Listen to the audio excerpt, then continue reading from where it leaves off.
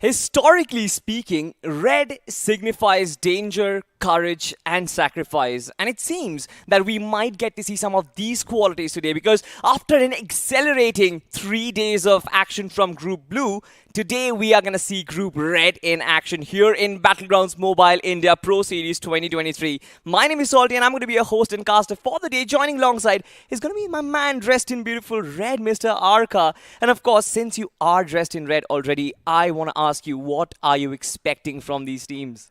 A pretty hard question. I did not expect you to, throw a big question like that on me. But still, I would say that there are going to be a limited amount of teams who have experienced players. So Yeah. I'm looking forward to see whether they'll be dominating throughout, where the rest of the teams, they're going to be an element of surprise. There is going to be an element of surprise because especially when you talk about teams from Group Red, there's been massive changes, of course, right? There's been massive changes all across the board, huge transfer updates as well, of course, which we are going to be breaking down because it plays a massive role in how the games are going to continue. But of course, if you ask about teams, Arka, we were discussing backroom as well. I want to know from you, which is that one team that you think from Group Red who can be a massive difference in this entire journey so far? Godlike, to be frank, because obviously they've got a change, a big change. Yeah. As the IGL had not been changed in a really long time. So they brought in a new IGL who knows to, take the team inside the circle. And that's going to be very important for the side of Godlike. Absolutely. But speaking of what you get from being inside the circle and surviving till the very end, it's going to be a massive prize pool of 1 crore rupees, from which you get the lion's share of 40 lakhs, of course. When you actually consider, Arka, this is a massive prize pool, and I think this is also going to be a motivating factor along with the fame and acclaim as well. Yeah, obviously, right? Who doesn't want to bring bread home? All these players out there, they are esports athletes, and most of them, that's the best part of it all. They have been the bread earners for their family. But before we speak further about that, we'll be looking at the format of BMPS, where we all know today we're going to be starting off with the next set of groups. That is going to be Group Red. And again, we're going to have 3 days of it played in this week. And later on, there's going to be one cumulative table which is going to be formed up. And regarding that, or depending on that, a new set of groups are going to be formed. New set of groups are going to be formed. I think that is a very crucial aspect of as well, the group reshuffle that we have always been talking about. But the biggest takeaway from this, just like you mentioned from the format itself, is that 96 teams are participating and only 16 are going to be the ones who get to compete in that LAN finals in Ahmedabad. We have been hyping it up, but let's just talk about how the points distribution has been working for us. It is the same old traditional system that we've always followed. 15 points for the chicken dinner, which does enable these players to go a little less aggressive, I think, as compared to the 10-point system as well. 15 points does give you that added bonus of just playing for survival and surviving till the very end, isn't it, Aka? Yes, true. But at the same time, I've also seen teams who want to go in for those early finishes, and make sure that they have an average of 6 to 7 in every single game. But again, those teams who have the best of the best averages by the end of the day will be rewarded with bonus points, and that's going to be first team to be there in the overall standing will be rewarded with 25 points. And yesterday we saw Hydra take away that big chunk. Absolutely. I mean, we saw Hydra take away that big chunk, and Arka, the question mark will always be that which team from Group Red will be the ones for getting these bonus points, of course, because I think at the end of the week, these points create that massive difference, and you want that at the end of the week. But let's just talk about the teams who are going to be participating.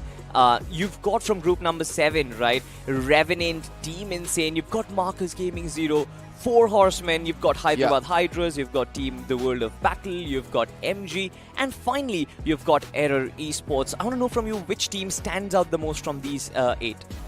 Revenant and Team Insane, both of them are standing out for me if you ask. And also Marcus Gaming, because Scout is going to be playing from that as well. So big experience coming into a lineup like that is going to be a great added advantage. Whereas on the other side, we'll be looking at Group 8, where TWM, OPX, HV, Newman, OST, HUB, GE, 4 U4G is one of those teams, I'll be looking out for in this group with Godlike. Absolutely right. I mean, you mentioned about U4G. You've also got to give in credits for Team TWM as well. Their performances in recent times has been absolutely brilliant as we transition into group number 9, you've got teams like OR Esports, you've got 8-Bit CS, you've got Nade Esports, Vintage, you've got Forest Apes, you've got Team 10, you've got EXE and Glue Esports. Of course, some big names in here. You've got OR Esports, massive lineup changes. A lot of their players are on loan as well, so that might be a factor. You've got 8-Bit CS, a merger coming in from 2 big orgs as well. So all of these orgs are placing their best bets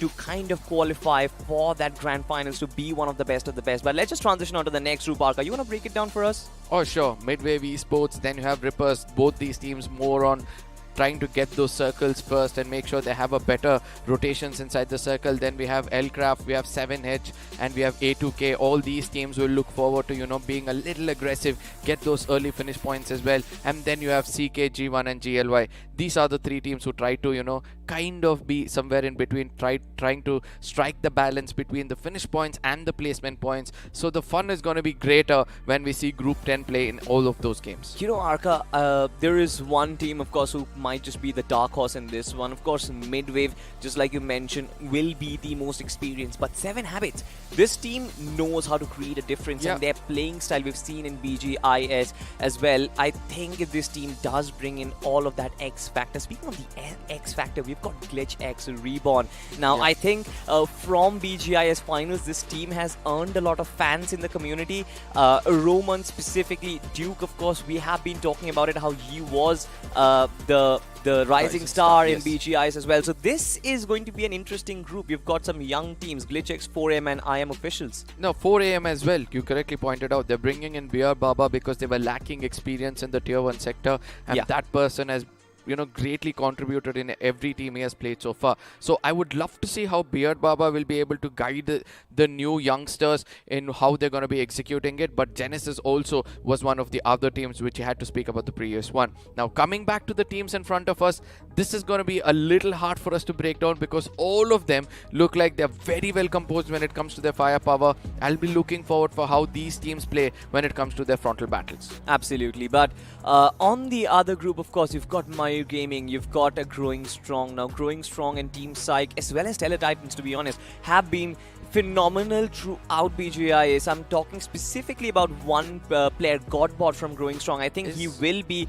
in my limelight as well. But Team Psych, a lot of experience, a lot of expectations from the fans as well. I want to see what they are capable of. But Arka, let's just talk about the schedule that we are going to be having for the day. It's nothing different for you guys who are watching it back at home. It is going to be the same old lovely BGMI action that you've been enjoying.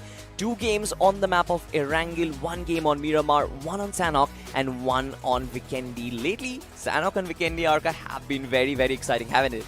As I said, it's the wildcard maps. For those teams who are not able to perform in the map of Erangel and Miramar are mostly concentrating on getting those finish points and placement points. We saw how Hydra started things off on a very good note when it comes to the map of Vikendi, and then after that it was mere domination from their side. So I'll be looking forward to see if the first and the second map goes into the favor of the pros or the more experienced T1 teams. Then I'll be looking for Sanhok and Vikendi to go in favor of teams like Growing Strong or something like that. I think you kind of very well mentioned from the blue group specifically. I think the big teams, you were talking about the big teams, right? Team X Park kind of made use of that Erangel advantage that they have. 2 chicken dinners on the 2 Erangels that they have played. And I think this sort of will carry forward from the big names on Group Red as well. But I think there will be some upset, just like you mentioned, on the maps of Sanhok and on the maps of Vikendi. But before we actually theory craft a little further, let's just have a look at the teams who are going to be playing the first map on the map of Erangel itself. It's going to be Group 7 and Group 8 starting off.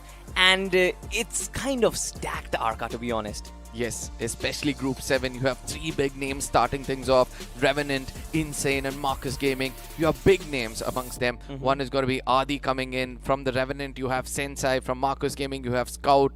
I mean, it's just packed as it could be. But again, Hyderabad Hydras are also bringing in some experience. TWOB as well. They are also brought in some new roster changes. So they'll also be looking a little more promising. But again, Group 8...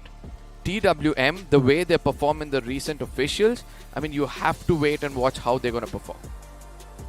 100% sure on that TWM factor as well. Even one power, as a matter of fact, we've seen this team perform previously as well. You've got Newman, you've got Godlike, you've also got Revenant into the mix of things as well, which might kind of go to show that there will be initial clashes. Certain teams who like to take these early battles. But speaking of early battles, I want to know from you, who do you think is going to be the winners? Who is going to get the winner chicken dinner? Because, see, one thing is for certain, you are the only one on the English desk who sort of managed to do so, Arka. So please break the deadlock on this one. See, I only can tell you the top 3 teams. Okay. But I can't tell you which actually is the team which is going to take that chicken dinner. So if you ask me the 3 teams, I would lay my bets on Revenant on one, Insane on the other, and Marcus Gaming on the third one. I really want to stick to these pros because they have experience. Sensei knows the rotation in and out. Then we have the back-end teams of these teams who will be working very hard. Yeah. I understand the new pros who have come in over here from the BGIS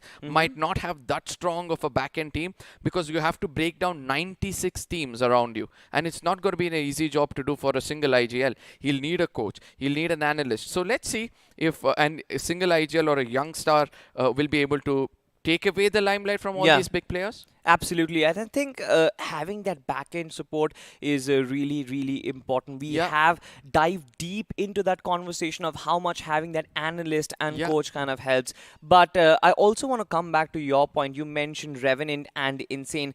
One of the crucial factors that we observed during the BGIs was that Insane was one of those teams who had the capability of crossing the 100-point mark at the end of 6 games. Their firepower was absolutely on top. And I think you are sort of expecting the same thing as well. I'm pretty sure you who is watching it back at home, you're expecting the same thing. As the first map of Group Red goes live, ladies and gentlemen, the Big Bird finally goes back up to the skies and we are flying on the map of Erangel. Let's just break down the flight path for you guys. Starts off from Novorupnoyo and ends at Quarry. I want to ask you, Arka, what do you think of this flight path and what is your thoughts? This is absolutely insane. Somewhere I'm starting to feel that what I predicted might go down south because obviously all the teams which I just predicted go towards that Rozok region. Then obviously we have the side of Revenant who go towards the Milta region or sometime extend a little towards the Milta Power region as well. So they might be the only team who will be able to reach to the destination.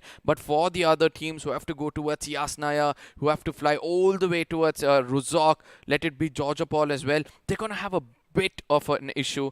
And bringing in Godlike, as I said, the new drop location of Rozok is going to be pretty interesting with a flight path like this. Pretty interesting, to be honest, but also pretty challenging because I think this is one of the flight paths which kind of tests your capability of being able to adapt in situations like this. And right off the bat, we have 2 teams fighting it out. It's gonna be Team Execute Esports versus, I think it's Error?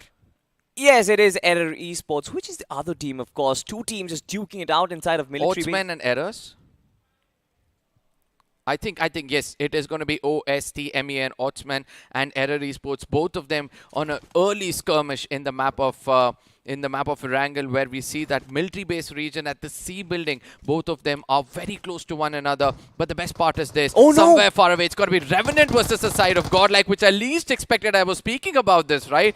Revenant Esports are going to extend themselves to take away those early ones. But Jonathan, giving the right kind of backup fierce, he's going to be, very irritated that he came in, extended himself so much. Will be losing one of the key players, MJ. And Jonathan again saving his comrade. It's going to be Aditya. The firepower is back into the side of Godlike. Firepower for sure is back in Godlike, but what a massive debacle for Revenant Esports to kind of lose a player like that, especially a player like MJ, who has sort of proved in time and time again that he is that one guy who you can always rely on in cases of in times of distress. And I think this time Jonathan was also sort of a little lucky to find that Uzi early on in battle. I mean, just dropping into an intermediate location right on the left-hand side of Shelter. It seems like both Jonathan, not just Jonathan, the entirety of Godlike and the entirety of Revenant thought that they're going to find the vehicle over there, the buggies in fact, but it did not really work out the way they wanted, especially for Revenant. But thankfully for Godlike, they have that first finish to work with. Oh, the Molotov. So perfect right now. And it's going to be so important for Nub to immediately fall back from that location, because a follow-up grenade or Molotov is eventually going to come his way. But at the same time, this unnecessary fight for the side of OST, I hope that they fall back from this situation, go towards that air tower, probably get some loots out there, and then try to come back and take the fight at C building. But it seems like it's not going their way, since I've already lost one player. They've lost a player very early on in this game, and especially in a place like military base bridge where the exit is going to be very, very difficult. The circle has, of course, popped up in front of us, and that just goes to show that you still have to cover those 250 meters, the 300 meters approximately, and it's not going to be easy, especially when it comes to crossing the bridges as well. With 3 players, your firepower is already on that downward curve, but it seems like the teams have taken a good decision of falling back from this fight. They have understood the importance of surviving till the late game stage, and both Air Esports and OST, they have taken a backseat before it was too late, isn't it, Arka? Oh, yes. And I do believe that the only team which has come out successful from that fight has to be Error. Yeah. I'm just lucky that they're not living by their name and making errors, but rather allowing the opponents to do so. But ultimately, yes, all the other teams who had to go to their respective drop locations will now be able to do it peacefully. But yes, this was the moment where Jonathan, he came for the rescue of his teammate, and that was the best part of it all. He knew that he can still have that, fight with that Uzi. Yeah. Somewhere, if in case Fierce had taken that U-turn, come in closer, and made sure he run over Jonathan, then the story would have been so different, as Godlike would have lost 2 of their best assaulters, and that's not the kind of start you would wanted. Absolutely. I think the recovery from Jonathan over there is something which you expect from a player of his caliber, right? The responsibility on his shoulder as well. It's not just to give his team that lead up front when he actually in battle, but also to make sure that all 4 of them survive till the end game stage. So everyone and all of their best qualities is on display. But let's just have a look at the circle for now. Of course, it is a default circle, Arka. Nothing too different. We have been seeing the circle for quite a while. You mentioned Godlike in that Rozok region. They have taken that exit and are currently looting the squad houses in and around. It's going to be interesting to find out where they are going to be finally taking that shelter. But for now, it seems like there is not going to be any sort of collision right off the bat. Yes, with the circle like that, for those teams who had to go up north, especially GE, who have made their way towards the Severny region, that's a long distance which they've traveled, is eventually going to be rewarded. Yeah. Because the circle, once it shrinks, all those teams at the southern side of the map, they'll have to cross those bridges. And we saw, right, on the other side of the bridge, especially towards the Novo region, there are 2 teams waiting out for the bridge block. Yeah. I mean, they will always kind of do that. Teams, especially like Revenant, who like to drop around that Milda region, they have that tendency. After looting up, they will always try and kind of put up a blockade for all the teams coming in from the military base region or the Nova Upnor region. So, bridge blockade is something which we might get to see, but let's just talk about something which we have in front of us right now. You've got Hyderabad Hydras, a new look Hyderabad Hydras after BGIS. You've got players. Only Joker Top G is here from the previous lineup. The rest of the players, Octavius, he was in Velocity initially, and now you've also got Madman, who was in 8-bit. So it's a new look team. It's a new combination. I want to find out how they perform, but I want to know from you if you think if this combination would work, because you've got that analytical eyesight as well. See, Hyderabad Hydras have also got a caster on their side. It's going to be Bob Dope, who did BGIS in Punjabi. So there's another person, who might be giving a very different insight, as he has seen the gameplay from outside of the game. And then you have Humanoid, who has been a part of many other orgs out there. He was there in X-Park, and then he was there in Reckoning, and now he comes to place himself in Hyderabad Hydras as well. So I feel that it's a well-stacked team, but again, it all comes down to how the IGL will be able to get themselves inside the circle. Joker is going to be the IGL, who has done a decent job in the recent past. But again, in the map of Wrangle, if you're there at the right place at the right time, you can do wonders. Absolutely. And I think Joker Top G was one of their key players in last season as well. He was the one who was sort of carrying the mantle for the team, doing all the heavy lifting when it actually comes to getting the finishes, as well as leading his team from the front. But It's not just Team Hyderabad Hydras. There are multiple big names. I mean, look at the team status bar on that right-hand side, right? It's absolutely stacked. And this is the essence of BMPS that we were talking about, the best of the best. But godlike, you've got a very interesting lineup, and I'm pretty sure, Arka, you have so much in-depth report to talk about this entire team. Jelly being the new IGL. What is your take? To be frank, I'm a bit shocked that Jonathan and Aditya are able to cope up with one another so early. Because, yes, Johnny has not been that person who's comfortable with any other assaulter who has played with him before. Let it be S Power in the recent past, when they were playing together, I did not see them succeed that much. But ultimately, now when I see him go give the right kind of backup to another assaulter and make sure he brings him back home, shows that there's a healthy synergy within the team. Yeah. And let's not forget that Aditya, the last time he was under Jelly, he almost got that MVP award. So Jelly technically has got 2 MVPs in his team, and I would love to see how these MVPs bring their action on board. It's sort of turning out to be the PSG of football, to be honest, where you've got Messi, you've got Mbappe, you've got Neymar in the same squad as well. Yeah. Multiple great players in just one lineup, but we'll only have to find out if they can gel well together, if they can actually perform and execute games and execute the And plans. stick to their position. Since you're bought in football, I Yeah. really want to bring in that it's all about you sticking to your position. But at the same time, this is going to be another team which is going to have all the spotlight on them, all thanks to Scout being an owner of a team and going and playing to another team and being opposite to them. That's not a small job to do. Absolutely. But, to be honest, this entire lineup has a lot of experience. You've got Scythe, you've got Dark Lord, you've got Scout. Great lineup, a huge amount of experience as well. But in terms of performances, right, Marcos Gaming, they're missing their star player in the form of Spray God. They're missing their star player in the form of Siam, aren't they? No, I don't think so. That's going to be the case because you think about when you talk about Spray God, you have Scout replacing him. And with the kind of experience Scout has got in the mid-range battles and the close-range battles, I do believe that he can fill in his shoes perfectly.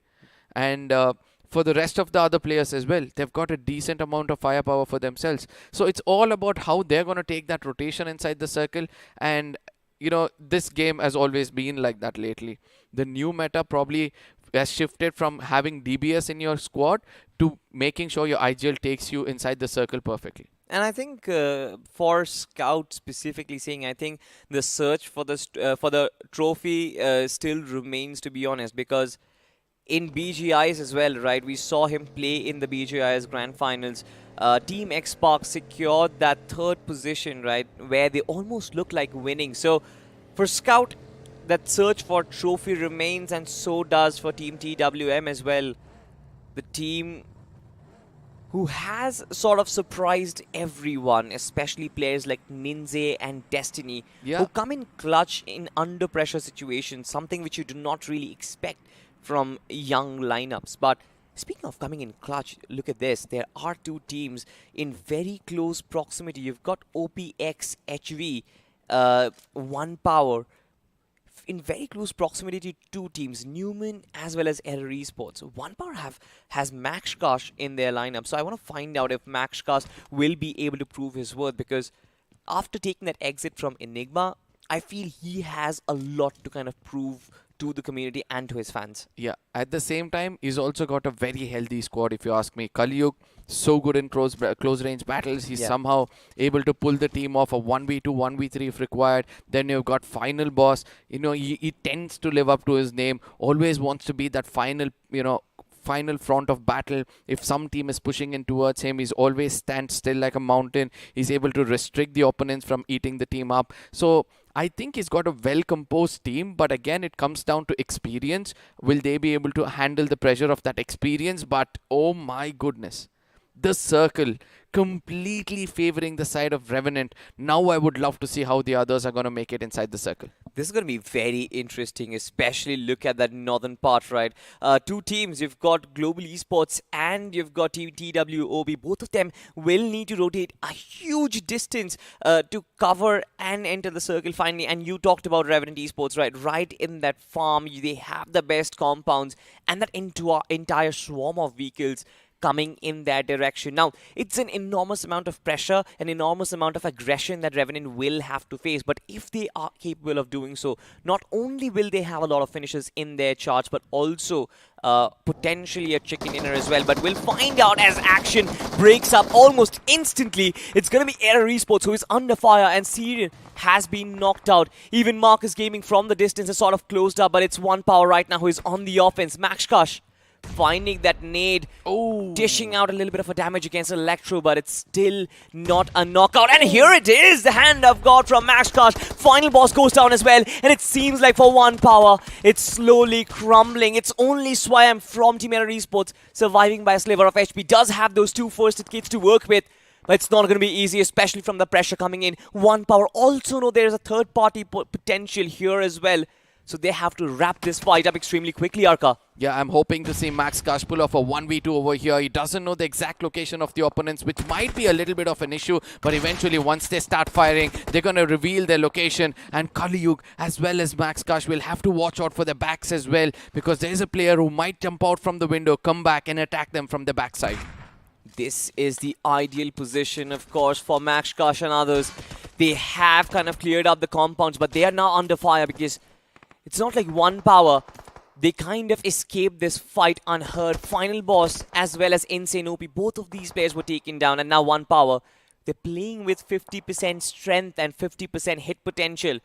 Marcus Gaming, if they time this right, I think they might get some 2 easy finish points. They already got one from Error.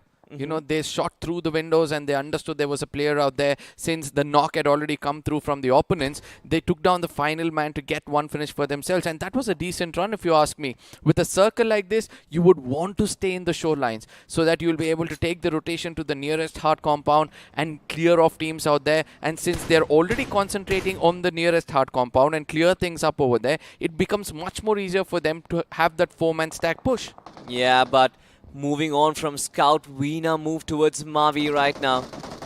At one point, this was the dynamic duo, but at this time, it seems like Global Esports, they have reached the hunting grounds as Team TWM. They're falling short. Ninja has been taken down as well. Global Esports, especially Beast, has been absolutely ripping things apart right now, and TWM have no answer to it. But finally, they do. Destiny finally managed to hit back, and it's a 1v1. Mavi, all by himself. Will he be able to find that final player in the form of Destiny? At least he's got the right end of the circle, the blue zone. Especially chipping in with a little bit of a damage may be able to help him. His nades have been tossed. Revival is being found as well. Ninja will try to heal himself up, but no, wait. What? It's the blue zone. He was supposed to heal himself first and then make sure that he revives his opponent. What? He forgot the textbook basics and eventually had to pay a very hefty price. But 3 finishes is what they've got so far. And Mavi is going to be the last man standing for the side of GE. I really want to see how this man will be able to survive amongst all these big people out there. With all 4 men standing, hiding away from their crosshairs is going to be the impossible task for him. But let's see how well his experience are going to hold on. You know, I thought that with that experience, Mavi will be able to steer his team away from that danger. It's one experienced man leading 3 young prodigal players.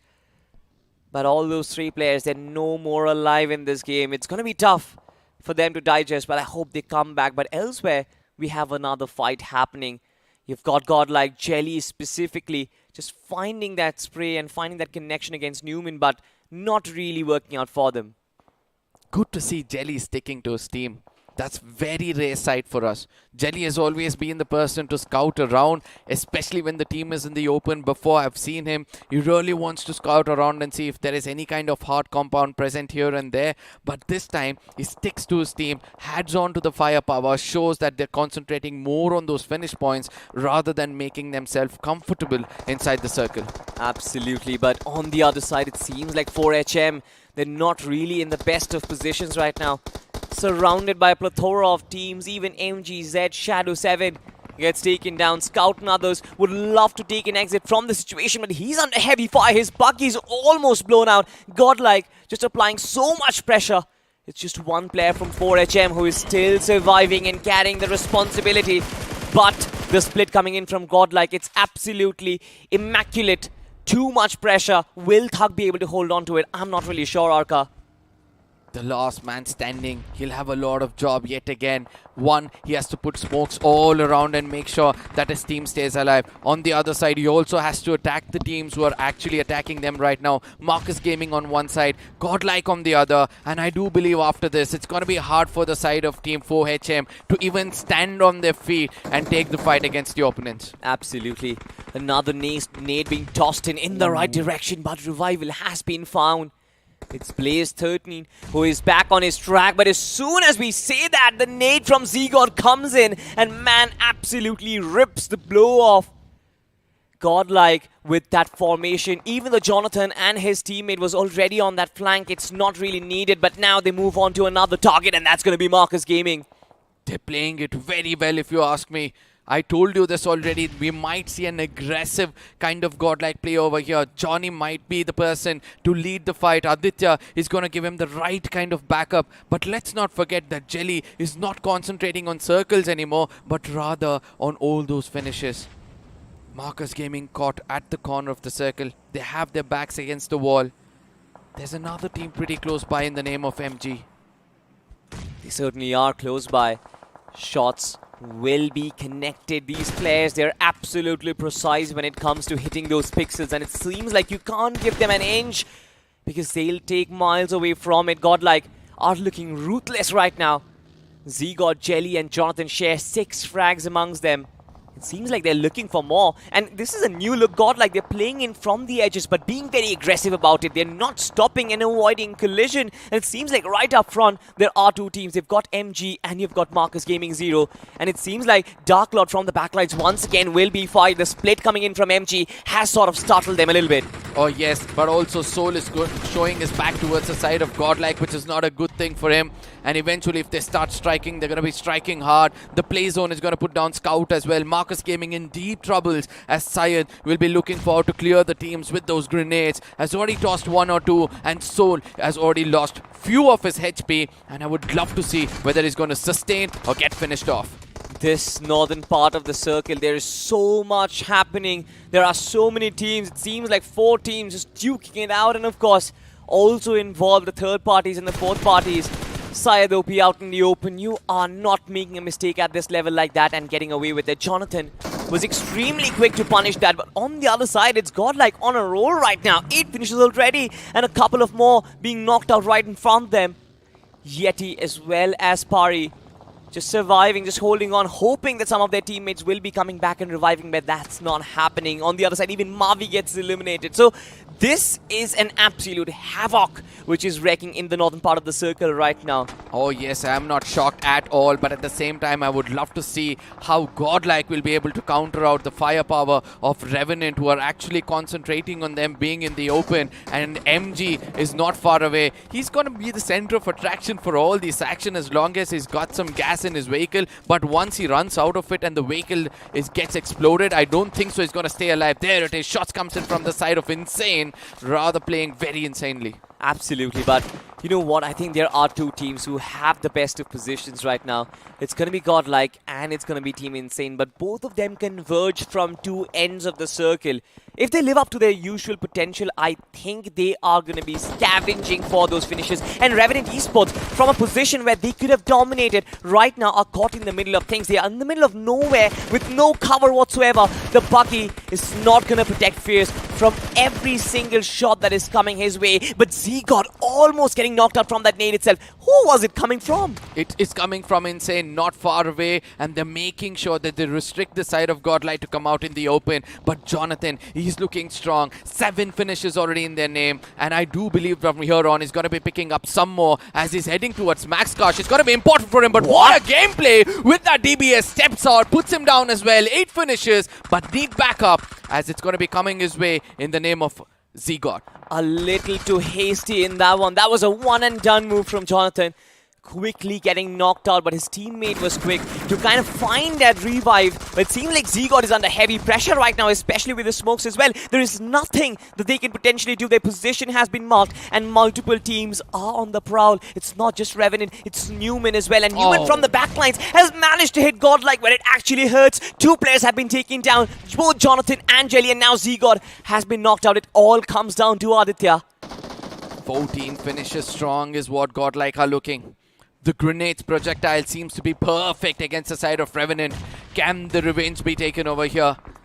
As TWM him, he's coming around to check what's happening far away. Aditya, he's still got 2 grenades. 1 grenade kind of connects and does damage against the side of Aditya. As against Revenant, Fierce. As the second grenade, this one is perfect towards Apollo. Can it do the damage? It does do the damage, but how can he survive the next few? It's not going to be about surviving the next few. It's about holding that same position for a while right now, because he does not have any pieces of equipment as of now to help him come out of that spot. I don't think he has a lot of smokes to work with. He does not have a vehicle at his disposal as well. It seems like Aditya is stuck behind that rock for a while. On the other side, Team Insane and Newman keep on piling up the pressure for the other teams. Aditya does find some cheeky little frags. U4G, what were they doing? Scott napping out there, and Aditya quickly converts those 2 finishes. Absolutely important for his team success, and now Godlike have 16 finishes to their name, an immaculate number. But Aditya will have the task of adding more, and now look at this, Team Insane just starting to march, and Adi's on the prowl. The 3 teams predicted now inside the circle. Insane, Godlike, as well as Revenant. I would love to see how Newman is going to chime in over here. They have the high ground advantage. That is, they have the knowledge of what's happening inside the circle. All they have to do is wait for the iron to get hot and then strike in. Adi, he's the closest towards the side of Revenant. I don't know how many grenades he's got so far, but if he's got some in his name, 2 easy finishes is what he can pick up. Aditya, he knows the situation right now. The circle is far away. All he can do is pick up finishes and then, damage the side of Revenant as well. Damage the side of Revenant, but the amount of real estate, the amount of map control that Insane have right now, it's very hard to break this deadlock. Adi has managed to find his team inside the circle, while the rest of them will follow up in terms of the firepower. From inside, of course, Fierce will find that knock on towards Clutch God. A lot of hard work was done by Adi. It seems like it's been snatched away, but Insane are still okay with it. They know Revenant and their positions. They also know the fact that 1 player from Godlike is still alive. And 8 players in 4 teams. This is going to be an end game of a lifetime. Revenant, they have the best position if you ask me. If they don't step out of the cover, Aditya will have to step out, and that is when Apollo is going to strike. He comes out right next to the vehicle. He's got to be shot at. He gets finished off over here. A 2v4 situation if you ask me, because Vexy has more view towards the side of Insane rather than that of Revenant, as Adi is going to be cooking up that grenade. What? Tosses it to perfection. Fierce gets taken down, and Dark Lord is going to be traded off as well. Apollo is going to be the next man to get that damage from the grenade. But let's see who ends the story over here. 3 players from Insane still alive, but Apollo, man being that Greek god, is still holding on to that life for Revenant Esports, but he instantly gets shut down. And what we expected, Team Insane, from having that bit of map control, it seems like they never really lost it when it came to that final circle. That control was always there, and that win potential was always there as well. Your prediction, Arka, has come out right once again. But it's not about your prediction. It's about the gameplay that we got to see from Team Insane. They backed it up once again. And like I said, Team Insane is one of the teams who kind of always look to get more than 100 points from the 6 games that they play. This time, in this week, maybe from the 5 games, are we looking at 100 points once again? I don't know about Team Insane. If Godlike continues to play the way they're playing right now, they're going to cross 100 very easily. I mean, 16 to 17 finishes with almost a 10 point when it comes to the overall standing. I don't think so any team can actually pull off so easily. Absolutely. I mean, both Godlike as well as Revenant and Insane also played really well. Even Newman as well. All the final four teams were sort of had a position where they could have snatched a chicken dinner away from each other's grasp. But the Circle sort of was the MVP in that one, kind of took away a lot. But you guys also have something coming your way. It's going to be the Bolti Band web series that is coming up very, very soon. So just watch this out and we'll be back. BGMI, it's not an easy game. Hi guys. Chico! Mummy? हट गाड़ी लेकर आ गया और वो भी bike हाँ इधर क्या भेलपूरी चाटपूरी खाने को जा रहे क्या रे वैसे तूने गेम तो प्रैक्टिस किया है ना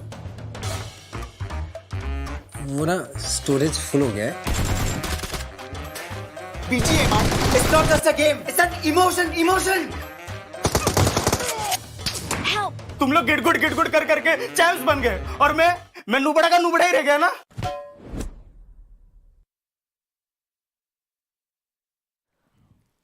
Well, Bolti Band is going to be a new web series. I still don't know what is going to be the gist of it, but I think it's going to be pretty fun and exciting, especially because we have a familiar face in the form of Mr. Ocean Sharma in this one. So I'll be watching out our socials. You who is watching back at home as well, you can also follow on our socials, Craft India Esports, where you might get to see Bolti Band on your mobile devices very, very soon. But let's just come back to the conversation of the match itself. Arka. Yeah. It's been a fabulous game so far.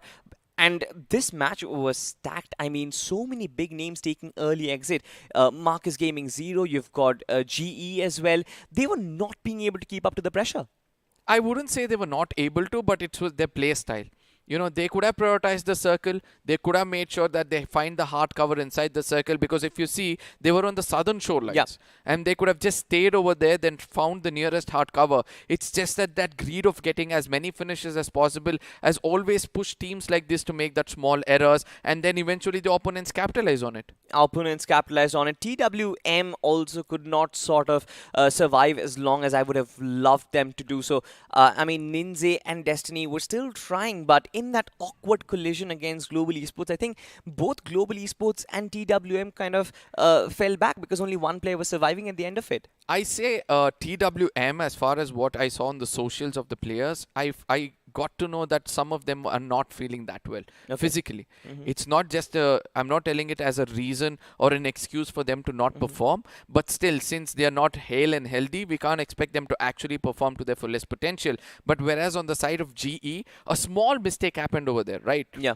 Mavi could have still pushed in and made sure that, you know, he knocks out the player, but it was the blue which was doing so much of damage. Both of them colliding. As I say, if the big bull lock-ons, there's going to be just one walking away or both of them getting finished off eventually. Both of them getting finished off, and that is exactly what happened. And I think it was the circle which kind of forced him to do so, especially that southern shift towards farm as well. Yeah. We got to see that Reverent Esports were at the center of it, but I mentioned one point during the cast as well. I think when you are in a central part of a circle, in a circle like that, where only a few compounds in farm remain while the rest of the territory is out in the open, Yeah. you attract a lot of attention, and Revenant Esports were just not able to keep up to the pressure.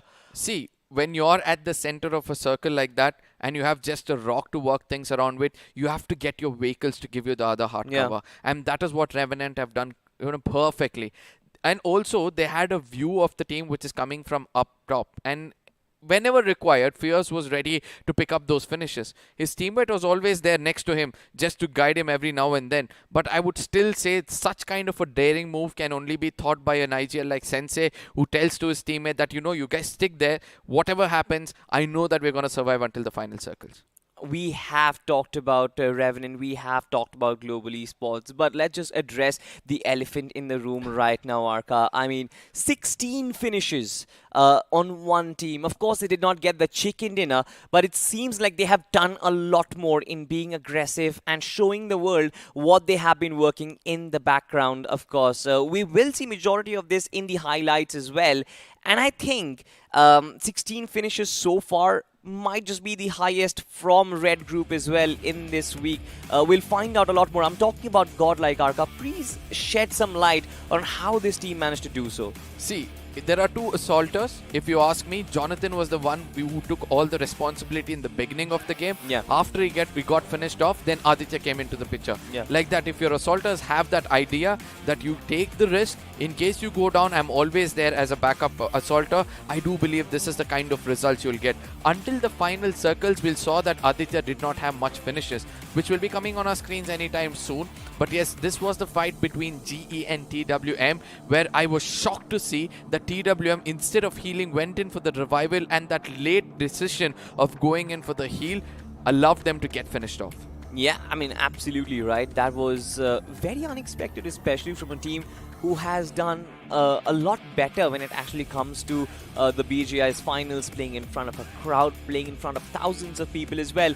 But if you talk about Marcus Gaming Zero, then their performance, especially the kind of expectations we had from this team, didn't really come out. Even Hydras, as a matter of fact, very hasty decision making in order to just rush in front of Revenant Esports and just getting third partied by Godlike as well. Yeah, Godlike. One more thing which I loved about them is trying to get that high ground for themselves. Yeah. They cleared off the teams on the right. They cleared off the teams on the left. They know nobody was backstabbing them. Even though the circle was touching their back, they made sure to pick up as many finishes as possible, clear off one side of the ground, and then try to dominate from that corner. If you see, this was the moment where I saw Newman also pulling off some amazing clutches out there. TWOB is not a small team for you to take down in a close range battle, but Clutchcore, the way he was able to counter the opponents and then somehow make it inside the circle. And Aditya as well. This is where he picks up the first 3 finishes. Until then, he just had 0. Absolutely. I think, with Aditya, you've got a very cheeky fragger. He does have the firepower to bring it on display, but I think Team Godlike already had enough of it, with Jonathan being in the helm of it.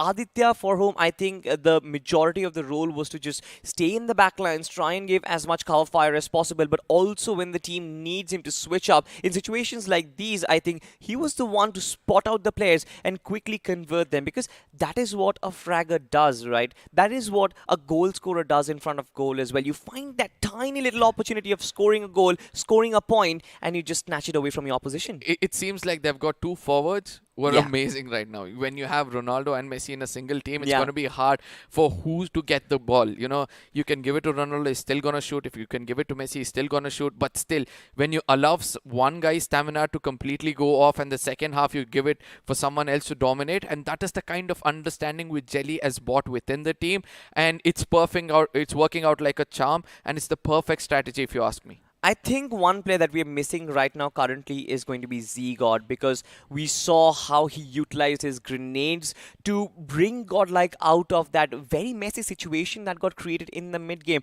Yeah. 4 teams in the midst of things, and when you've got so many teams and so many players, I think guns can't really do the job. Z-God was very quick to kind of realize that, and his nades did a lot of damage, found a lot of knocks and found a lot of finishes, which were very important to clean out those areas and clean out the territory as well. But let's just talk about the one who has had the biggest impact, Arka. I mean, I'm talking about the MVP of the first map, and I think there are not going to be any surprises. Instead, there are going to be a lot of big smiles and a lot of big cheers. It's going to be Jonathan from Team Godlike. 8 finishes and 50% finish contribution.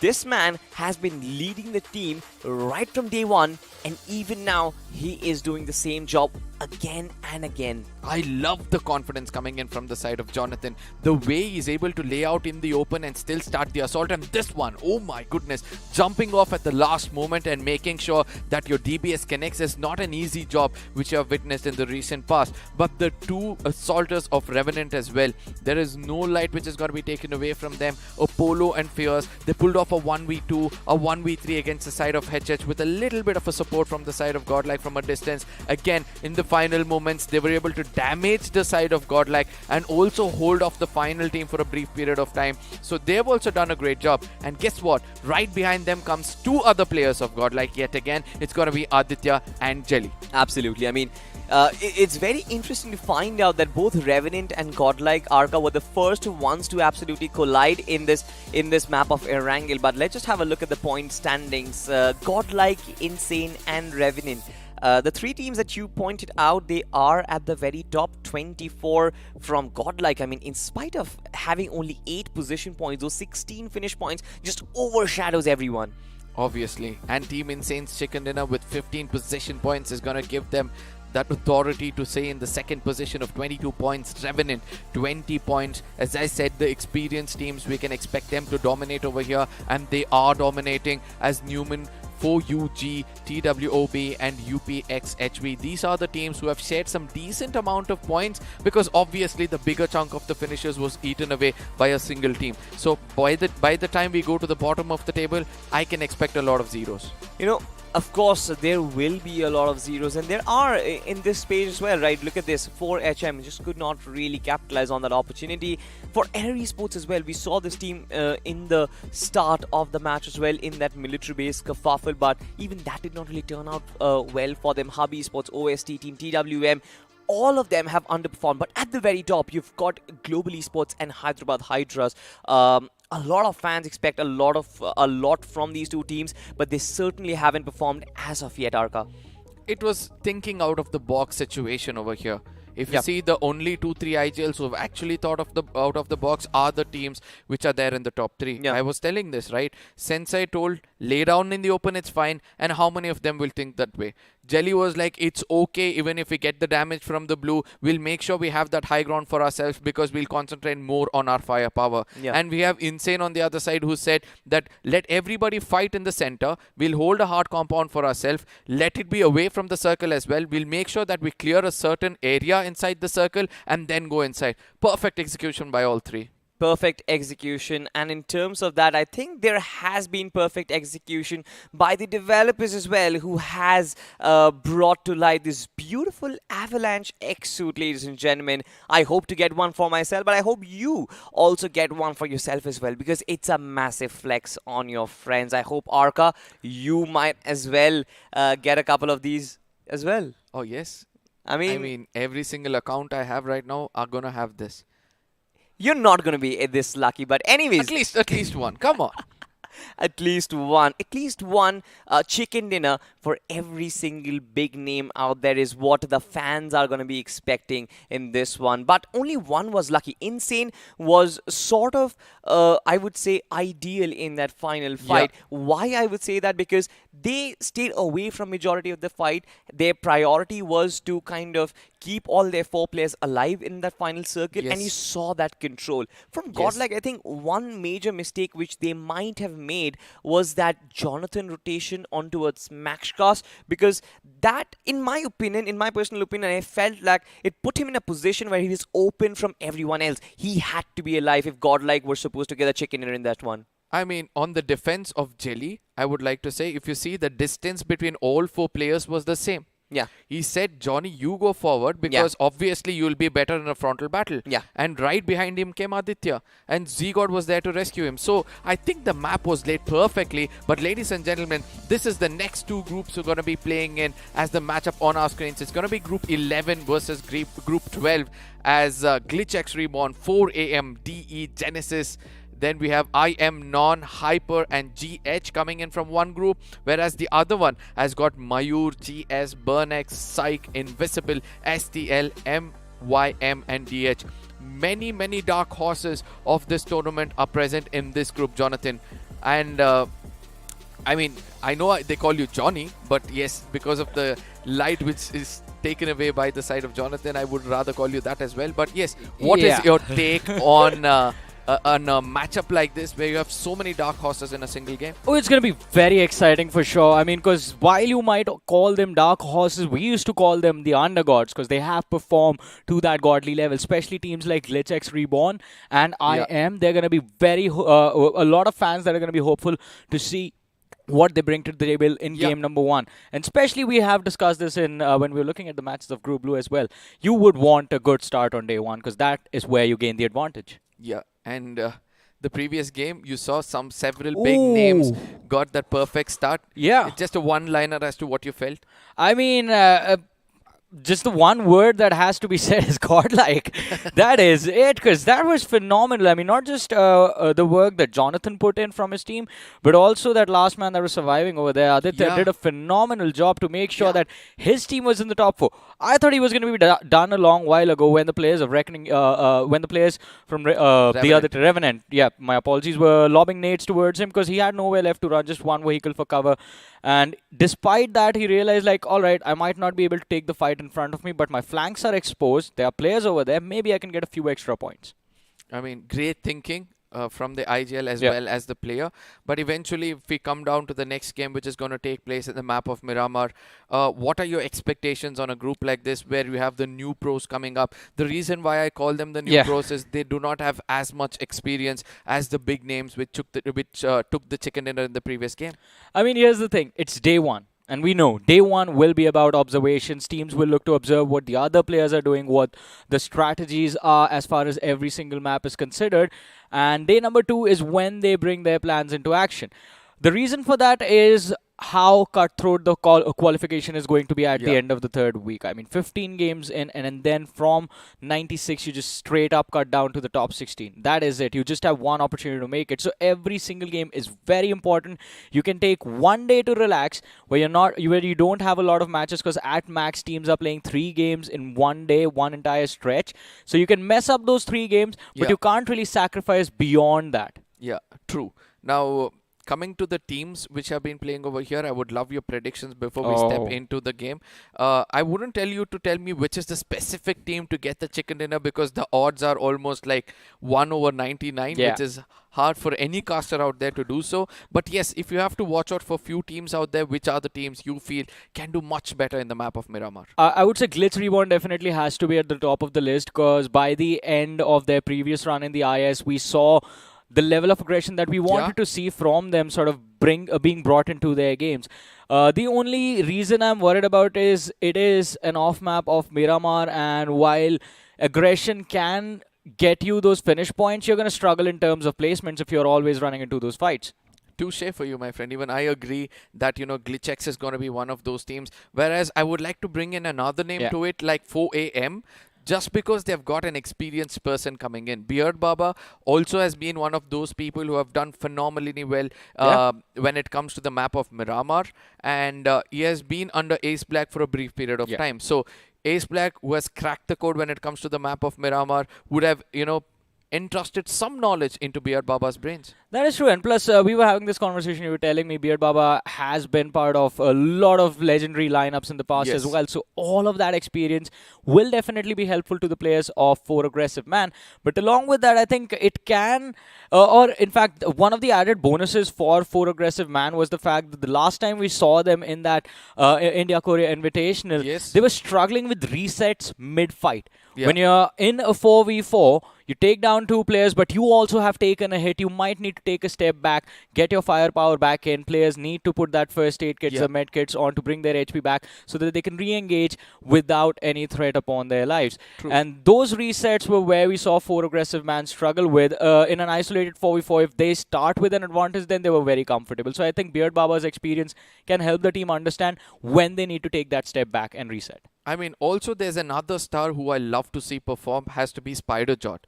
He comes from Karnataka. I understand that, I kind of like his playing style as well, since he's from my hometown. Somewhere I feel that, Spider Jord has that capability of doing a 1v4, a 1v3. I still remember in the BGIS finals where he pulled off a 1v3 against Gladiator Esports, which is not an easy job to do. That is actually true. It's not easy at all.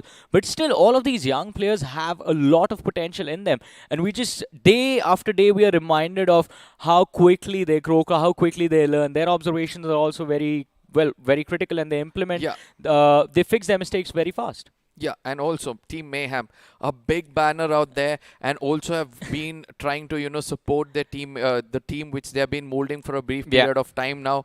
I believe that in the map of Miramar, we can expect them to perform a little better. I don't know if they're going to perform or not, but one thing is for sure that eyes are going to be logged on to this team to see what they will be up to, because Mayhem is a legacy name in the BGMI scene. Yeah. And let's see how things will turn out, as very shortly we'll be jumping into the map of Miramar. If you guys are watching, don't be selfish. Share it among your friends, because, ladies and gentlemen, the big bird is now hit the sky, as it will be flying over the deserty region of Miramar and starting all the way towards the side of Mount Nuevo. We'll be heading towards the Porto Pereso region, and this is going to be a very unique flight path, if you ask me, because in the recent past it was always to the dead center. Yeah, it was always close to the center, or maybe a little bit towards the eastern side of the map. That is what we were seeing for the last 3 days at least. Now we have a new flight path in front of us, and this will also lead to a lot of interesting early game situations. But let's talk about the flight path. It is kind of central, starts from the western edge of Monte Nuevo and goes towards Porto Palacio, leaning heavily towards the southern half of the map. It will cause a lot of troubles for the team that do like to start their games from positions like Hacienda del Patron, El Azar, even Minas Generales can be a challenge for a lot of these teams. But let's see how this game is going to turn out. There might be an early drop clash happening towards El Pozo, which again is something that the teams are going to be used to by now. We do see the team that I was talking about, Glitch X Reborn, that exit towards El Pozo. They will need to be a little bit careful, because 2 of the players have landed while the other 2 were still in the air. But look at this. It's IM against Glitch X. Right off the bat, both the teams have divided the city into 2 halves, and they have control at least of their own halves for now. Glitch X, I love the position they're holding. It's a 2v1v1 split, and they're from every look and corner. They've covered the side of IM. Yeah. So I would love to see how they're going to execute that assault. I mean, they'll have to converge from all different directions, I understand. But the best part is this. They can extend the fight for the longest time possible, since they're already inside the circle. Yeah, that is quite true. But along with that, I think they will have to be a little bit careful, because while they were landing on towards El Pozo, we did see the players from the side of 4 Aggressive Man, and they've not gone too far away. They are right outside El Pozo towards the Crater Fields Hills. And if these 2 teams are engaged in an extended fight, there is a possibility of 4 Aggressive Man turning their heads towards the city of El Pozo and then maybe looking third party the situation. How harsh can the gods of BGMI be to these players? I mean, the flight path was way to the south, and the circle is way up in the north, and nobody is still able to cross the water treatment region towards Torre Hamuda or Campo Melita. Yeah, I thought that was a rhetorical question. But in reality, it can be, because every single time you load up the game, especially when you are watching competitive games, it feels like these players get dealt with the not so nice cards that you would ask for yourselves. It's going to be the worst possible flight path with a very awkward zone combined with a few interesting hard shifts. But why are we complaining, Arka? We enjoy all of that. We enjoy the chaos. I'm understanding that we enjoy all these situations occur on the screen, but at the same time, when I put myself into the shoes of these players, it's challenging. Yeah, and then I'll be like, oh, I wish it was a little easier for them as well. But yes, looking at the circle like this, I would love to see where the side of Psyche is going to place themselves. Look at the split coming in from their side. You have Orzi all the way to the mid side of the map, and then towards the ruins region, we have the rest of the tree. Yeah, I mean, it is going to be interesting, because first of all, we hardly ever see teams go towards ruins and start their game, early stage of the game, from that particular spot. It's completely isolated towards the northwestern edge of the map. The other thing I want to talk about is the fact that we are seeing a drop clash in Valle del Mar. We hardly observe that as well. This is a very rare sight inside of Miramar. Yes.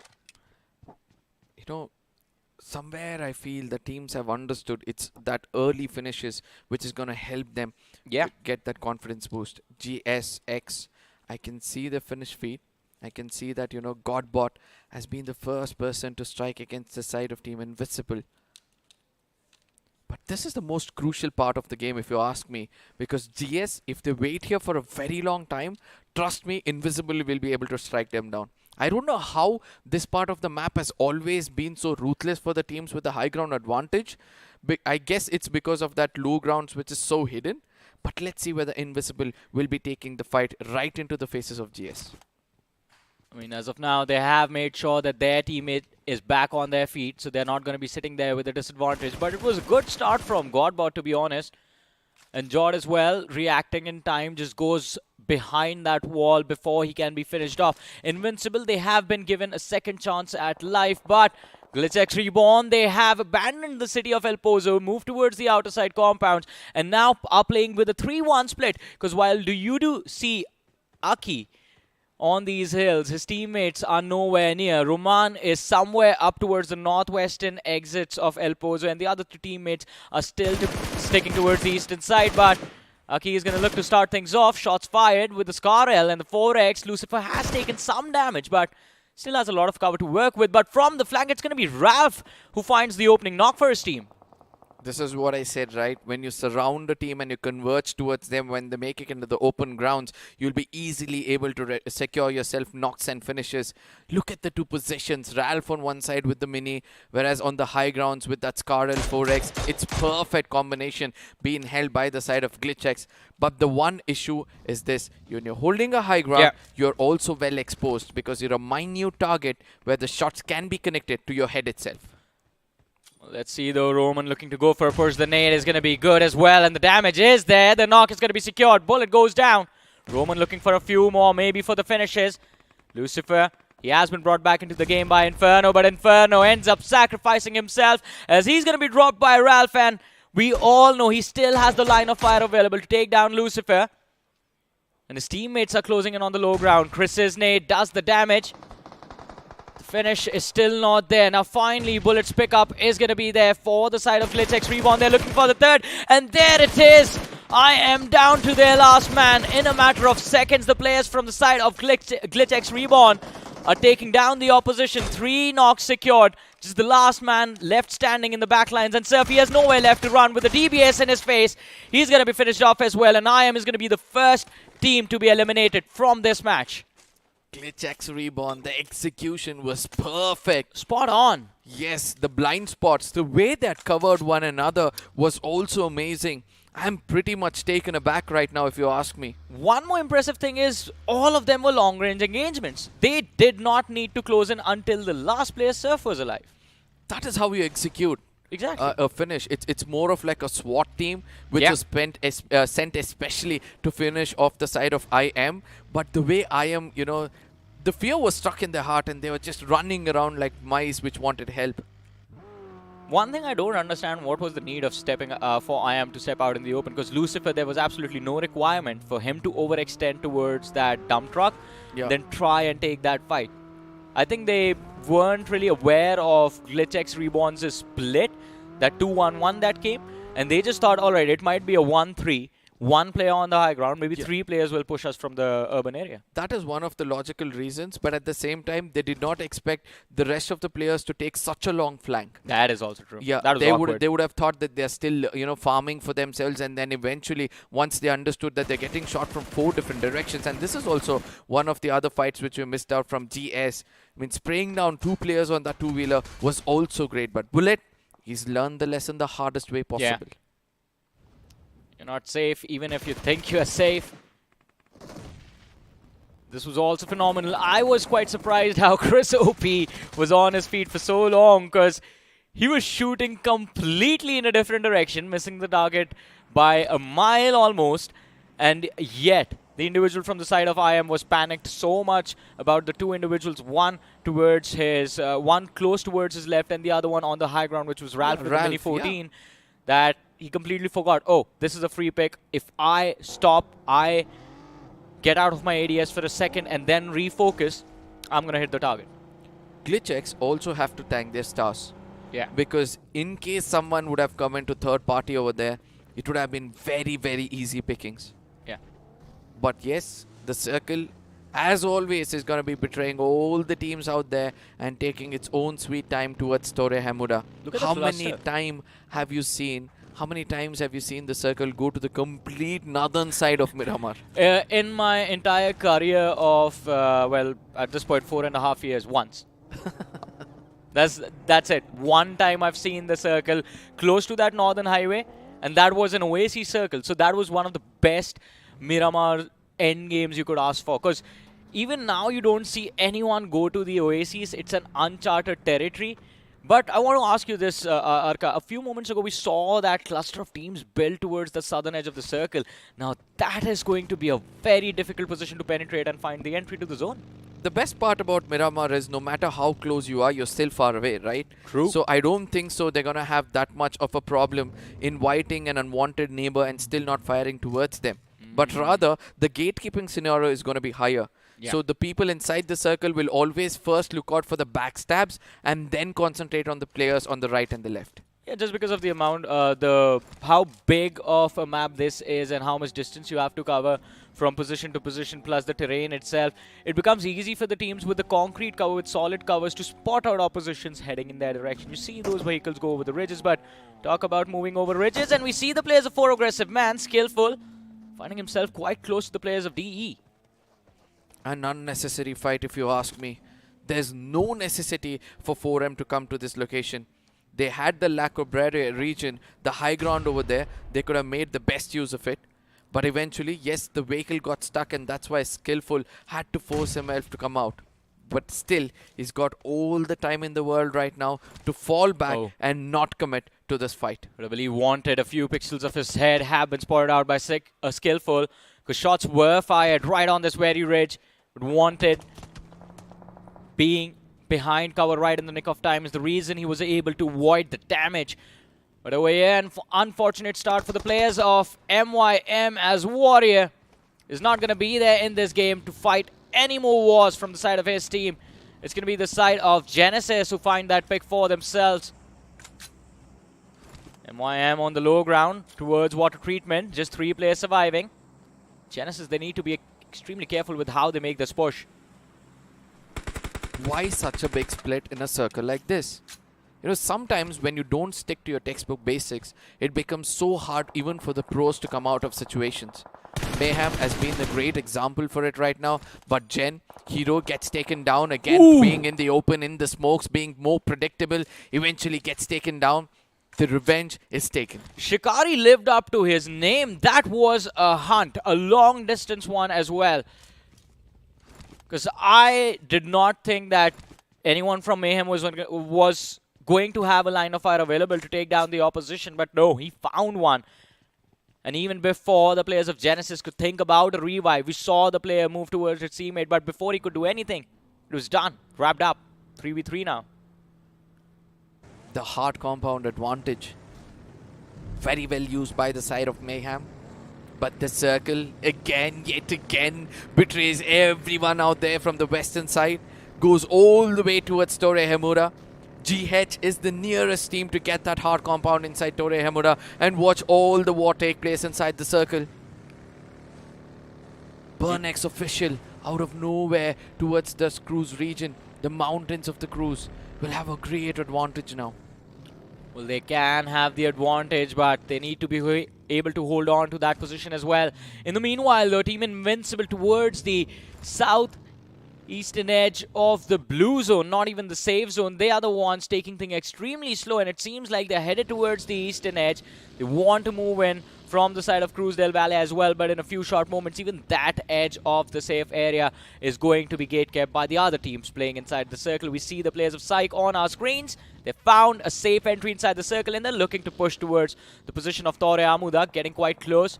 Talk about getting close, and we see the players of Hyper closing in, the players of Genesis. It's a 3-man lineup that they are running up against, a 3v4 where they have the advantage, but they lose it before they can even push the trigger, as there's going to be a third party coming in from the players of Burnex Official, who have found the opening, and Genesis, they can definitely reap the benefits of this advantage.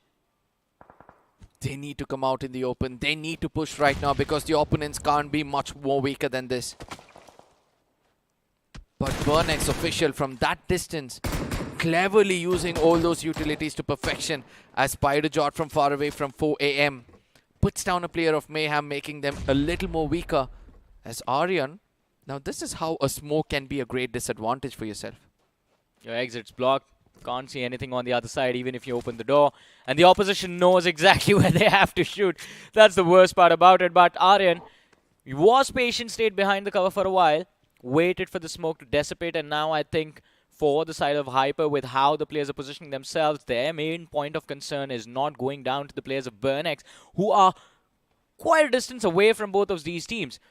There is no incentive for Genesis and Hyper to force a fight until the circle moves away. If you step out in the open, Burnex has an extra advantage of taking shots on either sides. They can secure whoever goes down. They don't really care where the points come from. But over here, I think Glitch Reborn, they care about where the points come from quite a lot. Because as of now, they're struggling in the blue zone, still looking for that entry. And it's not going to be an easy one with Newman blocking their way. Nox. 6 finishes My already. apologies. Yes, Nox it is. But even they are trying to traverse around. Ralph, an unnecessary shot being taken over here. Not the right kind of thing to do if you ask me from the side of GlitchX. They'll have to make it inside the circle and face off the side of 4 AM as well. Dare they take shots against a team like that?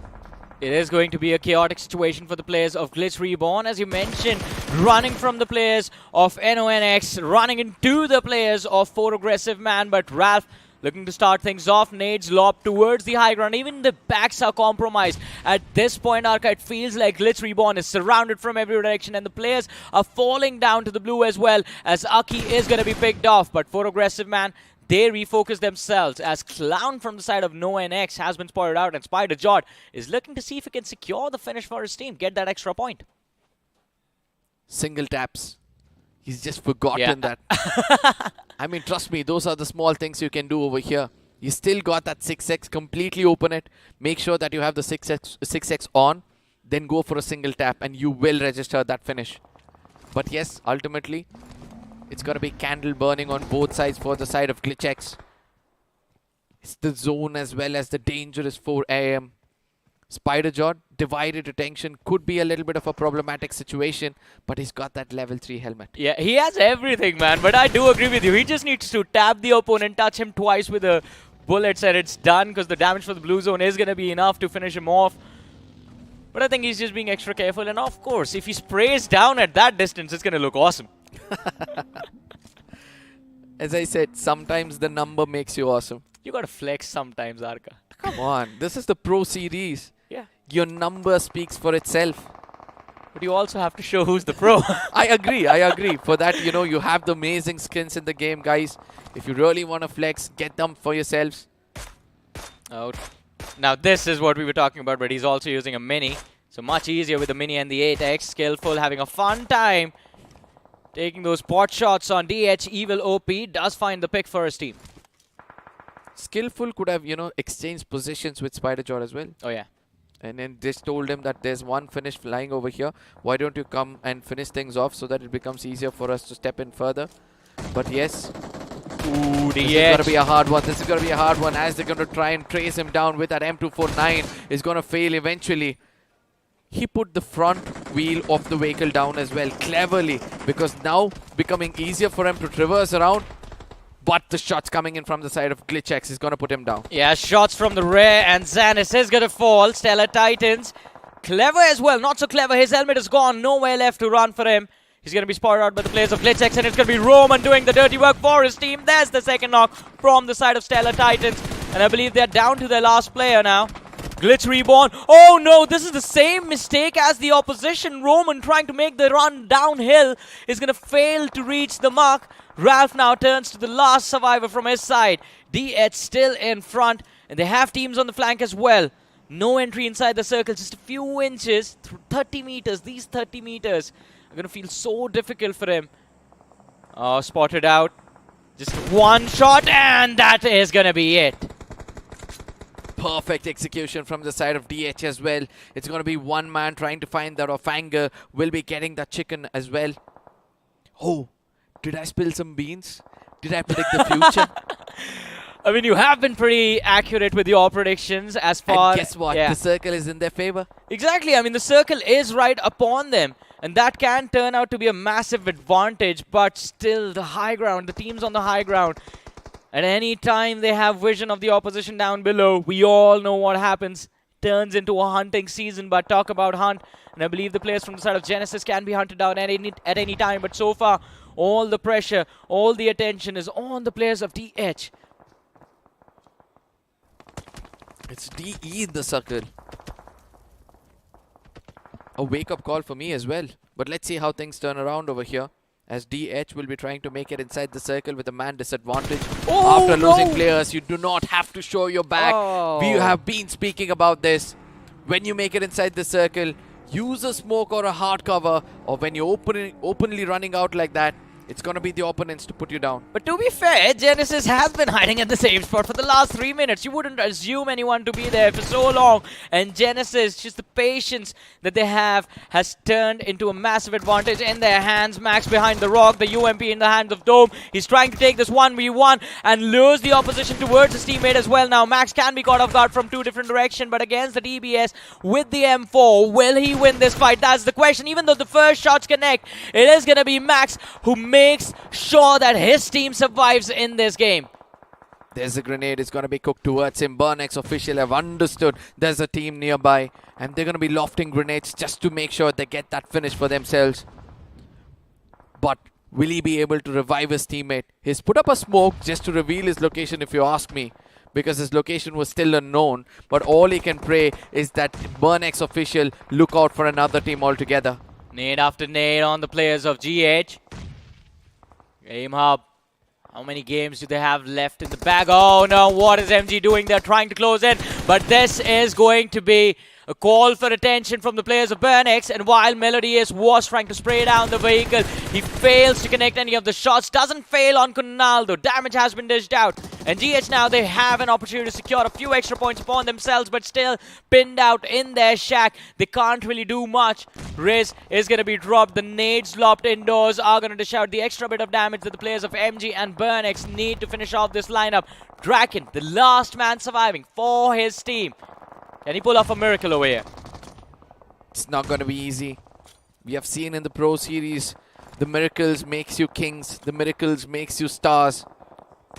As MG Kunal now cooking up the perfect grenade, it almost did a lot of damage. But what's more important for him right now is going to be pushing in to that hard compound. They need it real badly, if you ask me, because the next set of circle has been excruciating for the teams on the southern side of the map.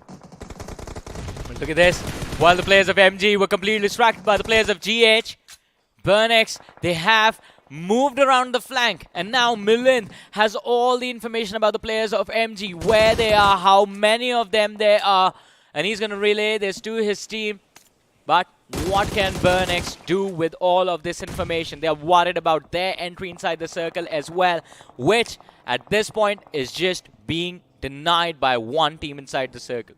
DE, Dragon Esports. The Dragons breathing out fire from all look and corner. They're making sure that they can do the damage, but guess what's happening over here? It's going to be blessing in disguise from a distance, as Burnex is going to be putting down anybody coming out in the open, and it's going to be Draken who will be taking advantage of all of it out there.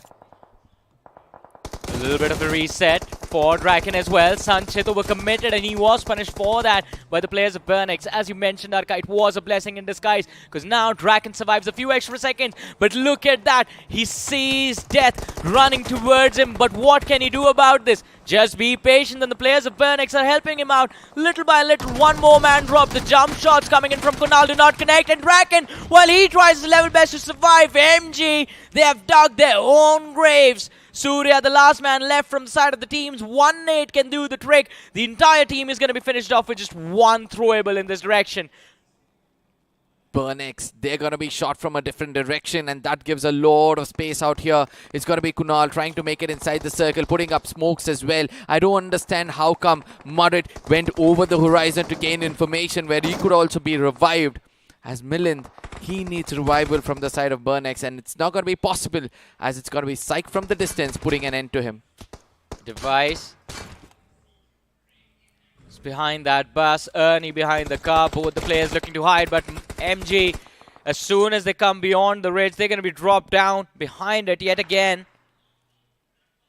Surya has so much pressure to deal with to make sure that his team is there in the top 3 one way or the other.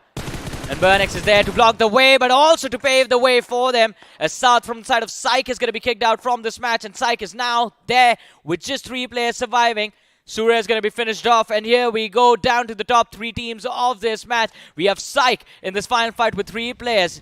We have Burnex with 2. And of course, DE, who have been dominating that compound and the circle this entire game, are present there with all 4 players. The complete squad in the final fight.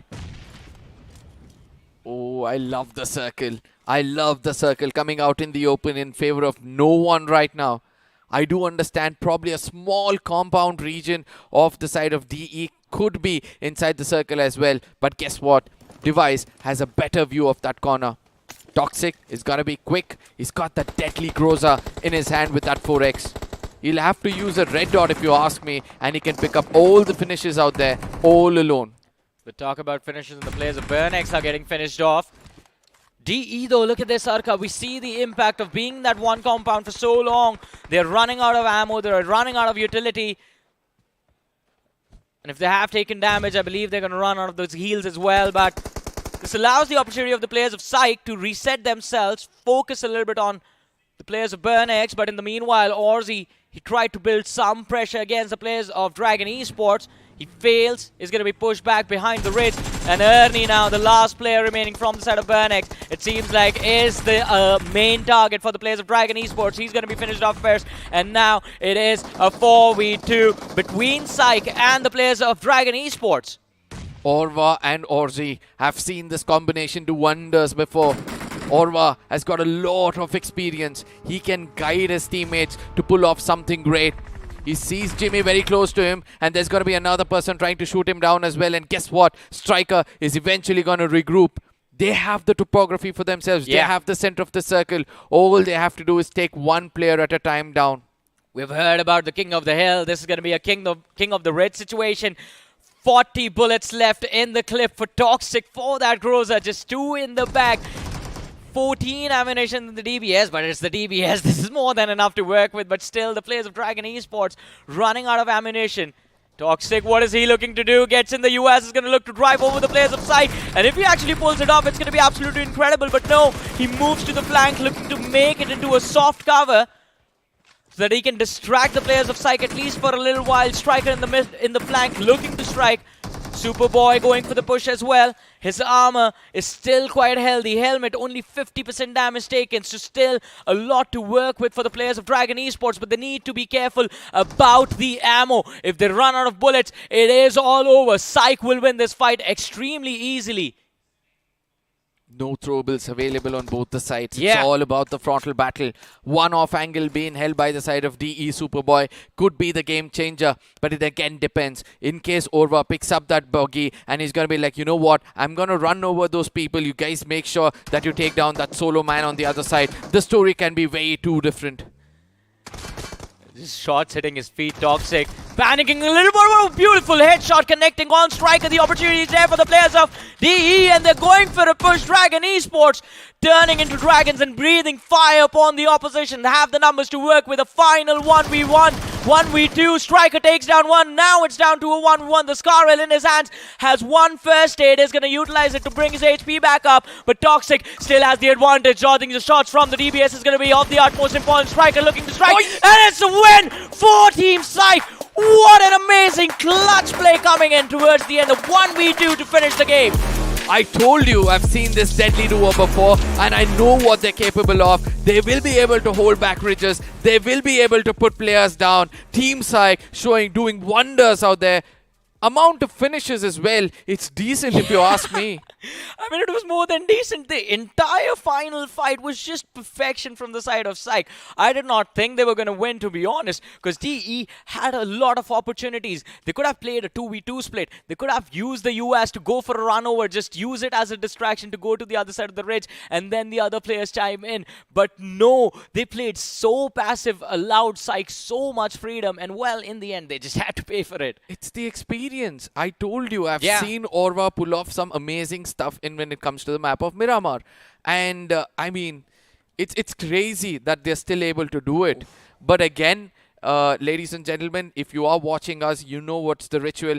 Please share it among your friends. Make sure they come out over here, because all these big dogs out there are actually roaring and making sure that they get themselves maximum amount of points.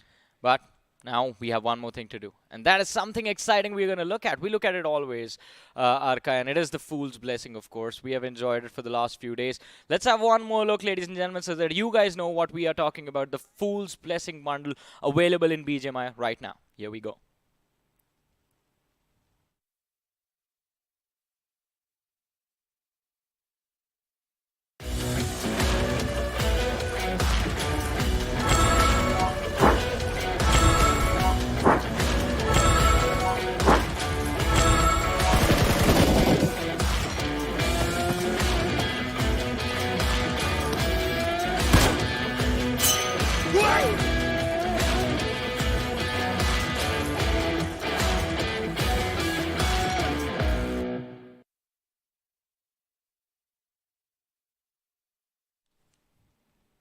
Now that was something very exciting, and it is always going to be exciting every single time you go into the game. Do make sure to check out the reward section, because as of now, there's the Fool Blessing bundle that's going around, but we know Crafton is there to provide us with new things every now and then. So make sure you're constantly updated with the new things in the game. But let's talk about the new things that happened in the match. We talked so much about that final fight, Arka, but let's move to the start of the game, that fight in El Pozo. That was so beautiful from Glitch Reborn. Yes. I say that after that they became a little overconfident, if you Yes, ask that me. is also true.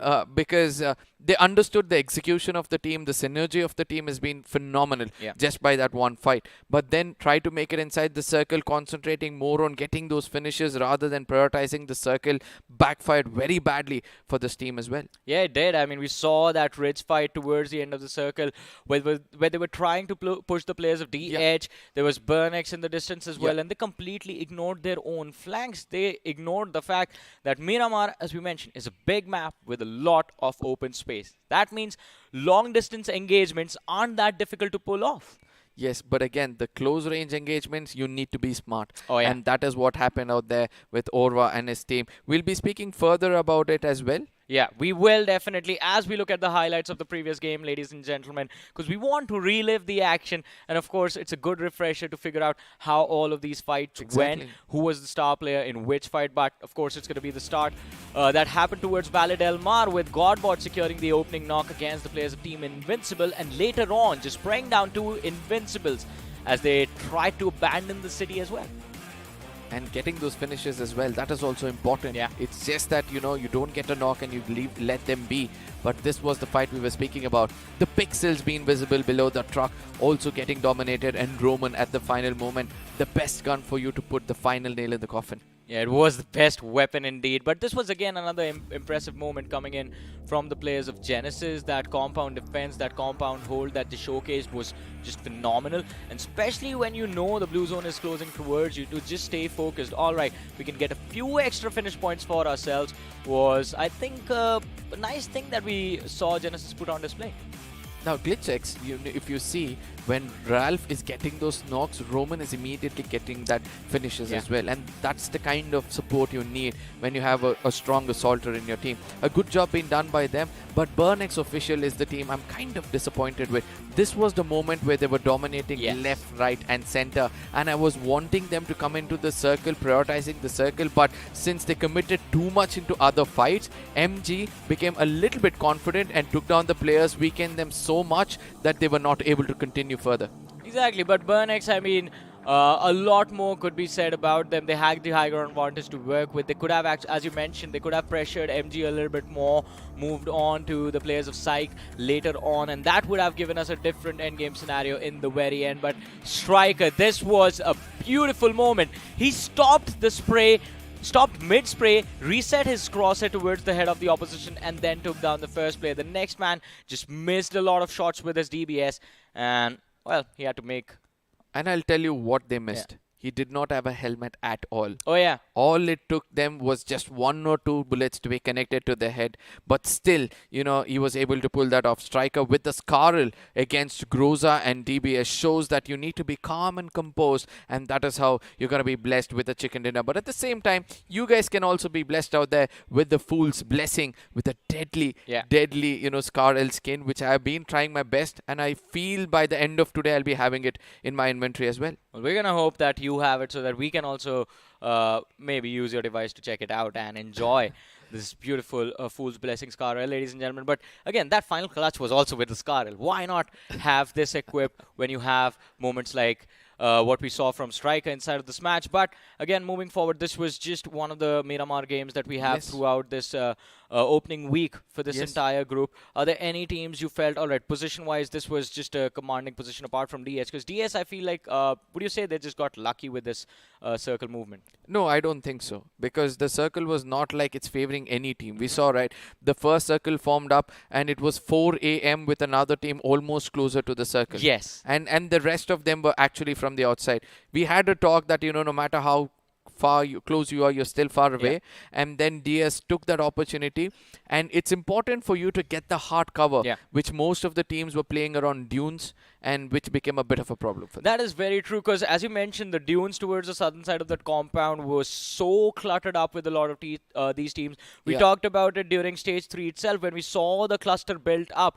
And for that a cluster to break, you need a catalyst either who just charges in and destroys 2 teams or just forces the other team's attention towards the other side of the match.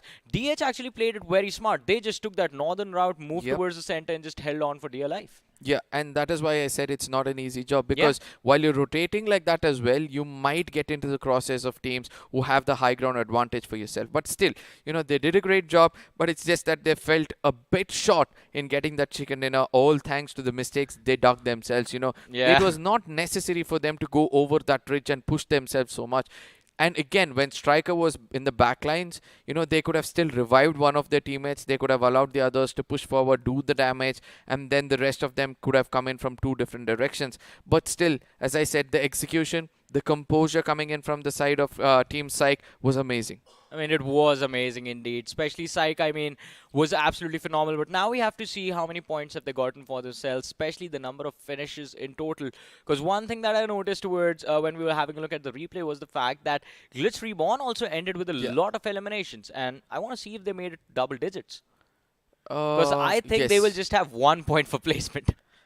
Somewhere I feel that 8 to 9 finishes, if I've counted it right.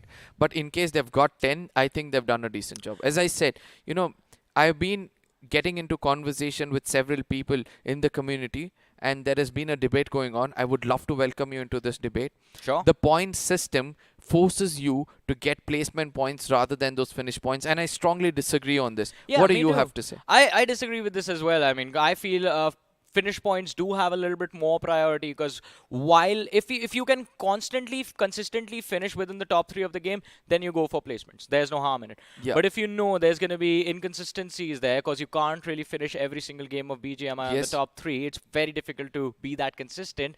You will need to focus on those finish points, because while you run into a team fight, you get 4 eliminations. You just get 4 eliminations from a team fight, and then you get eliminated. It is still equivalent to a 7th place finish inside of the game, 8th place finish inside of the game. Adding a point to your argument, I'm able to say one more point. It's not like the IGL is going to be gifted to get the circle every single time. And that is where your assaulters, in case you're able to get that 10 to 15 finishes without the circle in your favor, just imagine what they can pull off if they have the circle in their favor. Yeah, that is also true. It is going to be quite exciting if you have the circle and you know for a fact that, all right, we have those elimination numbers already encountered for. Now, all we can play for is just safety. Play for the end of the game.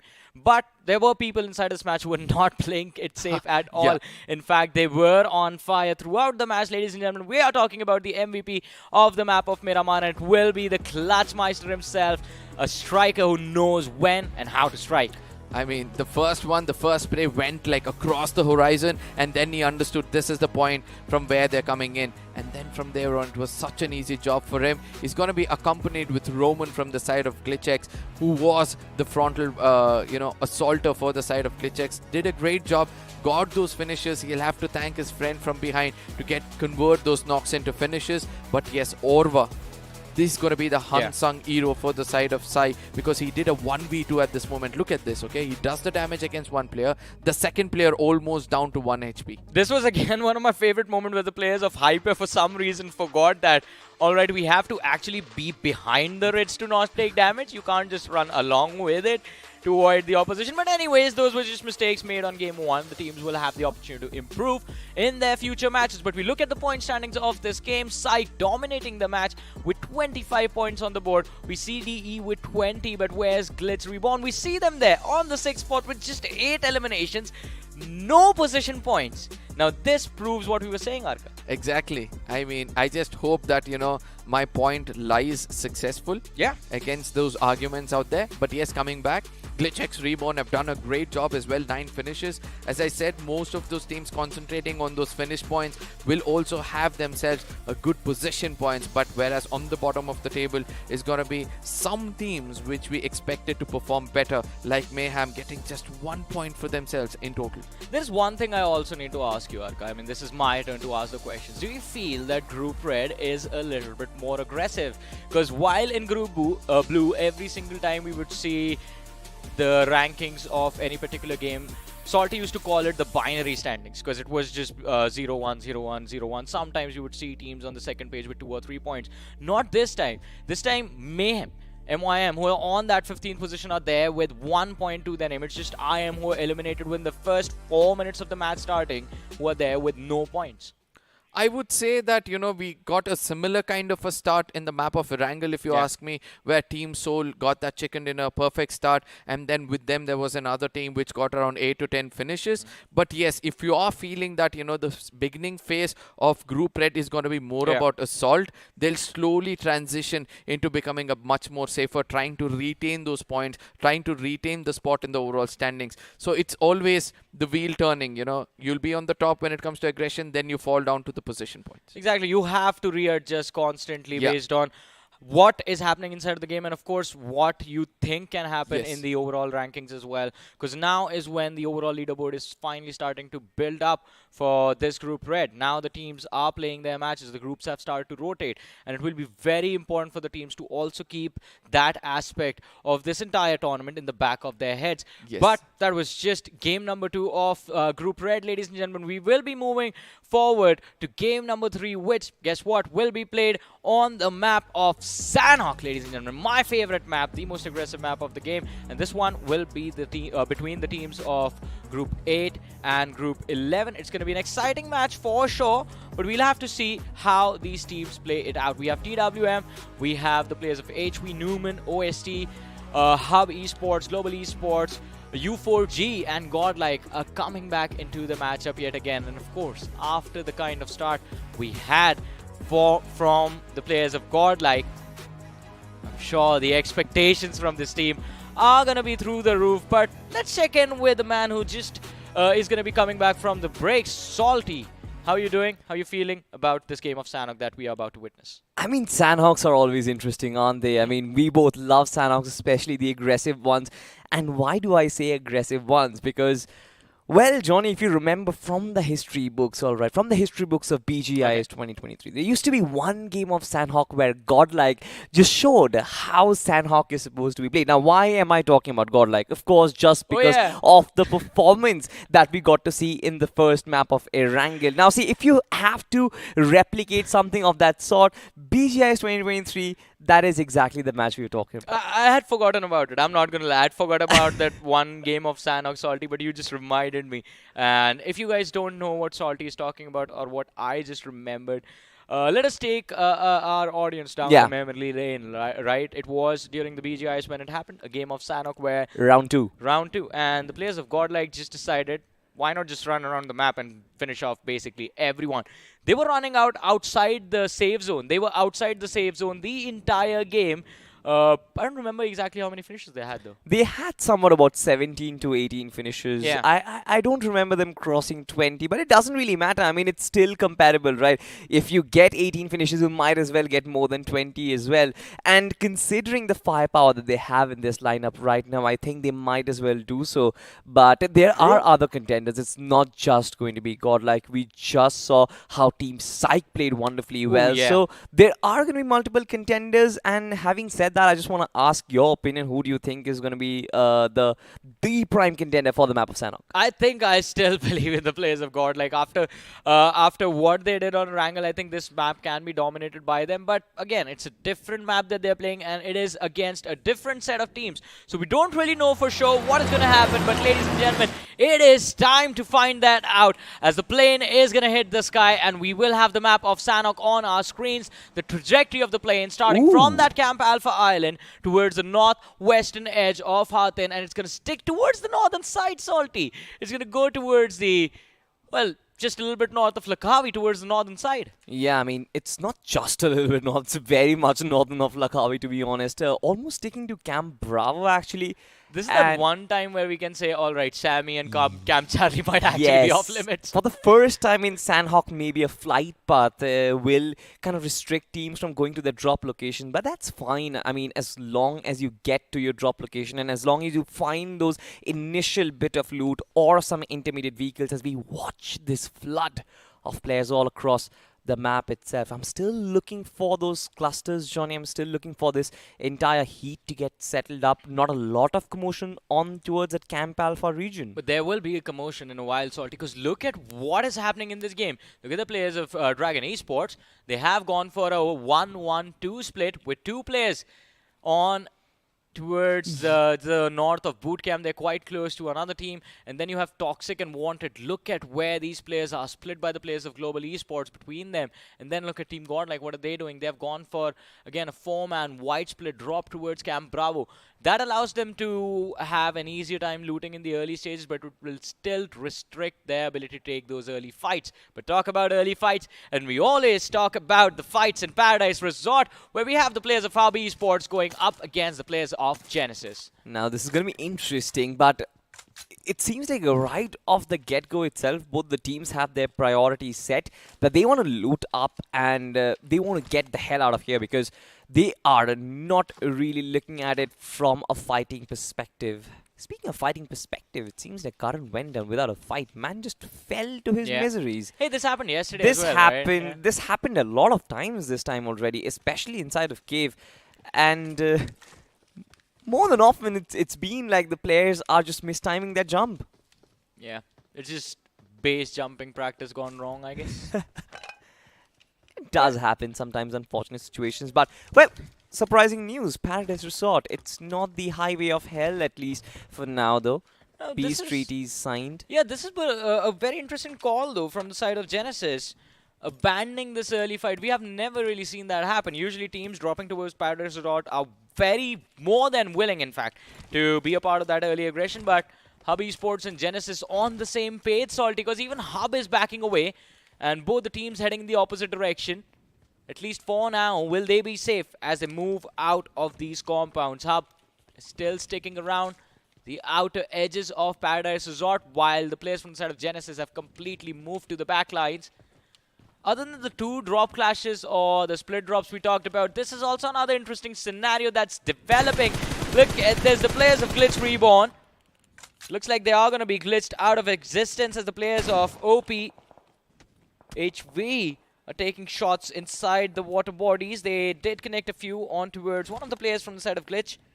But still the shots from the shorelines across force the players of HV in the backlines. Now, you're going to see a lot of these fishes in the waters because as soon as the circle popped out, I think the meta was sort of simple, right? Yeah. They knew what they had to do, that is to cross that river as soon as possible so that you don't face these final circle jitters. You don't have to cross that river when there are multiple crossers shooting at you. But it seems like everybody has been thinking the same thing, and that is one of the reasons why even One Power, they had the opportunity of dropping down at boot camp and guarding that trifecta. They have been doing so, and they have, especially Max Kosh, has taken up that role of the Coast Guard quite wonderfully well. We just saw the shots taken at Glitchix Reborn, but we know Glitchix Reborn has been very sly in their rotation as well. They know how to kind of avoid a little bit of initial collisions and burst into the scene when the final circle pops out. So nothing taken away from Glitchix Reborn as well. They have survived well in that situation.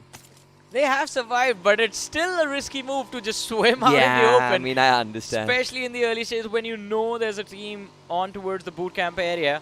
Because it's not that difficult to move towards the western shorelines of boot camp and take those shots. And that is exactly what was put on display by the players of OP. But TWM, a lot of hopes from this team. Ninja, Sam, Destiny and Lobster. We know there is an army of fans backing them. This team, they need to deliver. They did deliver the last time around. They were part of the competitive circuit, and this time around as well. Looking not that bad, to be honest. I mean, it's just an off start that is there from the side of TWM, and that was just one game they played. Exactly right, and it was very evident that was not their natural gameplay. That was not a result of some outplay from the opposition. But speaking of outplay from the opposition, it seems like Newman is going to outplay the opposition as well. It's Team Hyper on the other side, but how beautifully Clutch God and his partner are just going to walk in and completely wipe off the floor from the opposition. It's still Sensei holding on to his position, and shotguns are prepared. Shotguns are prepared from the side of Newman Gaming, as you said, but still, the nade in the hands of Wixkey. He sees the opposition, fails to connect. A brilliant move from Sue over there. Just jumps inside the water, looks to back off towards his teammate. Newman, they need to be extremely careful. They have the numbers advantage because just a few seconds ago, they were able to gun down one of the players from the side of Hyper without any punishes. Teju is keeping an eye on the shoreline, needs to be careful about the back as well. Hyper Legends, they need to do something to kind of justify the Legends tag as well. It's a suffix which might suit them after they take down Newman in a 3-4 engagement, but it's not going to be easy for them, especially when one of their comrades is still swimming and the rest of the other two, they're still figuring out where Team Newman still scrambled around. But I can see intent in Team Newman. They are looking to spot out players. They're looking to wipe them off as well. This is a new look Team Newman, which we did not get to see in BGI semifinals. But whatever they need to do, they need to be extremely quick about it, because that fight, Newman versus Hyper, it's happening not too far away from where we are right now, just a little bit south of boot camp. At any given time, if there is an opportunity for third party and you have control of the southern hill of boot camp, it gives you so much information to work with. And I guess the players of OP have spotted out, or at least have a little bit of information about the players of Newman on the other side, and they are looking to move in that direction. But no, still holding on to the high ground advantage. They want more information. Like I said, right, they are sort of the coast guards of the trifecta that is going to be there. The convergence of the three islands on Sandhawk. And I think that is going to be a hot traffic spot, especially with every single team just trying to rotate on towards that Camp Alpha Island. Especially on the map of Sandhawk, vehicles are not really a preferred mode of mobility. So players generally do tend to take up either boats or just swim across the small river. Now look at this, right? This is exactly what I'm talking about. The southern hell of boot camp, Team One Power, they have complete control of it.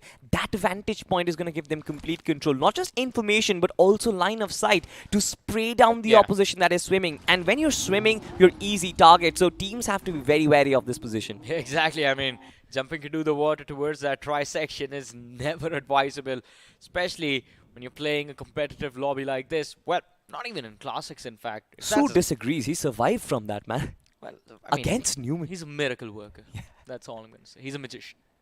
That name, that celebration itself, Sue is magic. And plus, I mean, to be honest, all he had to do was swim. It was his teammates in the backlines. Aaron was the one who was dealing with all the pressure. He's like, all right, you took the leap of faith. I'm going to make sure that I repay you. I'm going to make sure you join us safely. And he made sure as well. So it was a team effort that made it work. And I think Newman also figured out that finding the rest of the players would be a rather tough task. Yeah. Would be a very risky task as well, because this is Sandhawk and you have those reptiles lying around. And The it's never Sandhawk really- snakes. Yeah, the Sandhawk snakes. So it's never really easy to spot out and anticipate where the shots are going to be coming from. So unwanted risks deviated. I think that is good decision making from Newman Gaming. But speaking of decision making, Team IM officials slowly sneaking up to the tails of One Power. Now this is where it gets interesting. The Coast Guards finally have some challenge. No, wait, Lucifer! That was a literal mousetrap running in front of him. And Lucifer needs to be extremely careful with how he, or in fact, where he drives that UAS. Insane. Sitting in that sniper tower. And the perfect opportunity to just gather all of this information and relay this to his teammates in the back lines. But Salty, I have a question for you. Do you know the sound a Sandhawk snake makes? Snakes make only one sound, and that is the hissing sound, right? No, the Sandhawk snakes. No, they don't make sounds. Exactly, Oh, that's the right yeah. answer. Because if you make a sound, you give away your information, and then you are literally just a man lying out in the open, just like Arto. But he heard the vehicle coming towards him for a mile, and with the DBS, is going to kick things off in a nice manner for Hub Esports. The second man around the corner can Arto find the knock again and again. Both the players trying to take the shots, but in and out of the cover they go. Arto has the advantage to work with, but he needs to go for a reload, and both of them are doing it. What is happening? Second knock secured by Hub Esports. The third man in the backlines with the DBS. But from the flank is where Arto goes down. But his teammates, now they have the opportunity. It's a 2v3 situation with Hub Esports with the upper hand in this fight. Absolutely. I mean, finally there is support and backup coming in. Lucifer, he just had the visibility. Man still wants to spot out the player through the smoke, but it's invincible. Team OST still managing to retain all those three players and a revive in the situation. It's not the right decision. A flank coming in, and he has gotten a knock for himself as well. Lucifer still cannot find him. This is magic. This is madness, Salty. It's not even magic. It's down to a 1v2. And Lucifer, straight from the depths of hell, is where he will take the players of OST, or at least his rank is right. But no! Outcast! What an amazing moment! 3 finishes secured from that fight. But before he can celebrate, Godlike shows up! This is insane. The DBS saga just did not really have the ending that we wanted. Hub was eliminated, but as soon as that happened, Team OST were hit by Godlike as well, and now the only one player is surviving. No time to celebrate. But look at this. Look at this scooter that Jonathan is driving. This is interesting. Hey man, the man can go up to Super Saiyan Ultra Instinct, so might as well just take that scooter from Capsule Corp as well. Yeah. I forgot the name of the company for a second. But anyways, Outcast Noob, he's about to become the outcast of the game. The tandem jump from the players of Godlike is going to be there. And the tandem shots from the DBS. An easy finish for them to secure, and then they will be happy with the 3 eliminations they have gotten from that third party. But it was so chaotic, Salty. What was going on? We will definitely need a replay for that one. We will need a replay, but I think a replay wouldn't suffice. We need to run that in slow motion because the players were so quick in the peak and fire. And especially with the DBS, you've got that extended magazine. You've got the liberty to shoot and reload very quickly as well. So I think both the players were just trying to utilize it at its fullest, but Hub Esports just could not really capitalize on it. It was a 1v1 in the very end. Could have gone either way, by the way. It definitely could have gone either way, but it was very intense, to be honest. I mean, a heat of the moment battle. One of your teammates is trying to survive, but also kudos to Arto for the opening knocks. I'll tell you, if you had to kind of draw parallels to a boxing match, it's like both the boxers are just hitting each other with jabs and knockout punches, but they're just tanking it. They're not deviating or avoiding it, they're just tanking it. Speaking of tanking it seems like Strange is going to tank that spray coming in from Mock, and he's going to get knocked down. Bites the dust, but where are the rest of his players to support him? They are close to the shoreline. One of his teammates right next to him. But Riz needs to be careful. Legit from the side of NON, looking to go for a push indoors, and they will find the angle, but the pre-fire, or in fact the peak that was there from Riz, helps him secure the opening and denies the push for the players of NON. Clowney with a nade. He's going to look to see if he can bounce it off the wall. The damage is not really going to be there. Bane as well, trying to pull off the same move, and now they finally have the opposition finished off. the points are going to be in the bag for the players of NON. NON, oh my god. I mean, this was a risky play, to be honest, especially the way they entered the compound without really having that information. The first player who went in actually made that blunder without really using the utilities to flushing out the opposition. I think the rest of his teammates did not repeat that same mistake. Speaking of mistake, look at where the circle is taking us.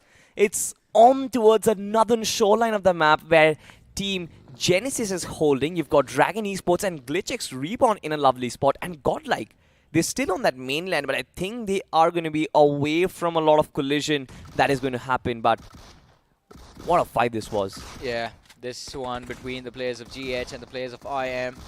Impressive one, Smurf securing the knock, but oh, he was there with a sliver of HP when he found the final finish for his team, and this is the moment when the players from Outcast OST were kicked out of the game right after they came back from their fight just a few seconds ago against the players of Hub. Hub Esports aren't going to be happy because they knocked down 3 players. It was a 1v1 at the very end, but Godlike practically just stole away all the points from their arsenal. They could have gotten some had they finished off the fallen comrades, but now look at this. Clutch God from the backlines. The high ground advantage from Beast is just coming into action. There's nothing that they can do to stop it. What in the world can make you think that the Temple Hill in Sanhok in a northern circle towards Camp Alpha Island is going to be empty? Yes. I mean, usually this was being dominated. This area was being dominated by Blind, but it seems like Mavi had the premonition that the circle might actually pop up in this location. So now they've got the high ground advantage of a lifetime, honestly. They have so much information to work with. And you just saw how ruthless it can be. You get caught out in the open, there's nothing that you can do. Oh, for Beast sure. just finished him off, his opposition off in a flash. But Ninja Boy from another direction is going to support Beast. They had the flanks covered, Global Esports, Wow. and now NON, they're going to pay for the mistakes of underestimating this team. Monk dropped out, Pain, he's going to try and go for a revive, but that extra bit of damage is going to allow Beast to convert that knock into a finish. He sees one more, takes one more down. Clown is going to be finished off, and even the last man goes down before we even see what happened. Ninja Boy, once again from that high ground, secures the final finish for his team, and now Global Esports looking to see what else they can do from this high ground. This squad vibe for Global Esports was really important because look at the way they could stock up their utility, right? Not really a lot on Beast. He had a level 1 vest, no throwables whatsoever, but all of those utility will be stocked up once again from those crates. Look at this. Look at what TWM is doing. That's a very quick rotation along the lower ground. They have avoided the line of sight from the players of Global Esports, but they still need to be a little bit careful because rotating within these hills is not that difficult. And at any given time, if the players of Global Esports have that line of fire available to them, TWM, they will have nowhere left to run because even Glitch Reborn is blocking their way up front. We haven't really seen GlitchX Reborn for a while, so it's hard to predict what exactly is going on in their mind. They're still holding on towards that land of Hatin from the map feed that we have, but it's not just GlitchX Reborn. There are 2 other teams in that same vicinity. You've got Dragon Esports, you've got Team Genesis as well, Risky. But needs to be careful, needs to find the opening, tries his level best, but fails to do that. Still converts though, final boss knocked out.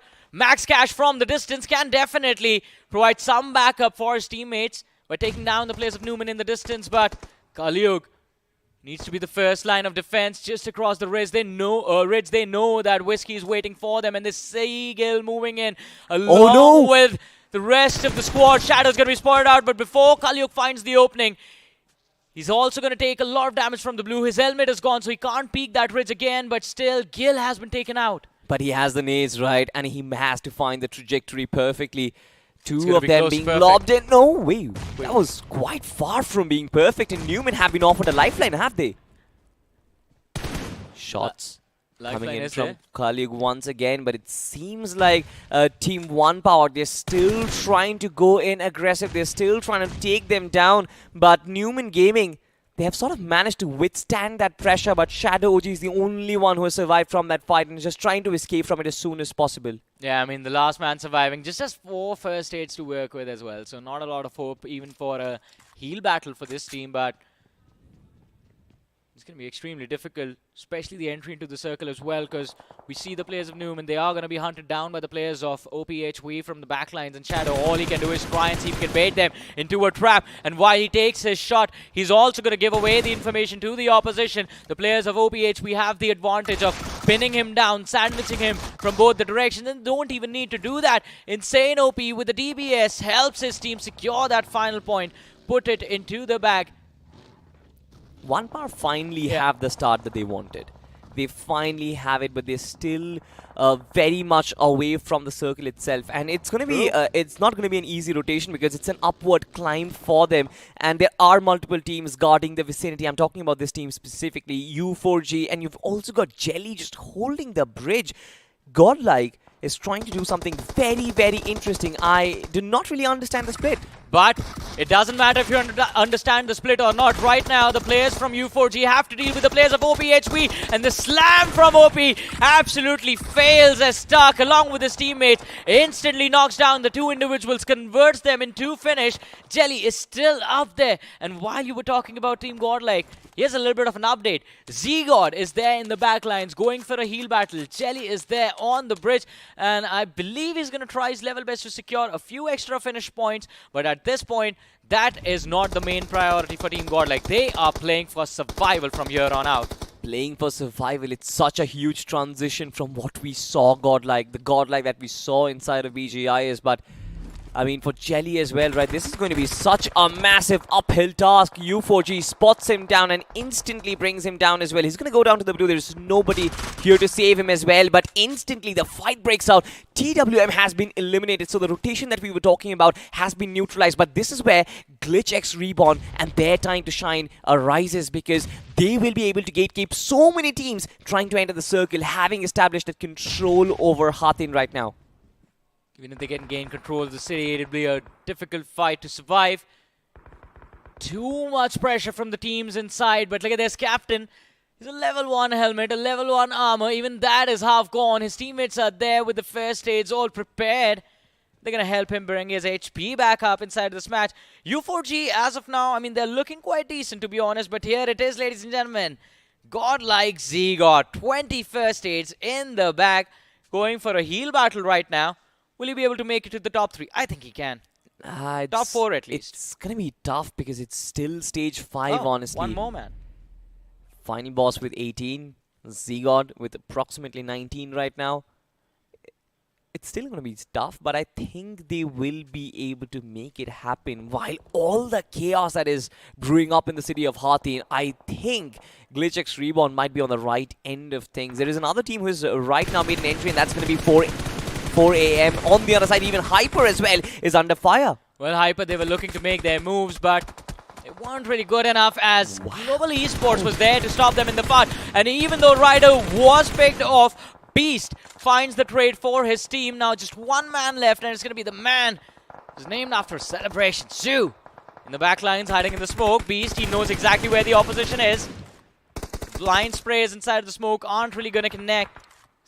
Sue still has that rock for cover, but Global Esports, with how this team is moving, it looks like they're frantically just looking for positions from where they can move inside the zone, which, by the way, is towards the northern edge of this Hatin city. And exactly that is why things get more complicated, because even though Hatin is still there inside the circle itself, I think finding out those compounds is going to be tough. Glitch X Reborn have found their shelter in the right compounds right now, but U4G, I love what they're doing, moving from strength to strength, moving from inside the compounds. They almost caught Ralph off guard, but Anonymous is going to find the entry, and the invasion, I think, is successful. Now it's time to execute. Well, it is going to be time to execute, but U4G still looking to prep the players of Glitch Reborn so that they can have a much easier time taking them out. Glitch Reborn, though, they have been in the city for the longest time. They've survived all this time, but for the first time in this match is when they are feeling the pressure, the threat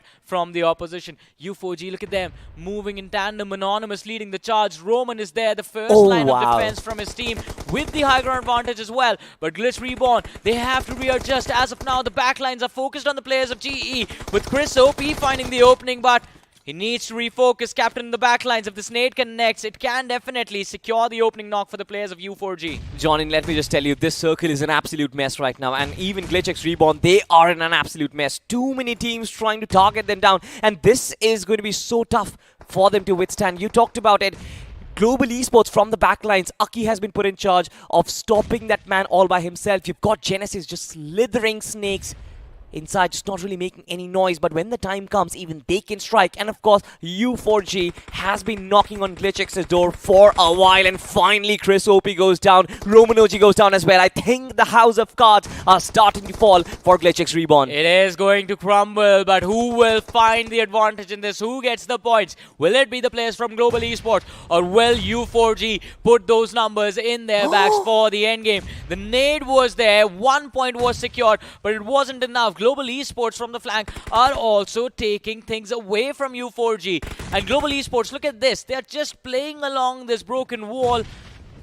Ninja Boys looking to secure the finish of Chris OP, finds it as well, and all of a sudden, Glitch Reborn, they're down to their last player. Ralph is hiding on that first floor, and that means it's time for Global Esports and U4G to clash it out. But one more piece of information, while all this was happening, the circle took a northern shift, and Genesis is the only team inside the zone with a 3-man lineup. They are all set up for success. They have to be patient, let these teams fight it out, and take advantage of their disadvantages as the players are beginning to fall. Ninja Boy with a sliver of HP. Look at Stark. He has taken down 2 players from the side of GE as well. Looking to take down Ryder, who's on the ground floor. Ninja Boy brings his HP back up, but it's not going to be enough. Ryder is going to be burned alive. And Ninja Boy, the last survivor, going up against Aki from Glitch Reborn. He has been spotted out. Ralph on the flank. Who is going to survive? It's going to be Glitch Reborn in the top 2. But before they do anything, Ralph runs in the Molotov.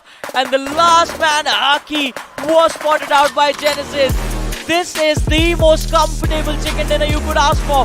Do absolutely nothing, stay in a corner, patiently wait, and the points will present themselves. It's not that they did not do anything. Look at this, Genesis Esports, they've also amounted 99 finishes, to be honest, and that's not too shabby. But you've got to give it to their fate, man. The circle shifting away from them, just not doing anything. But I said it, slithering snakes lying in the background. Yeah. And that was just it. They just had to connect one final shot, and when the time came, I think they did what it actually mattered. They were there behind the ridge for a good 7 minutes. They waited for all the commotion on the other side. They waited all the commotion for the Hathin city to just calm down. And as soon as the noises began to fade, they started to make their climb. They saw 2 players, took both of them down, an easy win. But also, huge props to Global Esports, huge props to the players of Glitch Reborn for making it into the top 3, because I thought they were done like 2 minutes before that. And of course, we cannot forget about that chaotic fight that happened in the mid-game. Absolutely. And even U4G, as a matter of fact, as well. They were phenomenal in this particular fight. But speaking of phenomenal, I think you can be phenomenal as well. Just go out there, check the entire video that we have prepared for you guys for the upcoming Royal Pass, and we'll be right back.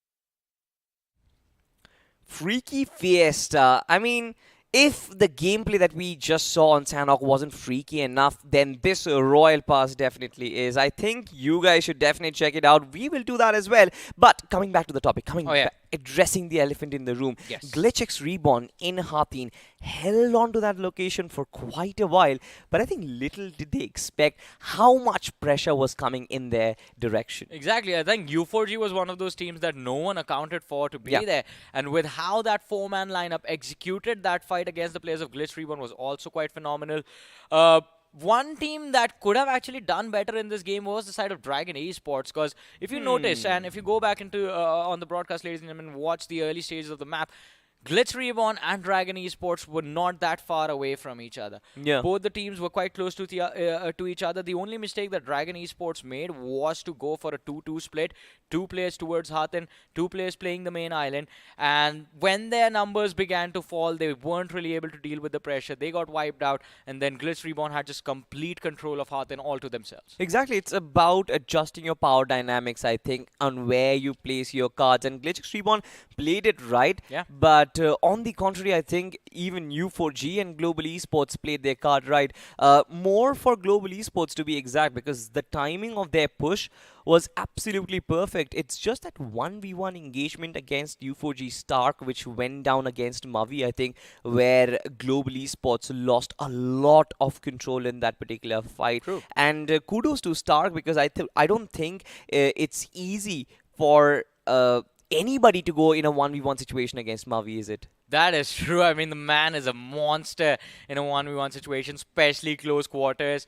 There are legacies. I mean, I've heard stories about players challenging him and him basically taking down them one after the other, after the other, after the other. And I'm talking about professional players. Yeah, by the way. of course. Of the highest tier. Yeah, it's of the highest tier. So the man knows what needed to be done. And Global Esports, I mean, definitely a phenomenal run in the game as well.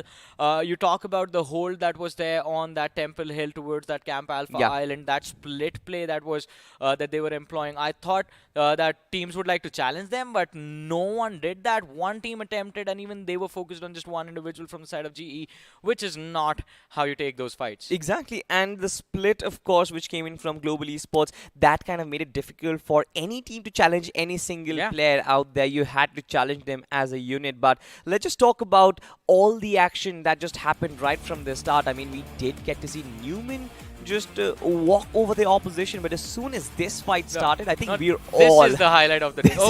We don't see... Why don't we see the whole thing? I mean, because Defend spent about 60 seconds trying to take each other down. Exactly, right. They're going to peek out, shoot, peek out, shoot, peek out, shoot. And that's like rinse and repeat for about a minute and a half before Godlike enter. Look at the picture, right? From the backline, this is when Godlike enter. They did not really carry it forward, but Godlike, they also wiped the floor off the leftovers, honestly. That was the longest shotgun duel I've ever seen in my life. Possibly, yes. Possibly. But as we do move forward, this is where Jonathan also starts cleaning up all the finishes, right? Hubby Sports, we're talking about it. Nox were there, but they just could not really convert it into those points. Yeah, and Nox's mistakes, I think, was just being a little too overconfident, because this team was doing very well for themselves. Now, this is where they got overconfident, as we talked about it. They were so focused on running after bees that they forgot the fact that, these hills aren't all at the same altitude. They are at the different altitude, and if you position your players correctly, everyone can gather information one from all the different direction, and you have the setup to reset, focus, and provide support to your own teammate. Ninja Boy was there to cover up for Beast, and those two players did a phenomenal job having each other's backs. Dude, this is one of the teams of one power. I think they've sort of shown that what they're capable of.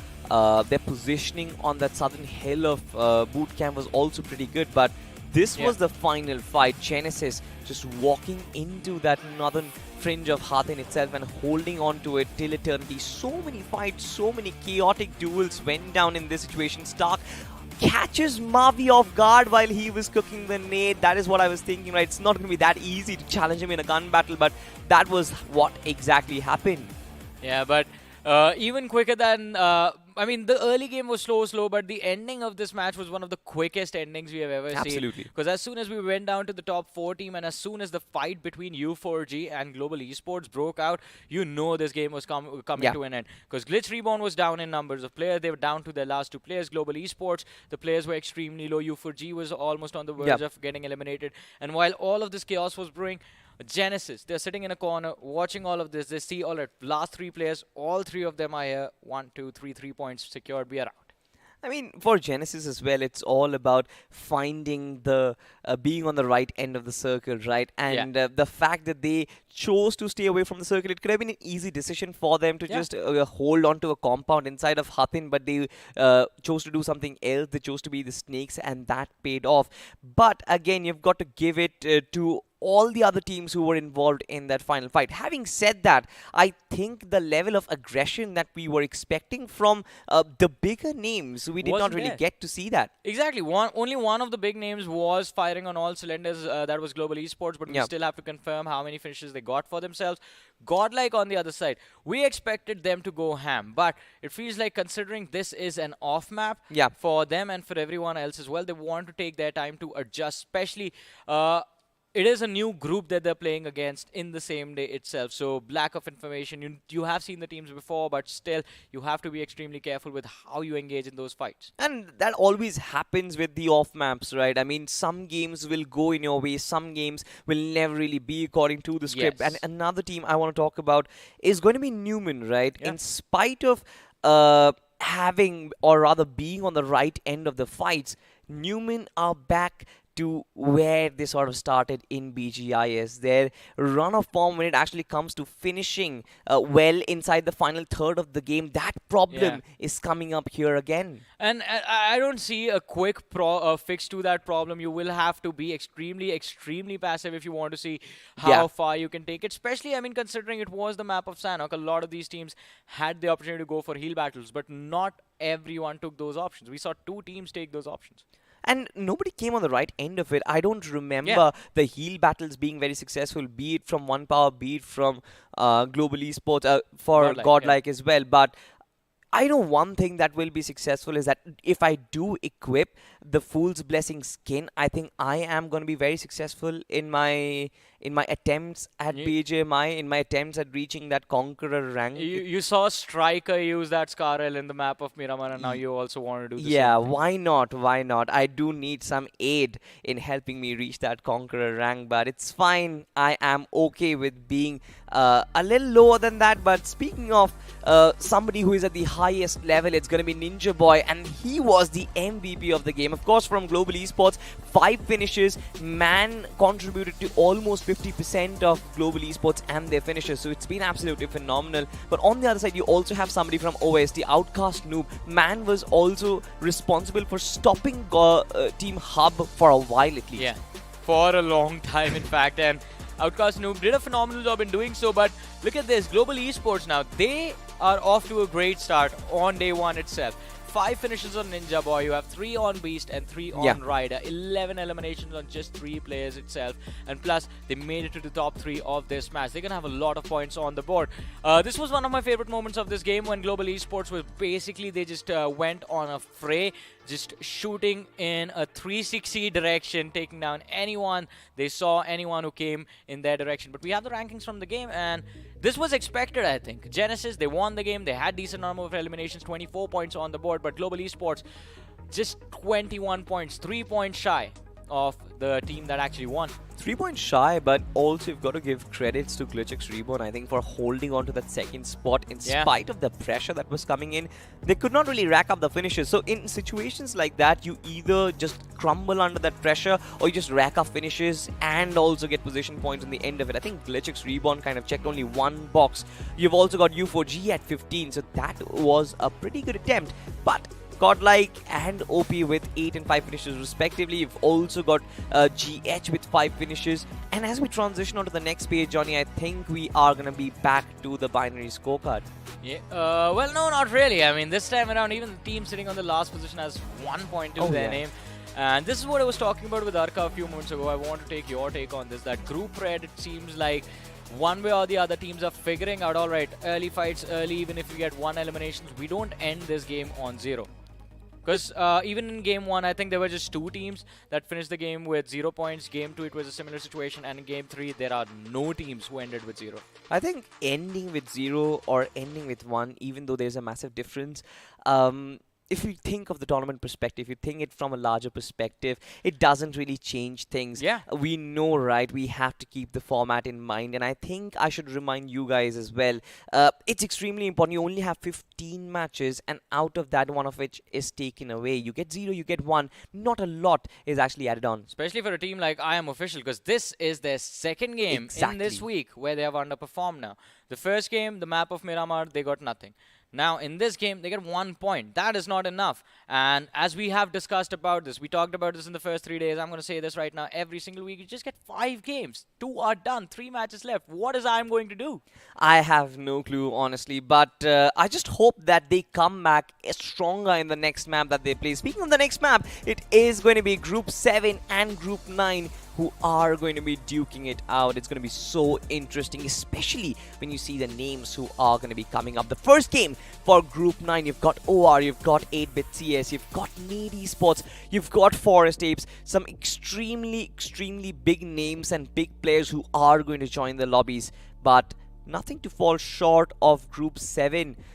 Revenant, Team Insane, Marcus Gaming Zero is there as well. Hyderabad Hydras is also going to be in the mix. So with all of these teams involved, it's going to be extremely exciting, especially on the map of Vikendi as well. But speaking of exciting, I am always excited when my friend Mr. Arka comes back to the desk, and he finally is. So I'm going to ask him, Arka, of course, this is going to be the map of Vikendi. I'm already feeling a little cold. Hopefully the action starts soon so that I don't feel that cold anymore, because it's hot. The action is hot. I mean, the action has been hot from the beginning, Yeah. if you ask me. Wrangle, domination by Godlike. Second game, we had the domination by GE. Shows that all the big names out there, the big banners out there, the roster shuffles are kind of helping them out attain the bigger numbers when Yeah. it comes to the overall standings. Yeah, absolutely. And I think the roster shuffles, of course, will play a factor. Yeah. But as these teams keep progressing throughout the tournament, this is going to be a long tournament. They will keep on improving. Synergy is going to improve, because when you play a month-long tournament, I've always said it, form will never remain the same. You will go through ups and downs. It's about timing that little form graph to perfection, just finding the peak performance at the right time when you reach close to the grand finals. But that's still far away. That's still on the 15th, 16th and 17th of December in Eka Arena in Ahmedabad. Of course, we are so excited, by the way, to meet you and all of your friends as well. If you are in Ahmedabad, then do make sure to join us. But for now, though, we are going to be starting the map of Vikendi. And before we actually head there, I want to know your prediction, Arka. I somewhere have to feel that, this time the big names won't be able to perform that great. But yes, the circle is going to favor out the team to get the chicken dinner. Yeah. But still, somewhere, if you ask me, I would go with Nade was coming in my head for some reason. So, and then I'm going to go with MG's Marcus Gaming. Marcus Gaming. Well, there you have it. Prediction is here, and so is the flight, ladies and gentlemen. It's time for takeoff, and the Big Bird is back where it belongs, in the skies. But this time, it's flying over the colder lands of Vikendi. Starts off from Peshkova and ends towards at Vihara. Flight path Arka, which dissects the map right from the center, right from the heart of it, dividing into 2 halves. I think this is the perfect flight path for every single team out there to go to their drop locations. Completely agreed. But at the same time, I'd like to add another name to Yeah. the prediction list. Yeah. It has to be Forest Apes. Okay. Because somewhere I feel they're here to, make a name for themselves in such a way that hopefully in the near future we'll be able to see them outperform themselves. But let's see whether that's going to be the case. But yes, the flight path is so perfect right now. I don't expect any kind of early skirmish to take place, but even if it does, that means Group Red is looking forward for violence more than anything else.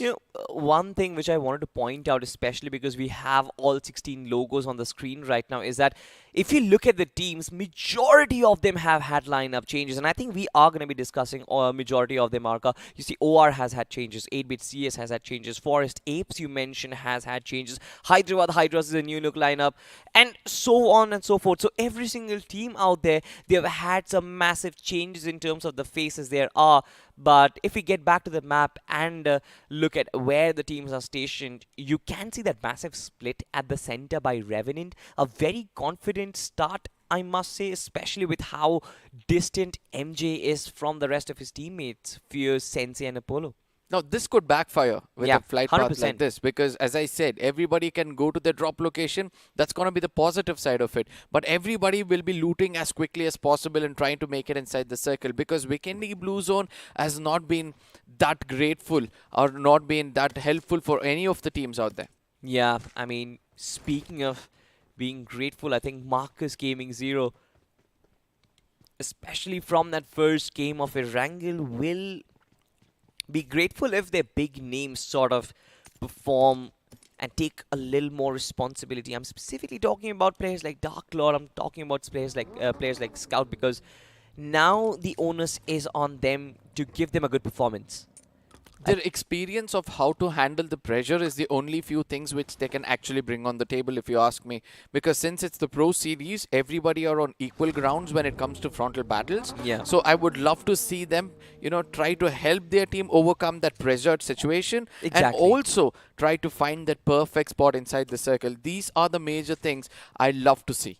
Now look at this, right? This is Forest Apes, of course. You've got Ash leading this team, Vizgod, AK, and then a new addition in the form of Phoenix. 3 players from Team Orangutan now being represented as the Forest Apes. What do you think of this new addition? Trigger going out, Phoenix coming in, a young player who used to be playing from Team Rivalry. Is this going to be a healthy addition, or Trigger was the best fit for this team? Because if you remember, Team Orangutan hadn't changed their lineup for 2 straight years. Now, this is where you have to look at the bigger picture for this org, if you're specifically speaking about it. But as of now, we'll be sticking to the fight which is going to take place over here. Scout makes the big mistake of rushing in too early, not sticking with his team, is going to be paying a very hefty price as Marcus Gaming gets taken down. And I don't know why Scout was all alone out there. I mean, Scout, in terms, I think, had no information, no clue that Team Clue was in the vicinity. And Syed OP also figured that out pretty quickly, and I think that is one of the reasons why he had to run out of the situation, Arca. That was a very weird fight, to be honest. But let's just jump back into the conversation we were having. Forest Apes again. And you were saying about the bigger picture. So let's put some light on that. Yeah, the bigger picture is this. See, when you're sticking to your own teammates for 2 years and you're still falling short, reaching that goal, probably, that new addition is going to make you realize that what are the mistakes which has been happening. Because a new addition person is going to remind you that, your calls over here was wrong. Whereas your 4 players of your own teammates would have been like supporting you and making sure that you feel comfortable as an IGL from the get-go. So I feel that, this one change is going to make them realize their smaller mistakes. And yes, the pressure on the shoulders of IGL with an additional player is going to think over himself and try to bring in new strategies. Absolutely. I mean, we did talk about Forest Apes. Now let's just talk about Nate officials who are walking in pretty close to Revenant's Fears. Now this is not good news, especially the fact that he has been spotted. But do they have the information that he's all by himself? Now Fears needs to call for support, especially from Sensei. I can see he does have the top crown available. So maybe lines of sight will be there. Some form of defense, some form of retaliation we might get to see as nades are being cooked up from either side. Both are being launched, but none of them really hitting the mark, do they, Arca? It's still a battle of finding that initial contact, but I feel Fierce is going to be at a massive disadvantage because he's all by himself, and I do not think that cover or any sort of a backup is going to be coming anytime soon. Now, this is what we said, right, in the beginning. Just because you have the circle for yourself or you have the flight path going right to the dead center, that doesn't mean you can extend yourself too much. But Apollo, the kind of backup he's bringing over here is also pretty good. Because he's finding that off angle just in case Fierce gets knocked out from one angle. He's going to strike from the other and making sure that he gives time for the other teammates to come in closer. Look at the minimap. There's another person coming in, and that's going to be MJ from another angle. So it's going to be, backfire for the side of Nade if they come out in the open. Backfiring for Nade, and you mentioned it accurately. I think Team Revenant, of course, backup in form of additional pressure is there. They have surrounded Team Nade from all directions, but it's the frontal battles, and when you rely heavily on flanks, this is what I've said every single time. When you rely heavily on flanks, your front line of defense or your front line of offense is weakened massively, and Nade might just be able to successfully isolate these players and exterminate them. So we'll have to find out if that is going to happen. But speaking of the circle, after a long time, Arca, we do have that castle circle. And that just means that there is going to be a massive shift. The players will have to gamble which island to focus on. Speaking about focus, I really want to see whether Revenant are still going to focus on Nade to get those finishes. Because the longer they stick together in a split situation, the other teams coming into the circle, it's going to be easy picking for them, as it's solo men here and there. It's better they regroup, make sure that they don't extend into this fight. As I speak about it, there it is. HH coming a bit more closer, and Fierce out of nowhere is going to be falling back and running towards Sensei. The right kind of call coming in from the IGL, if you ask me. Right kind of call for sure, but Hyderabad Hydras, how did they not see Fierce in the back lines? He was walking, running out in the open in the middle of nowhere. Could have been easy pickings, could have been free points for Hyderabad Hydras. And of course could have gotten them off the mark, but that did not happen. You've got Joker, you've got Octavius, you've got Madman, and you've got Drix. Some amazing big names in the lineup, but Hyderabad Hydra still missing that X factor. And that was visible on the map of Erangel, I think, Arca. What do you think this team is lacking? Even in BGIS, we felt like Hyderabad Hydras, in spite of being such a big org, they're always falling short of finding the performance that their fans want. I don't think so they're going to fall short in this tournament. Okay. Because as I already explained, there's a BGIS caster himself, one of them out there. He was doing the Punjabi language. Bope, he's also, will be watching the streams. He'll be understanding as to how the teams are playing. He had very good insights as a pro player himself. So make him like an analyst for the team on one side. Then you have Humanoid, who has played in big names recently. He had played for X-Park, he had played for Reckoning, and now he's come back for Hyderabad Hydras. So the experience is not less when you look at the side of Hyderabad Hydras. But it's just that the IGL needs to place them inside the circle to give that confidence to those assaulters. And one good game, and they're going to just take off. One good game is all that they need. And I think, and I hope, that this map of Vikendi will prove it right for them. Meanwhile, on the other side, Seiko Gamer just crashing his vehicle into the tree itself, just not really ideal driving in this case. But coming back to serious business, it seems like the circle is starting to pressure teams to make that early rotation. This brings back early BGI's Vikendi vibes, honestly, Arca, because we've seen this pattern get repeated time and time again every single week, where the Vikendi circles, we know as a matter of fact, they don't shift a lot. Right, stage 1 and stage 2, they're almost identical without any difference. Players know that if they do stick to the center of the circle, they will be relatively safe for at least 4 or 5 renditions of it. So they don't really have to move around much. If you look at the pattern of circles like this, the team which has got the maximum first stage for themselves can easily get more position points.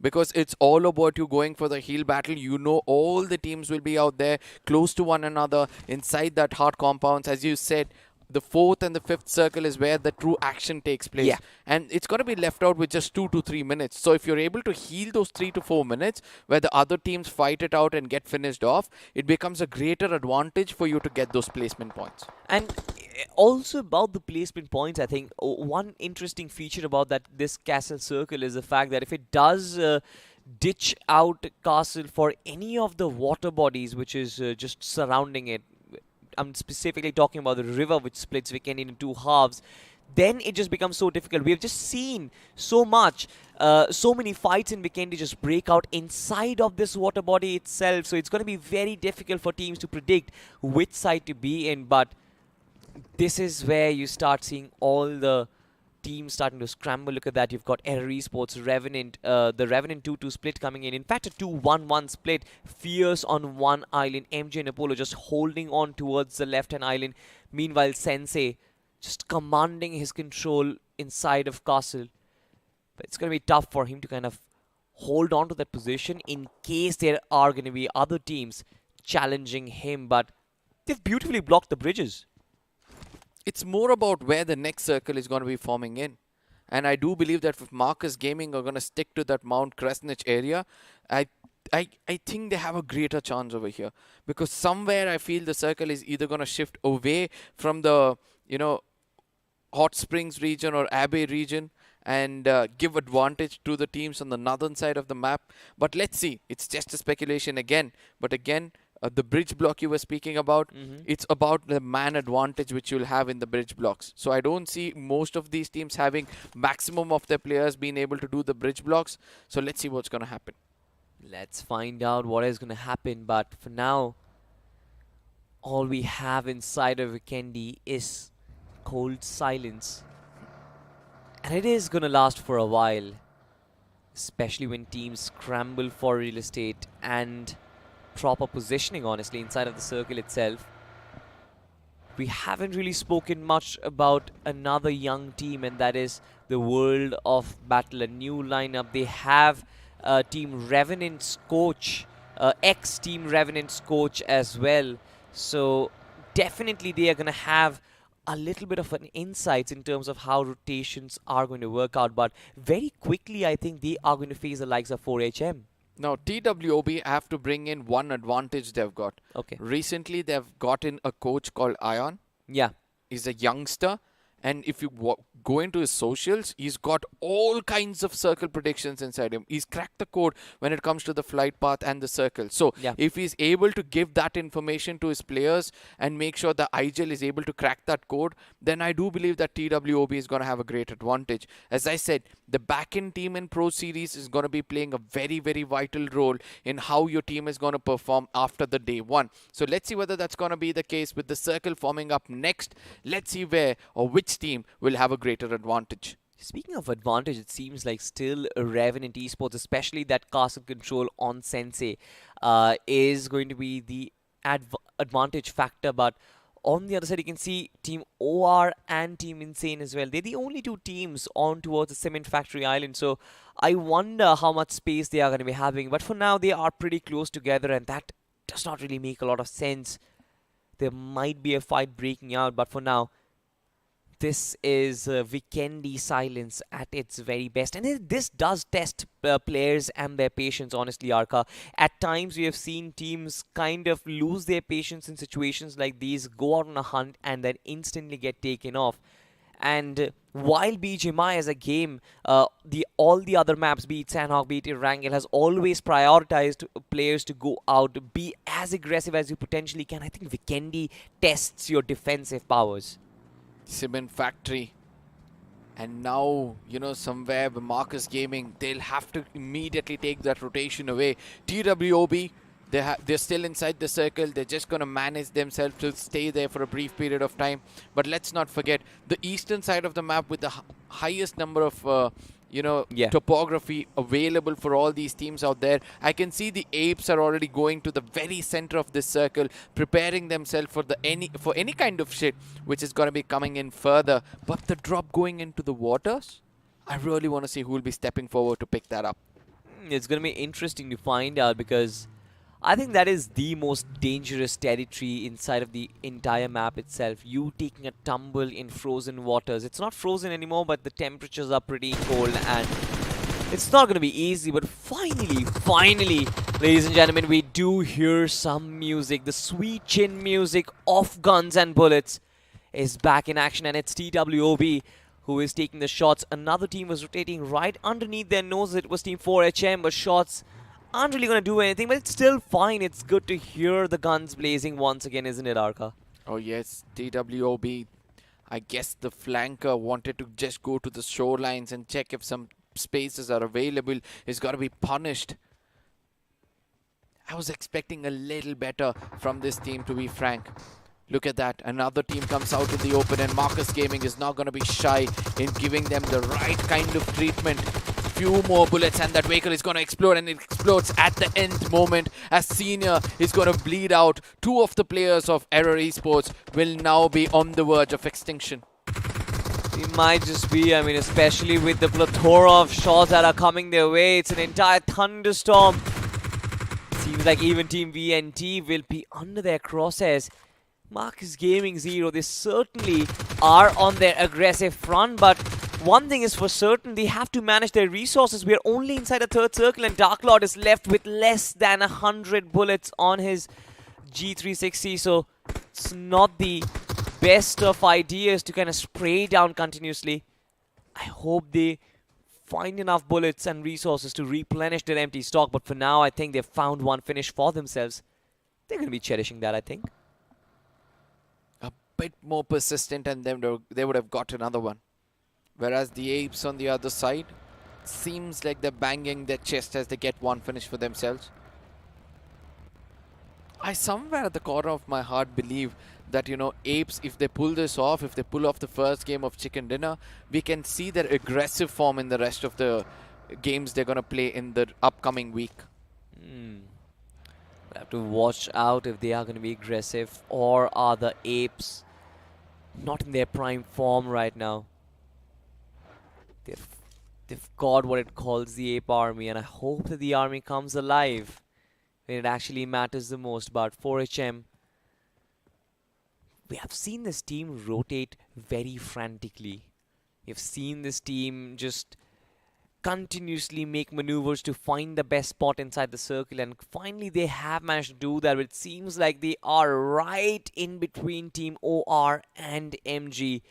To make that northward rotation towards the center of the circle is going to be important, but Arka, you mentioned correctly, Team Apes, they have the center of the circle for themselves, and for some reason it seems like they are going to be fighting against Team Revenant very soon, because Revenant are also going to be eyeing out the same compound. Revenant, their movement from the castle region to make it into the mainland is going to be the most crucial one, because if they wait it out over there, they might welcome Nade with a lot of bullets. But by the looks of it, since they're looking the other way, Nade will be slowly making it into that castle region and somehow trying to make it across. And they might be successful with it as well. They might be successful, but look at that. I mean, Apollo, I think, has sort of figured out that there is a little bit of an uninvited guest, and Gunmaster. Team Nade, in fact, they're not stopping. While the rest of the team, they're moving away from it. Gunmaster is walking straight into a booby trap. Revenant Esports, two of their players, Apollo and Sensei.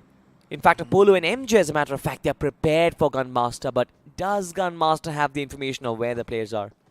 The sound cues. Yes, he's heard the footsteps. He's able to give that information. He's been the eyes for the team right now. He's already told that Mernox, there's a player trying to run away, get him down. Apollo running away towards those shorelines can also be caught off guard. And guess what? Revenants are also going to give that cover fire from a distance. But will that be enough? Once again, an eerie silence just engulfs the entirety of the fight. We expected Gunmaster to sort of make big moves, but Revenant Esports, they feel like they found the opening to fall back and regroup with their teammates, and I think that should be the ideal priority, because the circle definitely has shifted. It has shown us its true colors, that is, it is moving towards Cement Factory, and I think it's high time Revenant Esports regroup with Sensei, because Forest Apes aren't really far behind, but the finish feed, I think something is happening over there. It seems like Marcus Gaming Zero, their last remaining survivor, Syed OP, has been taken down, and it was 8-bit CS who actually got the finish, Arka. I mean, I love the way 8-bits are also playing this game. They're trying to come in from a corner which is more closer to the circle and making sure that they predict the next circle in the right way. But Error Esports, Swayam, if I'm not wrong, is under the bridges and will have a great time over there in the waters. If he stays just right behind that drop out there, he'll get a better chance to, you know, kind of survive until the final moments of the game. If he's got enough first aids, then that heal battle is going to allow him to get that many points when it comes to the placement points of this game. Placement points in Vikendi, one of the trickiest questions that there can be, because when you look at the passiveness of the map itself, you realize that, alright, fine, finish points might not be our ball game altogether, but you might be able to survive until a very long time. But the only problem is that it's not going to be easy for you to get those placement points because every team is surviving. You still have 15 teams surviving and 56 players. This is the 5th circle, mind you, but it seems like it's finally come to a closure because Team Revenant, they found fishes in the waters, and these guys, they're fishermen themselves. Fierce will find the second knock for himself. Now Hyderabad the Hydras, once again in the middle of nowhere really. This team certainly needs to find a way to come out of this situation. Now, Nade officials, if you're able to understand that there are knocks in the waters, they can convert that into finishes as well. As MG comes in a bit more closer, Revenant is going to have the divided attention, but also a blessing for HH to get those revivals through. They will get the revival through, but on the other side, it's going to be Team MG who will try and break the back of Revenant Esports. And for a second, it seems like Sham doesn't really care if he does not have any visibility. Man just walks in the smoke, gets the nade lobbed in. A little bit of a damage has been done, but Revenant Esports, they're still holding their ground. And finally, the explosion is there. Sham has been taken down, but will Revenant try to escalate things, try to make advantage of that knock? That's going to be the question. Sensei's already on the flank. MJ is left naked without any cover. Now Puri is on the inside. He has to do the impossible. Sensei down on his knees. Apollo approaching way too close. Puri is going to be running out, showing his backs, will be punished as well. As Yeti, the last man standing, is trying to be one with the nature. Probably the revival which he'll be trying to do right now might backfire, as Fierce will get the information once the smokes decimate. Oh my god, Revenant. They've been picked up and picked apart by multiple teams at once, and it's so unfortunate to witness. For such a long time, they have been dominating the castle region, but MJ was there and he couldn't survive. But the rest of the three players, they're doing actually pretty good. MG, Pari is the only one who's still surviving, courtesy to the smokes and the lack of visibility. But as soon as the smoke dissipates, he will get shut down. Revenant Esports, they do come out of this messy situation with just one casualty. But it's not going to be the end of troubles for them, because look at the radar. There are 4 teams in very close proximity, and it's going to be Team 10 who is taking the fight against Team 8-Bit CS. This game is going to be crucial for the side of 8-Bit. They've started off on a very good note. They've got several finishes in their name already. They eliminated the big names of Marcus Gaming, and if they continue to assault the side of TEN, then probably they'll be walking away with 10 finishes by the end of it. But yes, grenades are doing the job as of now, as Rishi will go in for the revival. Juicy will have to step out of cover. Juicy will have to step out of cover, but 2 players for Team 8-Bit CS in a very precarious position. This is not ideal. I mean, survival instincts kicking in, blocking the entire region by smokes itself, but smokes will only block visibility, not players, neither bullets as well. So 8-Bit CS will have to fight and fight out of this situation. Then they are still outside the circle on that northern part, and it does not seem to be perfect, especially when in a minute and a half it seems like the blue circle is also going to engulf them. Hey Joker, the way he took that rotation, I wish we could bring that on screen, but ultimately it's got to be the 10.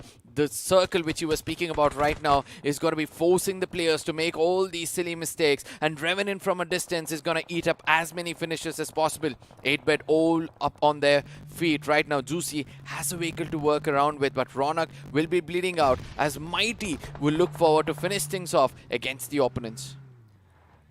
Look at this strategy. Juicy, my man, he knows exactly what needs to be done, makes that big rotation and slyly enters the waterways. Now, of course, the only problem he's going to have is his oxygen, so might as well have a couple of oxygen cylinders. But speaking of cylinders, it seems like Team Insane, they're back at their very best. Their foot is against their gas pedal, and Forest Apes, they're on the receiving end of it. But I love the position which Forest Apes are holding. AKOP out in the open, shots being fired, but no damage being done. The G360 once again just not really coming in clutch in this situation. Adi will still try to connect shots. One of the best players, but he's been slapped back, and that was a shot and a half. You don't know what happened far away. Revenant Fierce just finished off the side of Nade, who are trying to make it inside the circle, and then gets finished off and almost surviving in the blues itself. But yes, Apes are doing everything possible. Once the damage is done, they're going to be rushing in, as Adi's gone in for the revival. There's got to be a trade against Wizgard, as it's got to be Fernex trying to put that Molotov, will be hitting himself with the fire. Yeah, now The floor is lava, but Phoenix finds that right pixel for himself, that little square space to actually survive. But as soon as that happens, he's been blown apart. And Forest Apes, they're biting the dust. And Team Insane, so much pressure being added. It's Dark Lord and Adi who are still surviving. I'm not really sure who is the last player from Team Apes. It's their captain. It's going to be Team Ash, and they have been wiped off. Forest Apes are going to bite the dust. Team Insane, they retain every single player. But look on the radar, Arca. The circle is in no man's land. Nobody is dominating it but for just one player, and that is Killer from Team VNT. VNT turning the tides. All of a sudden, all the favorites are out there. I can see that Insane is the only favorites who are still alive, okay? I understand that, their position is going to be very, very vital. They'll have to make it inside the circle. But the IGL is thinking right as well. Pick up all those first aids, all those resources which Apes brought towards them. Then make sure they clear their backlines, because OR is the only team out there. Robin, he's done a great job to bring his team this far. Now, if they make it inside the circle, things can be much more different. This is such a scrambled team, honestly, Arca. We did not really get a lot of screen time to talk about it, but Trigger coming in from Orangutan, Secret coming in from Entity, Robin from God's Reign. This is going to be a new look OR up against Insane. It's the battle of supremacy, and it seems like Dark Lord has taken down the front lines, and Minnow in the back lines is not going to be able to do much because only 3 first aid kits, and this is the 7th circle of hell. So for sure, you are going to be electrocuted out of your miseries. Insane doing amazing out here. Dark Lord, he's going to be that MVP for the team, picking up 6 finishes, make it 11, make it 12, make it 13, as Insane are going to continue their assault, and they're looking forward to end the deal with a winner-winner chicken dinner as 3 more finishes lie in front of them. And I hope that Insane are preparing themselves. Topography is towards them, a split coming in from a 2-2, but the only problem they have right now is the circle is not favoring them, and the hard compound is in the hands of VNT. Exactly, Vintage Esports, if they play their cards right, this can be a massive chicken dinner in their hands, of course. But Team Insane, with 13 finishes, I think they have momentum in their hand. You mentioned it perfectly. The topography is going to be there. The 2-2 split is going to be there. But the massive open ground in front of them will be the drawback. And how will they be able to cover the distance? It's going to be the question. For now, it seems like Vintage, they are prepared for the worst. Smoke's being laid all across. Seems like they're waiting for Team Insane to actually make a move. Insane were picking up those boxes. I believe that they'll be getting a lot of resources. The idea is going to be very simple for Insane. Make sure you put smokes into such distances that the projectile of the grenade is going to be doing the job. Well, we'll find out if it actually does, but Insane making small maneuvers. As you can see, the smoke lines just dropping down in front of us. A beautiful bird's eye view for all of us to kind of feel the tension, because Team Insane, they know they have to make a slam, and it's not going to be easy. Spray down comes in, but through the vehicle itself, Sins has been taken down, and in a flash, 2 players from Team Vintage, they have been slapped down, and it's all down to Killer. Will he be able to bring back his team? Team Insane as well have been hit, but Jazzy is prepared, I think, for the worst. Nade being lobbed in as well. The third-party angle also works in favor of him. Drop shots coming in, but it's not the right timing. He will get shut down, and Team Insane, with that experience that they had, 16 finishes and a winner-winner chicken dinner. This was one of the games that we were talking about. 2 good games back-to-back for this lineup. Oh yes, and they're going to be on the top of the table by the end of this game, because that was clinical, that was phenomenal. They understood that when we have advantage of a vehicle with us, why not make use of it? Exactly. And they sent their best assaulters, and the idea was simple. They counted the number of people alive, Yeah. and then they were like, we have the man advantage, so why don't we take a vehicle, make sure even though we get 2 knocks, if we can convert another knock on the opposite side, it becomes easier. The equation will become equal, but still we'll have a greater fighting chance. And with that vehicle rushing in, it's not easy for you to shoot in a moving vehicle, but still they got that knock registered. Exactly, and I think that was the most important factor about it. Yeah. Had they taken that vehicle, slammed it had they slammed into that compound in that region, right? Yes. It could have potentially been a 2v3, in fact, because the other two players were still in the backlines. But those two knocks evened out the numbers, ironed things out for Team Insane. How beautifully they executed in Team Vintage.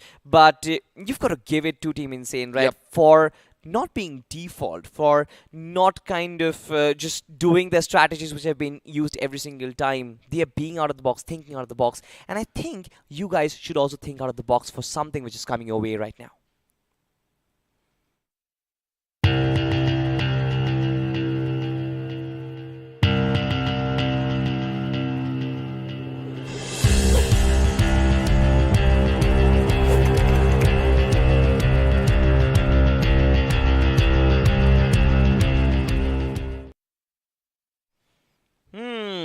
Stay tuned for what's coming. I will try and find out what is coming. But if you guys know what is coming, then do make sure that you let us know in the live chat as well, because there is definitely something which Crofton has planned for all of us. But coming back into the game itself, again, it was a slow affair at the start, Arka.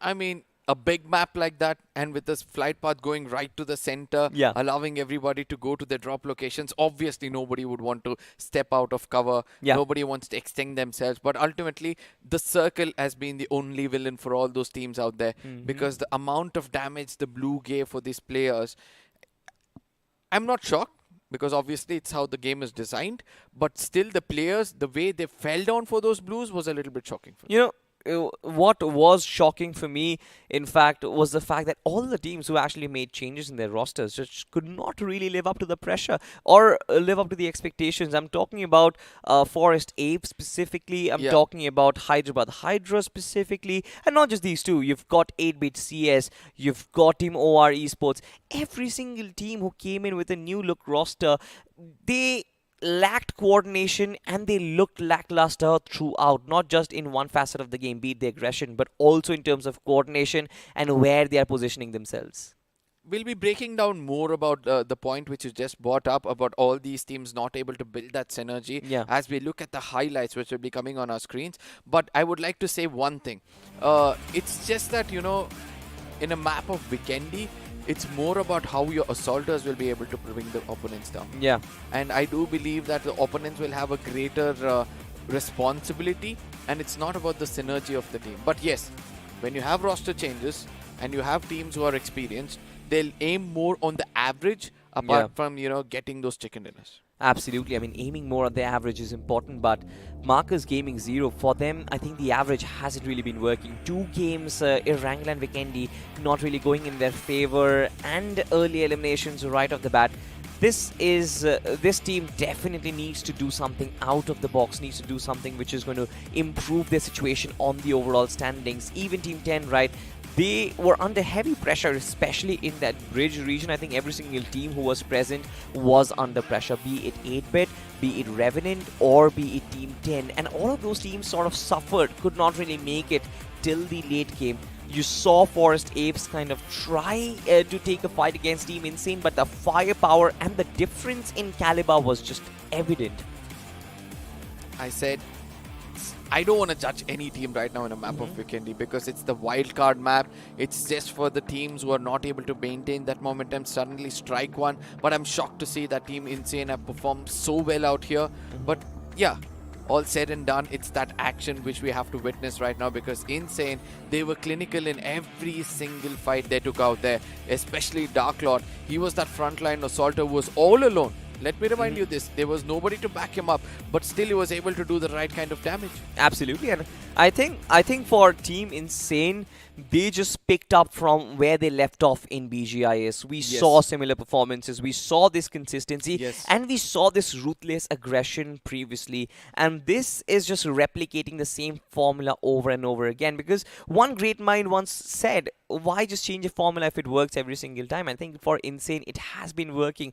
Great performance in the first game, great performance in this one. A chicken dinner with 16 finishes is not too bad right now. And you look at Dark Lord, right? 7 finishes on this man alone. He has been single-handedly carrying his team together. And also, the IGL is giving him that space. He's not worried that he's going to get knocked out, and that's going to build the pressure on his on his shoulder or the team's shoulder. So they know they've given him that Freeman, role, and he's stepping out of the cover. He's picking up those finishes as well. A good one, if you ask me. But at the same time, I stand corrected when you told me that Insane might be the first team to cross that 100-pointer. By the 2 games performance, I would like to agree with you that they might actually do that. And it was the final game which allowed Hydra to do it, but I believe that Team Insane might do it a little more earlier than that. It's just a matter of consistency, and I think Team Insane, every single time, no matter which map they are playing, they are consistent. But of course, speaking of consistency, I think the other teams who have played in Group Red, only one team has sort of been able to match Team Insane's aggression, and that was Godlike in the first game. But even Godlike suffered in terms of consistency when it came to the map of Sandhawk. They were taken down pretty early. So now the question remains, who is going to come up and compete against Team Insane? Because in Group Blue, I remember there were multiple teams in contention. You had Team Xpark, you had Blind, you also had Team Together Esports as well. So it's going to be interesting to find that out. But of course, Group Red so far has proved to be very exciting. Again, coming back to the conversation on Vikendi, Revenant Esports, right? Let's just talk about this team for a second. They were holding down Castle for quite a while. They were holding down that center of it. But as soon as the circle shifted, Revenant Esports could not really adjust to the pressure. And I think Revenant Esports, they were brilliant back in BGIS, being a little more aggressive. Now they seem to have changed their strategies, being a little passive right now. What do you think? Do you think they have become passive, first of all? I mean, one issue which I can see from them right now, once they commit to their fight, they're not completing it. Yeah, with the nade officials from a distance, they did a little bit of a damage to them, and then they realized, no, we need to concentrate on the team inside the circle. Then they saw HH in the waters, they damaged, they put 2 people down, but still again, they forgot about them and again concentrate our team inside the circle. So if they had stuck to those teams out there, probably they would have walked away with some more finishes and they would have found that average for themselves. Absolutely. And again, right, it's all about confidence. It's all about backing yourself in multiple situations. It seems like one of the players who did that was Dark Lord from Team Insane. 8 finishes, 50% finish contribution. I think this man was absolutely insane. He was insane last season as well. Right now, just took up the mantle and did the same thing over and over again. It's like wake, sleep, repeat for this player every single time. But let's just talk about the top 5 players, Arka. You've got Dark Lord, you've got Harsh from Team Insane, you've got 2 players from Revenant as well, Apollo and Sensei, and you've got Rix from Team Hyderabad Hydras. Now, I think apart from those 3 finishes for Hyderabad Hydras, they haven't had much to celebrate about, do they? You were speaking about these big names not able to perform, but this is what they're trying to do. Find that average in those finishes. They've understood that it's easy for them to kind of crack that code when it comes to maintaining those position points in the games which require. But as of now, they're just going to rack up as many finishes as possible. And it's working out for them, if you see. Revenant Esports, 14 points on the 3rd position. Even if they got eliminated so early. Insane, obviously, have been the most consistent team with 31 points. But OR Esports, a bit concerned for this team with that synergy coming in, because 4 different players from 4 different teams coming under one banner out of nowhere. But still, they've done a decent job to get 13 points on an average. Exactly. I mean, for a first game, I think 13 points is not too bad. You add up the 5 finish points and 8 placement points. But on the other page, again, you've got Forest Apes and Marcus Gaming 0. Marcus Gaming 0 for them. I think this is the second outing on the second page. Not looking too good. TWOB, again, we talked about this team and their back-end facilities. I think it's not really working out. Young players suffering from the pressure that they are facing right now. 0 points to end things up. It seems like every team struggled when it came to rotating on the map of Vikendi. I mean, none of them felt like they had any sort of position to fight from whatsoever. Yeah, agreed. As I said, the circle was so default that nobody was prepared for so many people to be alive inside the circle. Exactly. And the players or the teams who are holding that circle for themselves, Yeah. they stayed in the topography for so long that they understood, okay, from this corner, if this team comes, I'll be able to cover myself on this corner. So eventually, those teams who had that hard cover dominated throughout, especially Insane. Yeah. It was just that the last game or the last drive which they took was where they actually dealt the damage against them. But for the rest of the fights, all four men were hale and healthy and they were able to execute perfectly. Absolutely. Speaking of perfect, I think one attire which is perfect for your gameplay is going to be the Avalanche X-Suit, which is coming very soon in your rewards section inside of BGMI. So just go out there, check it out when it actually drops. But, coming back into the compound topic that we were talking about, Yeah. it just reminds me of that fight between Forest Apes and Team Insane, where Vizgod was taken down mid-rotation from the Yes. vehicle itself. A three-man push against four players of Team Insane. I have never really seen three players, ex-Team Orangutan players, this concerned or this lackluster in a fight. They had no strategy going there whatsoever. No utilities being utilized in this game again. I would say it's the zone pressure which forced them to do those errors. As I said, it's important for you to stay in the circle in such a position that you'll be able to use all those resources. And Yeah. it's not a small job to do. Yeah, it certainly is not a small job to do, ladies and gentlemen. But let's just find out who are going to be the teams who will do the job in the next map. It's going to be group number 9 and group number 12. Oh yes, group number 9, OR Esports, 8-Bit, CS, Nate, VNT, Apes, TEN, EXC and Clue. These are the teams which are going to be retained, whereas there's going to be some dark horses coming in the name of Mayur Gaming, GS, Burnex, Psych, Invisible, SDL, M and DH. Those teams which actually have performed really well in the recent game of Miramar.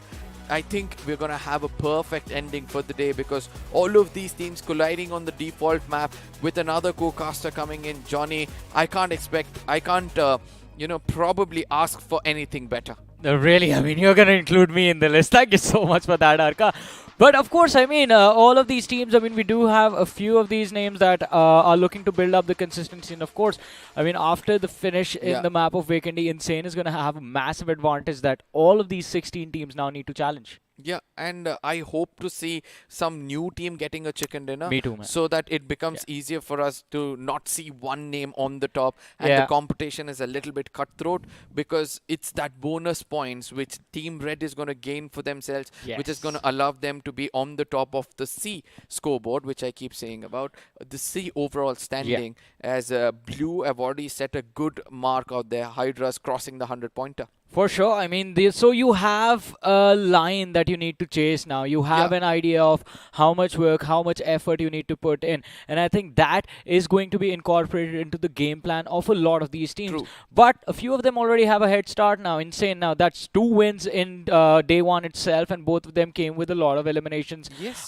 So they will definitely have an advantage. The other teams are chasing them quite closely. And from this group in particular, I think one team that we can be hopeful has to be the side of Psych. We were quite hopeful for them in the previous game when we were talking about them during Miramar, but things did not really go their way that much. Now let's see whether they'll be able to turn things around this time as well, because as I said, it's going to be the wounded lions of the map of Vikendi who look forward to dominate yet again. Luckily we're going to have the Forest Apes coming back, then we have the side of 8-Bit CS and OR Esports. These are the 3 experienced teams who failed not so horribly, but you can still consider it as bad when it comes to the map of Vikendi. Yeah, I mean, if you are going to call that performance bad, we have to talk about Team Mayhem as well. Because considering it is a big name, there are going to be a lot of expectations from that lineup. But let's see if the teams are going to deliver, ladies and gentlemen. The last game of day number 1 for Group Red. We have the map of Wrangle in front of us. And of course, looking at the fact that the flight is starting from Stalber Kameshki, we know it's going to end up in the military base. In fact, will go right through the base and touch the southern edge of that island. Now teams flying towards the side of Jojopol, Reason, Gatka and Quarry need to be quick, need to go to those spawn locations not being detected, or else I don't think so that will be the right kind of start they'll be looking at. But yes, I'll be looking forward to see how GS is going to be playing this game after a good start in the previous one. Yeah. But it's more about, this experienced teams again, because if you look at the overall standing, only those teams are on the top, and the new pros, just like Burnex official, let it be the side of Mayhem, let it be the reason why I'm adding Mayhem over here is because they have youngsters in their team. But yes, let's see how they play out. Exactly, because I mean the struggle is there, but what defines the good teams from the best teams is the fact that how quickly do you adapt? How quickly do you realize that, all right, the day is not going our way, we need to slow things down, we need to get some points one way or the other. Doesn't matter how we do it, it's just all about the points. But look at this, Arka, off to an interesting start. We have 3 teams dropping towards that military island. You have Nate official taking control of the military base, Team Psych moving towards Novorepnoy, and Ape, they are going to head towards Ferry Pier. But what just happened? Is that a drop clash in farm?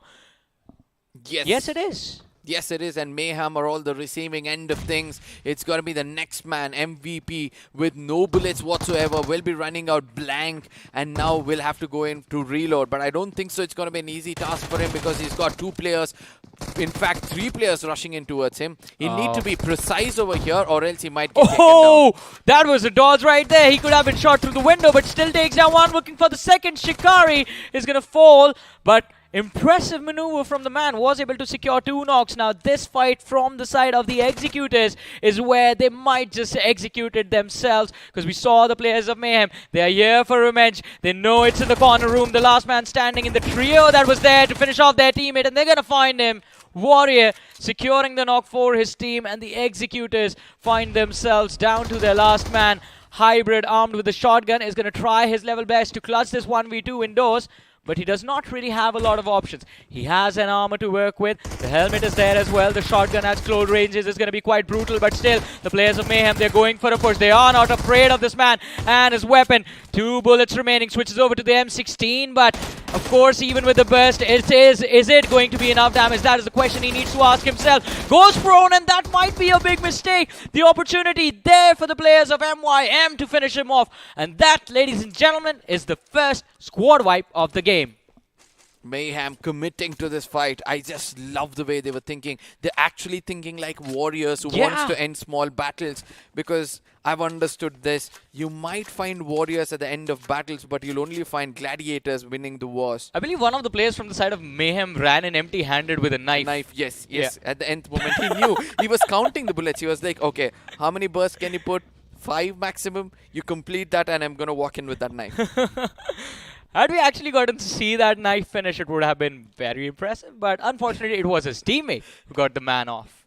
I mean, it's all about that awesomeness which you want to see in every single game out there. It's the drama which we Indians love. And let's see how that's going to come out further on. But EXC, you have to give credits to the 2 finishes and the damage they've done for the side of Mayhem. It's not a easy thing to do as the new pro against the side of Mayhem. Exactly, and I think the only reason they fell out from that fight was because of how good Shikari played that 1v3 in a corner room, pinned down completely. You have 3 players pushing, 1 with a shotgun, 1 with an SMG, and 1 with an AR, and still one after the other as they go. They isolate the fights, and Shikari was allowed the opportunity for that 2 knocks that he was able to secure. And that was the only outplay that caused that entire fiasco to swing in the favor of Mayhem. Other than that, Executors, they had the right idea in mind. But talk about ideas, what's going to be the idea for all of these teams that are there? And Yasna, I believe there are 3 teams present in the city. 3 teams. A 3-way Mexican standoff. Can we expect another drama to take place in the map of Erangel? I think so. I think so. It is Yasna, and especially with a circle leaning towards the central eastern part of the map. These teams, I hope they are forced into those Yasnaya southern farms, because that is the only way that fight is forced. If we keep seeing the shift of the zone towards the northern side of the map, then I think all these teams, which is GS growing strong, you have Stellar Titans, and of course you have the players from the side of Invincibles. All these 3 squads have the luxury of holding on to those buildings with no need to move out. Yes, but still, that greed of finishes. Yeah. That greed to make sure that you have an average of 10 points. I like the way you think, Arka. You're just like me. You just want to go in to a match and just start shooting, right? I mean, yeah, you would want to do that when you know that today is going to be the last game and this is going to be the last game. You have not put enough points on the table. That is very true. Yeah, and this is the only way for you to somehow extend yourself. You made mistakes throughout the day. Why don't make another one? And through that process, pick up some finishes and build your confidence. Exactly. And since you know the day has already gone in the wrong direction, you know you can't mess it up any further. This is the last game for the day. You can reset and come back tomorrow. If you go aggressive, if you take that risk and just think, if it converts, it can give you so much more value than you could have thought of earlier. Yes. You know, I've always wanted to bring this discussion up. This hospital, which is very close to the military base Yeah. region, somehow looks better than the hospital which is near Georgiaport. See, now that you say that out loud and I think about it, yeah, it is a little bit well maintained. Yeah. At least the doors are still That one there. looks more like an asylum than an hospital. Oh, that is true. But I would say the corner building towards Yasnaya looks like an asylum. Oh, yes. Yes. The one towards the eastern edge of the city. Yes. It has those bars and everything. Yeah, I know. But yes, a well-designed game, and no wonder it reaches the hearts of all the players out there. Yeah. And also, it picks up quickly on those who play this game. So if you guys are just watching the game, why don't you enjoy it? It's for free at Play Store, and all you want to do is just, you know, download the game. If you want to learn how to play the game, just listen to us closely as we break down the fights for all these players out here, and you will become a pro and probably compete in the Pro Series the upcoming year. Exactly. The future is whatever you want to make of it, but it's the same for the teams as well, at least as far as this game is considered. The future is whatever they choose to make of it. And right now, what the teams are choosing is just to hold on to their positions. We haven't really seen that much movement since the start of the game. Apart from this is a big move coming in from the players of GS. They've completely abandoned the control of Yasnaya Poliana, and they were moving down towards the southern farms, but they were the only ones who had this plan in mind. Team Invincible with a similar plan of action. You see them on the radar, not too far away. I just wanted to give that pause so that, you know, we can feel invisible. You know, sometimes being with Salty, I'm trying to, you know, pick up on those jokes he does. Yeah, I think, Arka, for you and me, those days are gone in the past. They're behind us, my man. Hopefully. Because I don't want to sound lame on desk. Oh, wow. Yeah. Was- Yeah. No Salty was harmed in that sentence. Yes. But yes, Mansion region. We're able to see there's another set of teams very close to one another. But you know what the third stage of Erangel is all about. Yeah. It's about betrayal. That is so true. I mean, if you thought there were hardships in the mid stages of Vacandi, Erangel can sometimes be even more brutal. I mean, and this map is can sometimes be very unpredictable, because you said, I mean, mid-game stages, stage 3, stage 4 is where we see the shift, but sometimes even in the early stages, the map can throw you a little bit of a curveball, but will that be this time? No, it's not. It's central shift. Yeah, a central one, but leaning a little towards the Pochinki region, and the Potato Hills is going to be the hot spot for players to hold on for themselves so that they can gain that bird's eye view around this region. But as you said, the shelter region is where people would want to feel themselves safe.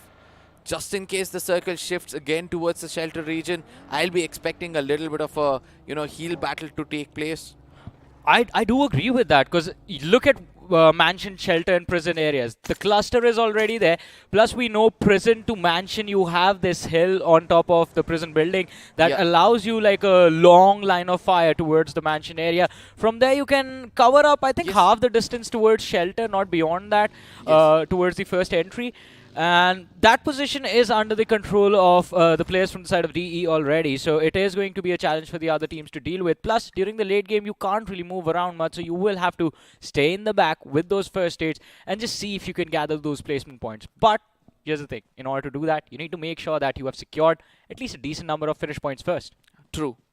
But if you ask me, Team Invisible at that museum region next to the shelter area have got the best seat in the house.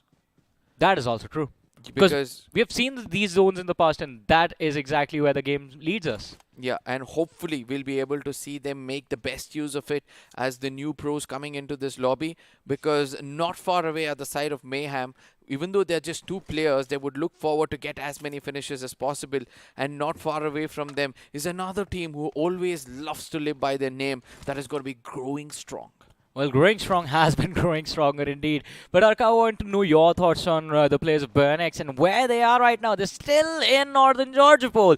This is the team that is the furthest distance away from the safe area at this point. 2,300 meters to be a little bit more precise. Everyone else, including the teams on the military island, have found a way to safety. Nade and Team Psych, there's a very interesting scenario going on where both the teams are holding quite close to the shoreline of the Novorepnoy Bridge, and that makes me wonder, when will a fight break out? I don't think so. It's going to break out that early because each of these neighbors are going to decide to, stick to their strategies, allow the other one to pass by so that becomes easier for them to be undetected. Now, that is going to be one side of the story. But whereas we were speaking about the other side of the story where Burnex official so far away outside the circle. See, I do understand that few teams stick to this strategy because they want to go in for the hill battle scenario. But when you look at the inventory of these teams or the teammates of Burnex official, they have not got enough first stage to heal themselves to make it inside the circle. So I wonder what's actually happening. Well, it's definitely going to be a challenge. At least they can tank this stage 2 damage with bandages itself if they have the boosters running. I think that's the only saving grace they have. Even till stage 3, it's going to be okay. Beyond that, yeah, they will need those first aids. I say the stage 2 is now ending. And once it touches the white circle, the damage is just going to double. Yeah, it will. Yeah, so I don't think so. They're well prepared for it. And the way they're trying to rotate inside the circle to that Pochinki region, yes, there it is, ladies and gentlemen. We were referring to the yellow team coming from the western side of the map, and with the circle shrinking in towards the shelter region, they might have troubles, but it seems like someone else are in trouble as Nair officials want to press that trigger as quickly as possible to keep those enemies at bay. Yeah, the shots were fired towards the players of 8-bit CS, but the OIT did manage to survive. Damage was taken, and I think he's going to relay the information about the opposition, their position, to his teammates. So 8-bit CS, they might just readjust themselves, refocus towards the players of Nade. But look at the map. There's one more key piece of information. That is the players of Psych, who are just looking to cross the Novorepnoy Bridge just about now. And once they do that, they can cause a lot of harm to either of these teams. But they can get sandwiched and pincered down by both the teams at the same time as well. We see the players of Invincible on our screens, quite close to the players of GS. These teams have been moving along with each other for the last 5 minutes. More than that, in fact, Arka. I believe that, they have understood. We as neighbors first concentrate on the other teams, and in the final circle, let's fight it out and see who's going to be on the top. I mean, see, these are all those theories which we just speculate on. Yeah. And it's not like it actually takes place. But when things fall in place and it turns out to be true, that is when the fun begins. Yeah, it's magical. It's kind of a magical moment. But you and I both are aware of this. That's in this game of BGM. You can't really trust anyone at any given time. The players of GS can decide, all right, we've had enough of Invincible taking our points. Now it's our turn. They're going to look to finish them off. Invincibles, they have the opportunity to just, wait for the players of Growing Strong to be a little bit more distracted, because look at the radar, that 1-1-2 split. Even if they find one knock, they're going to look to see if they can convert it into a finish and push the players of GS into a corner. Now, Invisibles leaving that museum region, have they done a mistake? Because the next circles, probably they thought that staying closer to the center of it is going to give them a greater advantage to the upcoming circles and their movement inside it. But somewhere I feel if the circle sticks to the northern side of the map, museum would have been a better place for them to start off their assault. I do agree with that. Especially, the museum building is so well designed that you have that 360-degree vision from every single direction. It's surrounded by open farms, hills just towards the northern side. So that's the only place where you have the most amount of threat coming from. Everyone else from the other surroundings, it's going to be much easier for you to take them out. But we refocus, we talk about the players of Psych, because look at the radar, they have another team waiting for them just a little bit up north in the form of 8-bit CS, and towards the flank, towards the left-hand flank, the western side is from where the players of Forest Apes are going to close in from. And that's not it. There's one more team moving towards this position. We might just see them on the radar soon, and that was the side of Burnex. Arka, they've made it inside the circle. Yes, they made it inside the circle, but the problem is this, the circle shifting far away from Oh! them. As we were speaking about that prime position by Invisibles, which is right now held by VNT, and Invisibles are going to be cursing themselves that, oh my goodness, that was the place for us to stay. BurnX official, the IGL, is just going to punch his face 2 times and say, when we had that authority to come in from the northern side, why did I think otherwise? I mean, you know, as they say, you don't know what you've got until it's gone. That is what's going through the heads of the players of Invincible, and they are going to have to be invincible literally if they want to survive the assault that's headed their way. Because look at that, GS is right next to them. We have the players of Genesis moving up north, Mayhem pushing for the center control as well. And look at where the players of OR are. Yes, Just outside on the hills. Yes, OR Esports just entered the vicinity. But you know what's the best part of them all? They're looking at their backlines. They're just confirming that nobody is coming from their backlines. And that is how you need to play a circle like this. Yeah. Because once you understand that there are no teams out there, you'll be completely concentrating on the teams up front. And let me, you know, bring you into a deja vu moment over here, because Gladiators were in the very position where OR is right now before they attained that chicken dinner in the map of Wrangle. Oh, that is true, but it is a different team this time. And it's a different set of teams that they're going up against, because with how the Forest Apes are going, it feels like Arka, they're headed exactly to take OR Esports' position away from them. In that fight, I think OR will have a slight edge just because they are inside the circle, and if they gatekeep and delay the players of Ape long enough, they can combine the blue zone damage with their own bullets to finish them off easily. But talk about finishing off players easily, and it is the players from the side of DH Downhill on the wrong end of the stick, taking damage from the players of Clue. 2 players have been dropped. But it's going to be very difficult to secure the finishes from this distance, to be honest. I mean, DH right now placing themselves to the center of the circle, it's like candle burning on both sides. They cannot run away from that position, nor can they take a fight. All they have to do is hide, which is next to impossible. As you can see, the more damage they get dealt with, the more resources they burn by, you know, healing themselves. And since you mentioned the word burn, I would like to bring to the attention of our lovely viewers that BurnX is in a fight of their own against the players of Named Official, and they are losing players. We do see a few players make an escape, and I believe it was Embry who tried to make a run for his life, but he's also the last surviving player from the side of his team. But Named Official, before they can do anything, they find themselves against the players of Psych. Both the teams frantically moving towards the edge of the circle, towards the eastern edge, to be a little bit more precise. But Nate, they have the high ground advantage to work with, while Psych will just look for a way to force this fight.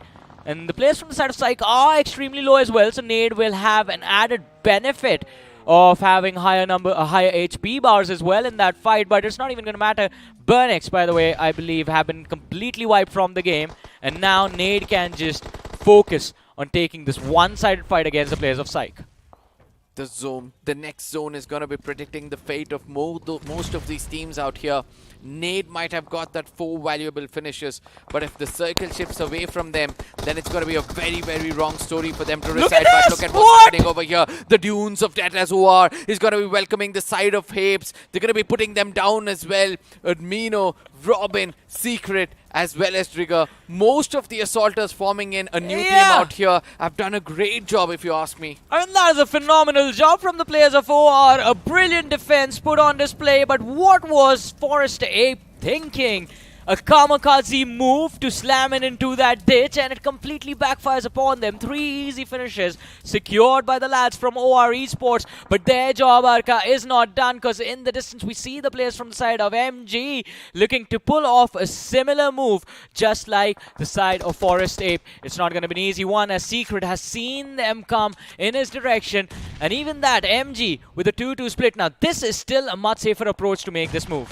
No, I would still say it's not that much of a safer move, because the zone, once it starts to touch your back, you're going to feel that heat. But again, there's one more thing. It's just about the throwables which they're utilizing. Yes. And the way OR have placed themselves. Just in case the slam gun comes through as well, they're well protected behind their very own vehicles. But DH right now will concentrate on the side of MG. Amongst all these commotions, MG find themselves a little bit of a hard cover, which might get contested by OR themselves. But MG, they are losing players as well now. I believe 2 players were knocked out from their side. OR Esports dealing with the pressure in a phenomenal manner. But it's going to be a slam from the side of Psych that changed everything. 8-bit CS coming in for a third party in a brilliant manner. But they lose one of their players as soon as it all begins. Now the other 2 players show up. Leo Whitey dropped instantly. Trigger is going to be traded out. Ronak is there in the backlines. And OR Esports are going to be wiped from the game in a matter of seconds. But 8-bit CS, they have done one more thing along with wiping the players of OR. They have given an opportunity for the players of MG to survive a little bit more in this match. Now this is where VNT, the location which they were holding from the side of that, museum region and then heading towards this hard compounds might pay off. But what's more important for them right now is to make sure that they stay undetected, because look at what nades are doing. They're so close to that solo man over there, Jin, who's just hiding himself amongst those commotions. Then you have the side of STLR who are listening to the side of nades, and we can expect a fight between these 2 to take place at the earliest. It's a house party in these compounds. Nade official controlling everything to their liking. But Stellar Titans, they're not an easy team to take down. Jin finally is going to be knocked, and Nade official can refocus on the other 2 players from the side of Team Vintage. Murnox, get him. Stellar Titans, he's aware of Shadow's position. He's looking to see if he can finish him off as well with the DBS. Runs forward, but is going to be dropped by the AK. Oh, the M4 in the hands. I believe that was an AK. The M4 is in the hands of Clever over there. But Shadow, absolutely beautiful.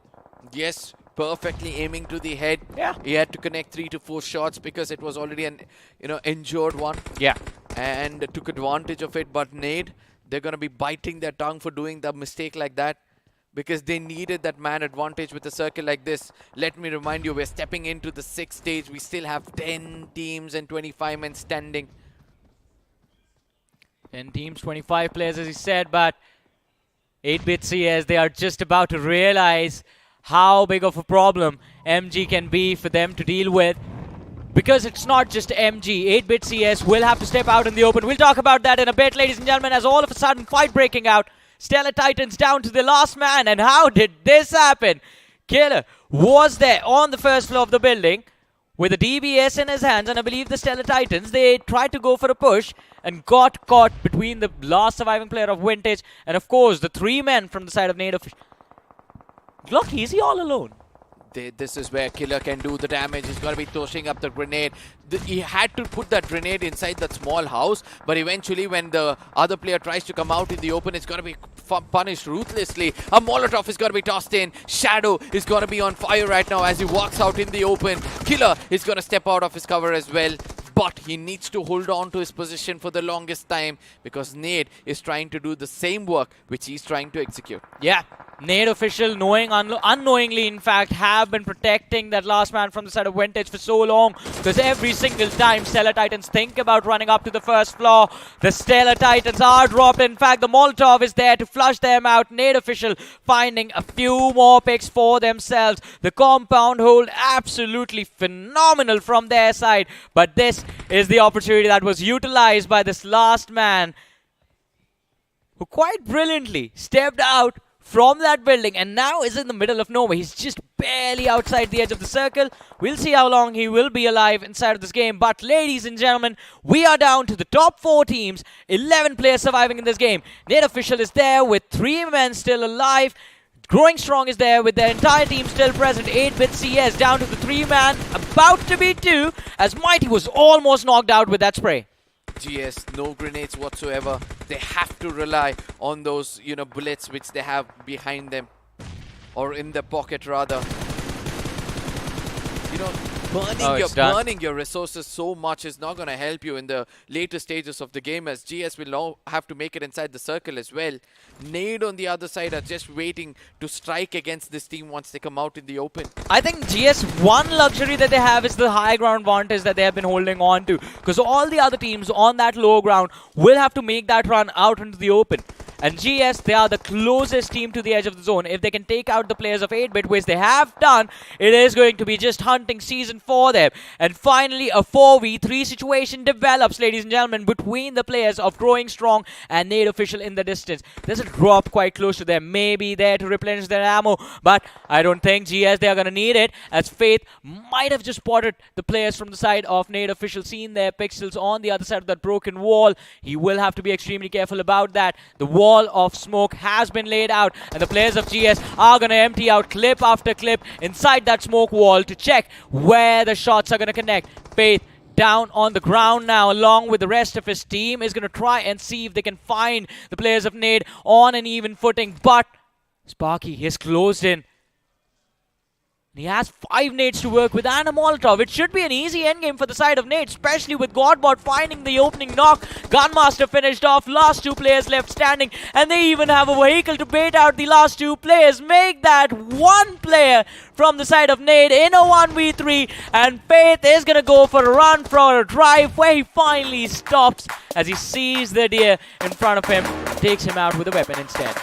Chicken dinner for perfect ending, if you ask me. We were speaking about Growing Strong getting stronger by the minute. Yeah. And I didn't know that they're going to go so strong that they're going to walk away with eliminations. 19 finishes. Exactly. 19 finishes is what they've got for themselves. And also that chicken dinner, that means they might be one of the contenders of the top 5 by the end of, day 1. I think they can be. I think they very well can be, because this was a phenomenal performance, and especially with how well they were able to hold on to that high ground advantage. That was the most important thing.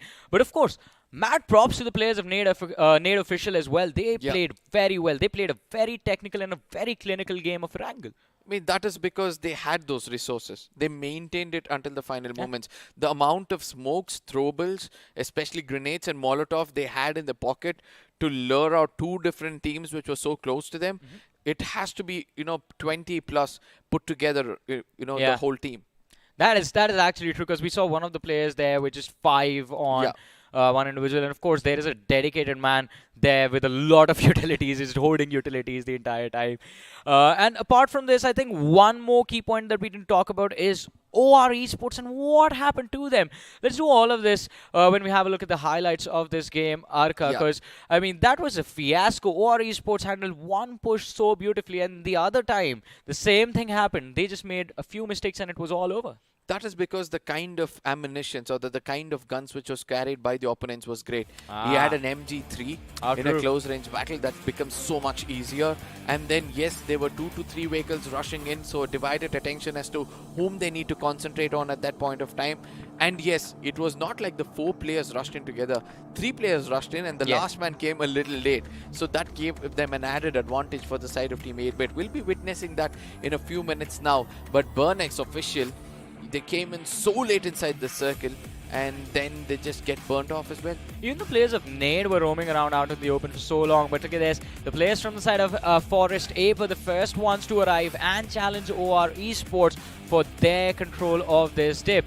The next team that arrived was the side of 8-bit CS, and they were the ones who were actually successful, but I think a little bit of contribution was there from the side of MG, in the sense that MG made sure that OR Esports was already distracted, and 8-bit CS were able to cover a lot of ground from that slope hill run because of that.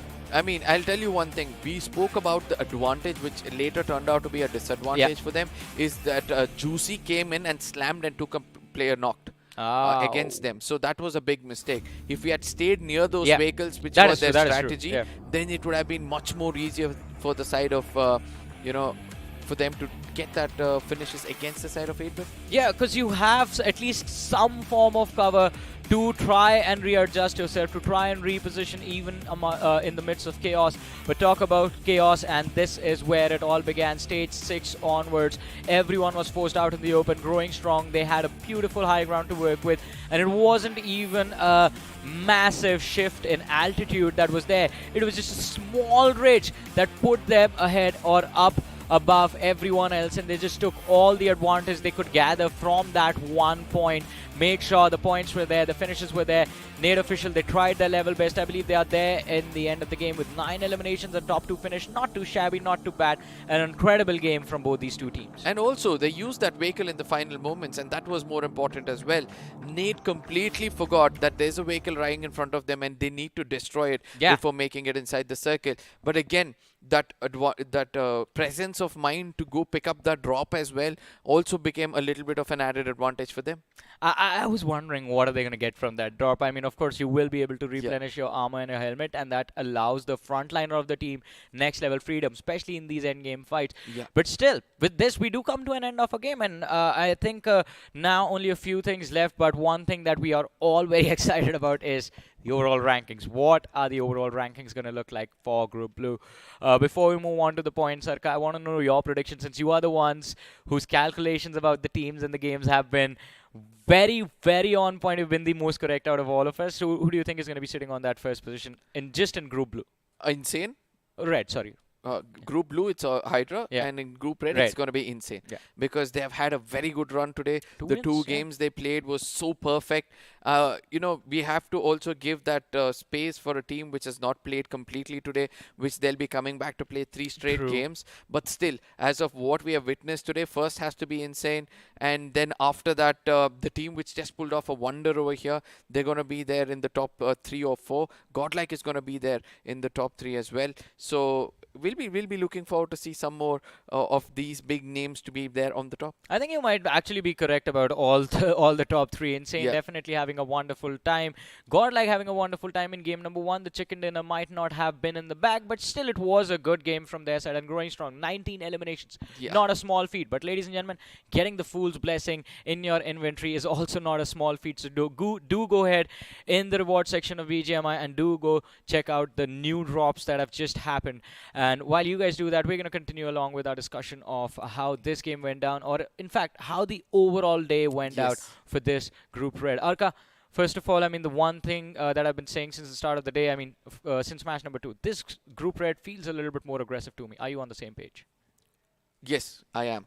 I mean, eventually, I just came into the page which you were reading because somewhere I felt that, teams are still experimenting when it comes to this group. They saw the big advantage which Group Red had for themselves is they could have waited and they could have seen the games of Blue, and they understood, okay, these are the teams which are actually dominating, and these are the teams, especially Hydra. They would have watched Hydra perform so well. Both the games they had, the big names, the big games which they had so many finishes for themselves. So eventually they picked up on that and they've executed really well, especially Insane. And you also brought this point up when we were casting the match of Miramar, that those finishes do put up an impact if you're getting them consistently every single game.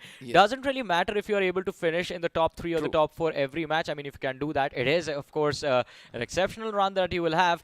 But if not that, might as well go the alternate route. Secure those 5 to 6 eliminations every single game.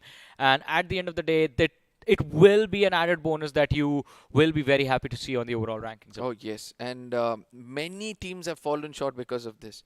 They'll be in the 6th stage with no, or 4th stage or 5th stage with no finishes, and they get eliminated on the 10th position, and we'll have 1 or 2 points when it comes to placement points, and they'll be biting their tongue as to what have I done over here. So I'll be hopefully witnessing lesser of those things.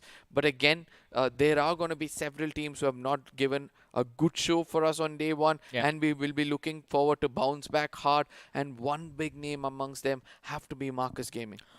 For sure. I'm glad you brought this topic up, because when people saw the lineup from the side of Marcos Gaming, everyone was expecting quite a lot of things. First of all, I mean, huge numbers in terms of eliminations on the board, and of course consistency, but that hasn't really been the case. But again, we'll be fair to the teams. We'll give them the benefit of the doubt that it was day 1. And of course, the format itself with groups switching game after game as you move on to the switches of the map itself, it is a little bit challenging for the teams to readjust. Yes, true. And I have to add another team which have played well in the map of Vikendi. Things just go off my head sometimes when I think of every other team out there. But before I recollect which team I'm referring to, we'll be looking at the MVP of the previous game which took place over here. A lot of contenders are going to be out there, but the best amongst them all is going to be GS Godbot, who's got 7 finishes and just 36% of the contribution. But I'm not shocked because the team themselves, look at that, 18 finishes and counting. Well. It was an impressive run from this match, and he's going to be followed up by 2 of his own teammates. In fact, there is Pro from the side of Nate Official splitting the teammates apart, but on the 3rd position, ladies and gentlemen, we have Faith, the man who was there, also the finisher of the game, and Eclipse OP on the 4th position. It's good to see Trigger there on the 5th position as well. OR Esports, it was a phenomenal run that they have in that dip control that they were able to hold on to for so long inside of the game, taking down the players, well, a few players from the side of 8-bit CS, and of course another team before that. But finally we have the point standing of this last game, ladies and gentlemen. Erangel coming to an end, and 34 points for GS. Wow. As I said, they're going stronger by the minute, and this is going to be marked as the highest points to have ever gained by a team in BMPS so far. Yet. 2020. Yet. Yes, I make sure that I put that point forward. But yes, it's going to be the highest finish by a team as well. Yeah, true. So far. So let's see if someone else can replicate this or do something better. But Nade officials are going to be right behind them with 21 points. VNT, it's going to be 8-bit CS. Then we have Mayhem Invisible, OR, STL. Big names are going to be there in the bottom half of the table. But I'm just happy for the new pros. Exactly, the new pros have definitely delivered quite nicely, but talk about the old guards, and we see Forest Ape on that 15th position with no points secured from this match. Burnex official on the 16th spot as well. But apart from that, I think Psych was one of those teams that I expected a lot from in this match in particular, but that early fight not really going their way. Can't really be too upset about it. But I want to talk about one thing. In any other scenario, the performance that was delivered from the side of Nade official, the 2nd place finish, a 21-point total tally, would have been a brilliant game by any of these teams. It is just the fact that Growing Strong was so much far ahead from the rest of the competition that it just makes all the other teams look measly. I believe they deserve that, because the way they have held on to that position, the high ground position, the number of finishes speak for themselves. They've got 19 finishes. That means they've fought with more than 3 teams, and they've stayed alive until the final circle. So it's not an easy job. And also stopping the side of Team 8-bit, who were looking so aggressive in those positions, were also a great advantage for them. Nade and 8-bit was kind of a battle which actually was written in their fate because of that high ground advantage. But the other 2 fights which they maintain above the shelter region is much more better. Exactly, it was a better position for them to hold on from, but I think one more team that we are going to talk about in a while who might actually be upset with how this game went for them is going to be the side of Vintage. They could have actually just stayed in those houses and secured the top 2 finishes, but ladies and gentlemen, you don't regret anything. Do go ahead inside of the game of BGMI and check out the new Avalanche X-Suit when it comes out, though, because we do keep seeing that coming soon banner there. As soon as it goes away, you guys will be able to get that X-Suit in your inventory as well. But let's move forward. Vintage. Yes. Arka. As I said, Vintage was just holding on to that museum region. From there, they come into the shelter region way too early. See, shelter region is one of those places you need to time to perfection. Because if you go way too early, somebody rushes in towards you, inevitably you'll go inside the shelter region and you won't be able to come out. And even when they made it, it was already a gamble because Growing Strong was holding on to that area. Yes. It could have gone either way, and in fact, it did put Vintage in a massive advantage along with the players of GS. So that's one more thing that we can praise Growing Strong about, that they fought from those southern edges and made their way to the win of the rankings. But ladies and gentlemen, talk about the ranking, and it is time to look at the overall rankings at the end of day number 1 for this particular group. And of course, it is insane. 53 points secured, all thanks to those 2 chicken dinners that they had. Oh yes, 53 points on a single day. It's just a big leap they have taken. If they continue to do the same, they might cross the 150 pointer as well. That's a 100% win rate, by the way, as of now. They played 2 games, won both of them. Yes, and that's why they're gonna have that 23 finishes for themselves as well. But at the same time, GS one game one again. Consistency has been the key for them. Revenant Esports, as I keep saying, you might feel disappointed as a fan when you're watching the game, but as soon as you see them in the overall standing, you're gonna be feeling proud that they were able to execute that many finishes in the 2 games. An average of 9 in each game is no less of a good game for themselves. Exactly, and we were talking about Vintage for a while now, saying how this last game can be an upsetting run for them, but no, they have done well in the game that they played prior to this one. 31 points on the board in 2 matches, not too shabby. Team Godlike, they're there on the 5th spot with 29 points. A little bit of an inconsistent run. I think it was because of that miscalculation on Sanok. They were looking for a few extra eliminations but couldn't really find any. But we move to the next page of the rankings, where we start things off with 8-Bit CS on that 9th spot, Glitz Reborn on the 10th, and Global Esports on the 11th, all 3 teams with 24 points. Now, we have not even crossed the 10th position, and already we can understand the top team has got 2 times the points of that of a team which is holding the 10th position. Shows that they were absolutely dominating throughout the day. Global Esports as well, one good game where the other one did not go their way, but Sandhawk, yes, they pulled on to themselves. They held themselves together to get the 24 points. U4G is not going to be far away. Any team, for example, if 4AM is able to pull off a 20-pointer tomorrow, they'll be replacing Godlike at the very 5th position. So the fight is still on. The fight is still on. In fact, it is just getting started. Things are just getting heated up, ladies and gentlemen. But I have to say, as we move to the 3rd page of the rankings, Sarka, I did enjoy a little bit of what the players from the side of OPHP were doing when we were in the game of Sanok, when we saw them. I mean, the aggressive approach, the fights that they were trying to take. It was just unfortunate that miscalculations were made in individual abilities. But other than that, I love the charisma that is there from the team. But we keep moving forward, ladies and gentlemen, in the rankings, and from the 25th position we start, we have the players of NON, we have Stellar Titans on the 26th, TWOB on 27th, OST on 28, 29 is going to be taken by the players of Downhill, and 2 teams, 2 big names right next to each other. On 30th we have TWM, 31st is Marcos Gaming, and a lot of expectations were there from these teams, both of them. I agree, but you know what, TWM not taking anything away from their performance, but still they were a little physically unwell, so let's see how they'll be able to bounce back once they feel better.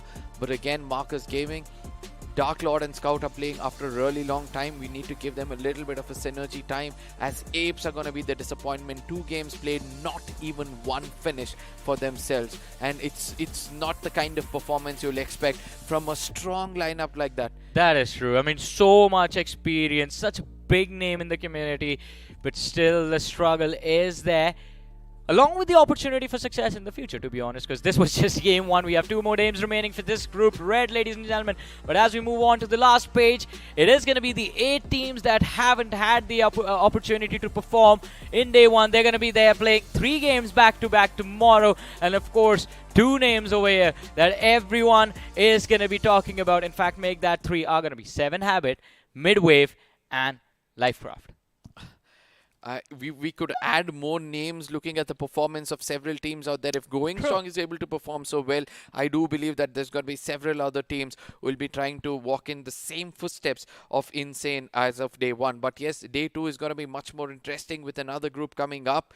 But yes, the team to join on day 2, especially the group of Midwave, they would have watched all these games and they might come up with the right kind of counter strategy against the side of Insane. And trust me, if you underestimate Midwave even once, they will make you realize where they can be the most fearful. And this team is just phenomenal. You can't count them out at any given time, even if they are coming from the back foot, having not played day number 1. Correct. There's a massive opportunity for them to succeed as well. But Insane, what will they do to hold on to their advantage? That is something that I want to see. I would say try to find an average in the rest of the games. 2 games, you've already got 50. So what you'll do is the rest of the 3 games, try to get another 10, 10 points in each of these games, and you'll be reaching that cutoff of 80 points. Exactly. So, and those 9 to 10 points need to be a combination of finishes and placements. Do it one way or the other. As long as you're hitting that 9 to 10 point mark, things will be good. And if you're lucky enough, or if you're able to replicate one more good game like this, then there's no stopping you from getting those 25 bonus points and probably outnumbering Hydra themselves. finals and be that team to be the first team on Group Blue, which is going to be coming up the second week as well. But before we go away, I would like to bring our attention to one team which I really want to specify in the change of their game style as soon as the new IGL has stepped in, godlike, and the performance of Jonathan and Aditya. Yeah, I mean, we saw them a few weeks ago somewhere else, and the team's play style over there was completely different. They were trying to take things a little bit slow, and this time around in the Pro Series, it's an all-out war declared by the lads of Godlike against everyone else inside of the lobby. Not just the lobby, against everyone else in the entire group. And we're going to see what the end result of this battle is going to look like. The best part about this team is how Jelly has adapted to the Assaulters. Yes! It's not like Jelly is now concentrating to be on the center of the circle, trying to evade those fights and then try to get that chicken dinner. He's like, you know what? I have two big lions. I'm going to take them to war. And every single time he's taken them to war, they have snatched away a big chunk of that meat. Exactly. But as we talk about the players, we have to look at the players that did well throughout the entire day. So, ladies and gentlemen, we'll have to look at the top 5 players of today, and they'll be on our screens in a few short moments. But who do you think is going to be number 1? This is a little hard. Let's see if Farka's prediction is right for this one. Insane is going to be one of the players. I think Johnny is going to be somewhere between the 3rd and the 4th. Oh. That is true, because we did see that big number 9 finishes dropped in game 1. But let's see who actually is sitting there on the first position. Ladies and gentlemen, top 5 players of the day. And it's going to be Dark Lord sitting on the first with 11. Jonathan is there. Yakao, you were close. He's on the second with 10 eliminations to his name.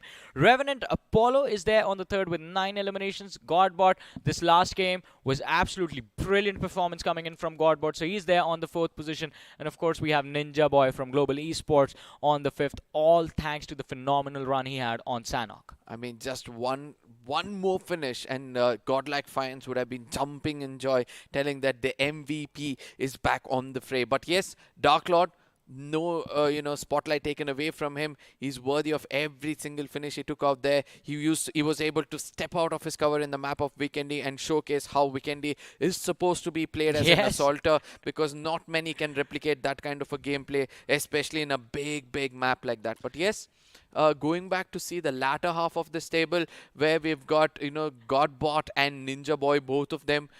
Godbot, that one map of Miramar where he showcased a great valor of getting 2-3 finishes, and then later on in the map of I think it was the last game which we saw, the map of Erangel, where he was able to do the best of them all. Yeah, exactly. I mean, 2 games, he was the one who was consistent from his team. His teammates were there gathering finishes along with him, but he has been the exceptional lad. And of course, as you mentioned about Dark Lord, Jonathan, Godbot, we talked about Ninja Boy, Apollo from the side of Revenant Esports Revenant Esports, the entire lineup is just filled with a lot of firepower. It's just that we see them playing under the radar the entire time. They don't make any flashy plays. They don't run into a fight without thinking. And that is the reason you might not see them in the midst of chaos. They're very efficient with how they play their matches. Now, Godlike and Ninja Boy. Jonathan and Ninja Boy, I would like to bring in a small info over here. These 2 players' major performance came in a single game. So probably 8 or 9 finishes Johnny got in a single game, and Ninja Boy, all those 6 finishes he got in a single game. And so Godbot as well is in the same list as these other 2, because majority of his finishes are from Erangel, I believe. Yeah, but again, since we are not confirmed about that, I'm just going to keep it with Jonathan and Ninja Boy. So in case the IGL will be able to give them a little more scope in the next the rest of the games to come up ahead, we can expect them to be on the top of that MVP list. Yeah, that is true. And I mean, he has to be consistent in the remaining matches that he has left. But apart from that, I think individual performances left aside, the teams, we saw them come together in a brilliant manner, especially the team sitting at the top. Insane. We keep talking about that double chicken dinner, and even in that, they made sure that one of that came with a high number of eliminations. Because if we go back to the overall ranking, I think they were there with just 21 or 22 eliminations in total. True. And majority of them came from the map of Weekendy. I believe 19 eliminations, 16 eliminations from the map of Weekendy, somewhere between those numbers, and the rest from the very first game of the day, in which Team Godlike just took everything away from everyone.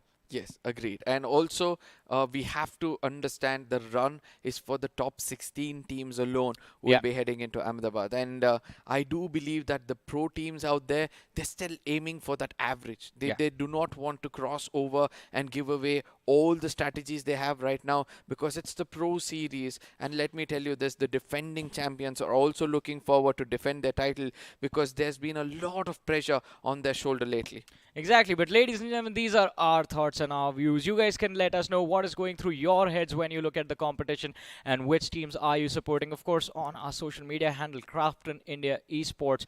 And that is where you can let us know your thoughts and what do you think of the teams that how they have been playing, the teams that you are supporting, of course. But with that being said, I mean, it is going to be an exciting run tomorrow as well because now a few teams that we thought were going to be top contenders, we see them struggling. One of them is still yet to step foot into the battlefield while the others are going to look to protect themselves in the overall ranking. And sometimes it's difficult to hold on to your spot on the overall ranking than it is to climb up. Now, let's see whether that's going to be the case. As I said, it's all about you going back to your drawing boards, sitting and understanding your mistakes. First, accept your mistakes, then work over it. Until and unless, I've seen several teams fail until the very end because they're still not ready to accept their mistakes. Probably, I don't want to bring any name out there, but yes, this has happened to all the big orgs out there, and no wonder they've gone in for that roster shuffles. Yeah, re-strategizing always becomes important. If you know something isn't working, you've given it enough attempts and enough effort to make it work, you have to think at least once, let's try something different. Because the definition of madness is trying the same thing again and again and expecting different results. True. But are these teams going to implement changes right on day 2, or will they wait for the consistency to develop over the next 2 days? Because 2 days are all that remain. Arka, your thoughts, final thoughts on this? A good day. We'll be expecting some more reds tomorrow to be shining. Oh, more red to be shining. That means we are going to have a few aggressive performances, of course, ladies and gentlemen. But what will happen tomorrow? Only time will tell. What is the start for Midwave going to look like? We're going to find that out tomorrow because our day today comes to an end. This is Super Johnny joined by Arka. We're going to call it a night. Thank you so much for tuning in. Until tomorrow, take care. Good night.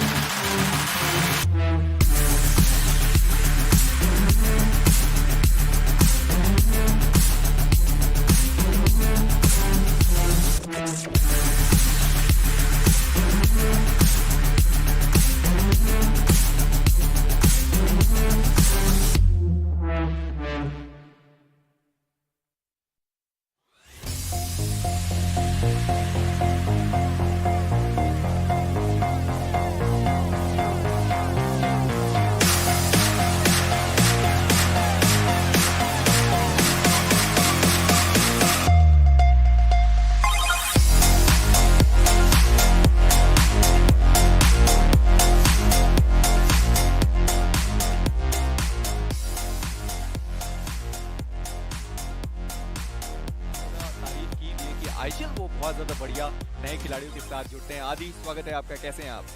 Hello, आप कैसे हो? मैं बढ़िया। बहुत ही ज़्यादा बढ़िया, और आपका तो गेम देखने के बाद खैर और भी ज़्यादा बढ़िया। पर मैं जानना चाहूँगा कि आपका सीक्रेट है क्या, कि जिस तरीके से आप अपनी टीम को गाइड करते हैं और इतना बढ़िया रोटेशन और वो सिनर्जी जो बाकी टीम्स में थोड़ी कम दिखाई देती है, इंडिविजुअल गेम प्ले जो बाकी सारी टीम्स का आपने इतना बेहतर करवाया है, सीक्रेट क्या है?